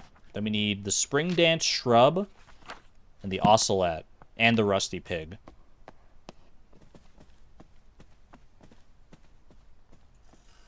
I'm going for the rusty pig. If you think I'm not going for the rusty pig and going for like 101% completion of Botany Manor, you are sorely mistaken. You might be like, Argon, you're just wasting time bringing this rusty pig down. It's not even going to do anything. Little did you know that I have secret knowledge that if you bring all the plants together in the flower room and the rusty pig, it becomes the unrusty pig, and it's a real, and it starts oinking. It's a real pig. Okay, I need to put it next to the brook chalice, though. Right there. That's perfect. The most secret achievement. So secret it's not even listed on Steam. It's crazy, man. What's the quickest way back out to the other area here? We need to go find... Actually, I think the quickest way to get the whatchamacallit, the springtime shrub, it's down this way. I hope all the robins will follow me. So secret you don't even get notified. That's what I'm saying. What if I place the rusty pig by the toy piggy? Now you're thinking. Spring dance shrub. We already brought the fool's emerald up. So the last one we should need is the ocelat. Unfortunately, I can't take the record player with me to have the ocelat vibe out with the rest of the flowers, but that should be fine. Do you think anyone did this achievement by, like, just making, like, 12 of the same flower and putting them all in the same place here? Oh, after this, I still need to go get the windmill wart as well, yeah. The windmill wart's the last one, because it's the first one, so it's the last one, because I'm a sucker for that sort of thing.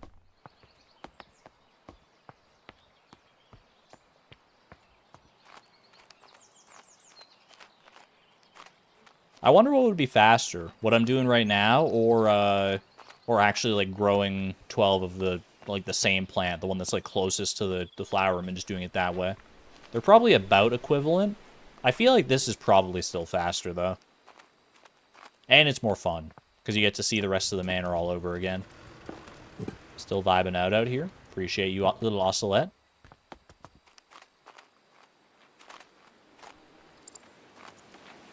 You really want to see a floor plan of this place? There's no way that room layout fits into that house. Your wish is my command. Floor layout. Floor plan. There's no measurements, but you can see it all fitting together.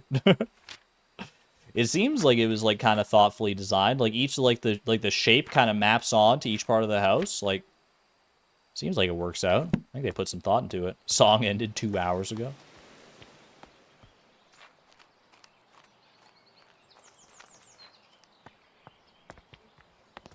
Ocelat's your favorite.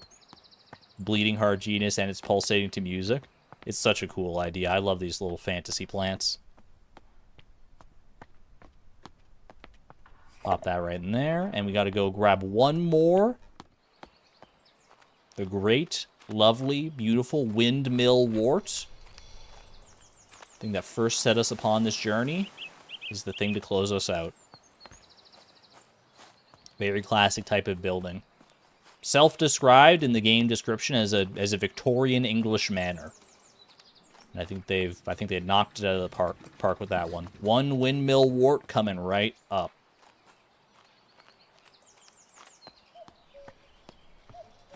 Ooh, I hear the robins. Probably not actually a robin call. It's just the only bird I know that's around here. The wolf glove is still your favorite. I really like the fool's emerald. I'm a sucker for the bioluminescence. I also do really like the windmill wart, just like in design. All right, last one going down in here. There it is, flower arranging. Our full journey through the game in one room right here. Achievement was successfully unlocked. Very nice. And we didn't leave the rusty pig behind. There we go. Look at that. A job well done. We can rest easy knowing that Arabella went on to do some wonderful things. Not even a cutscene as a reward. Nah, the reward is getting to admire the plants all in one place. That's reward enough for me.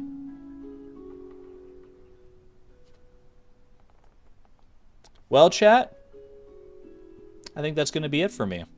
Kind of like a perfect length of time for a game, honestly. The how long to beat website did not lie to me.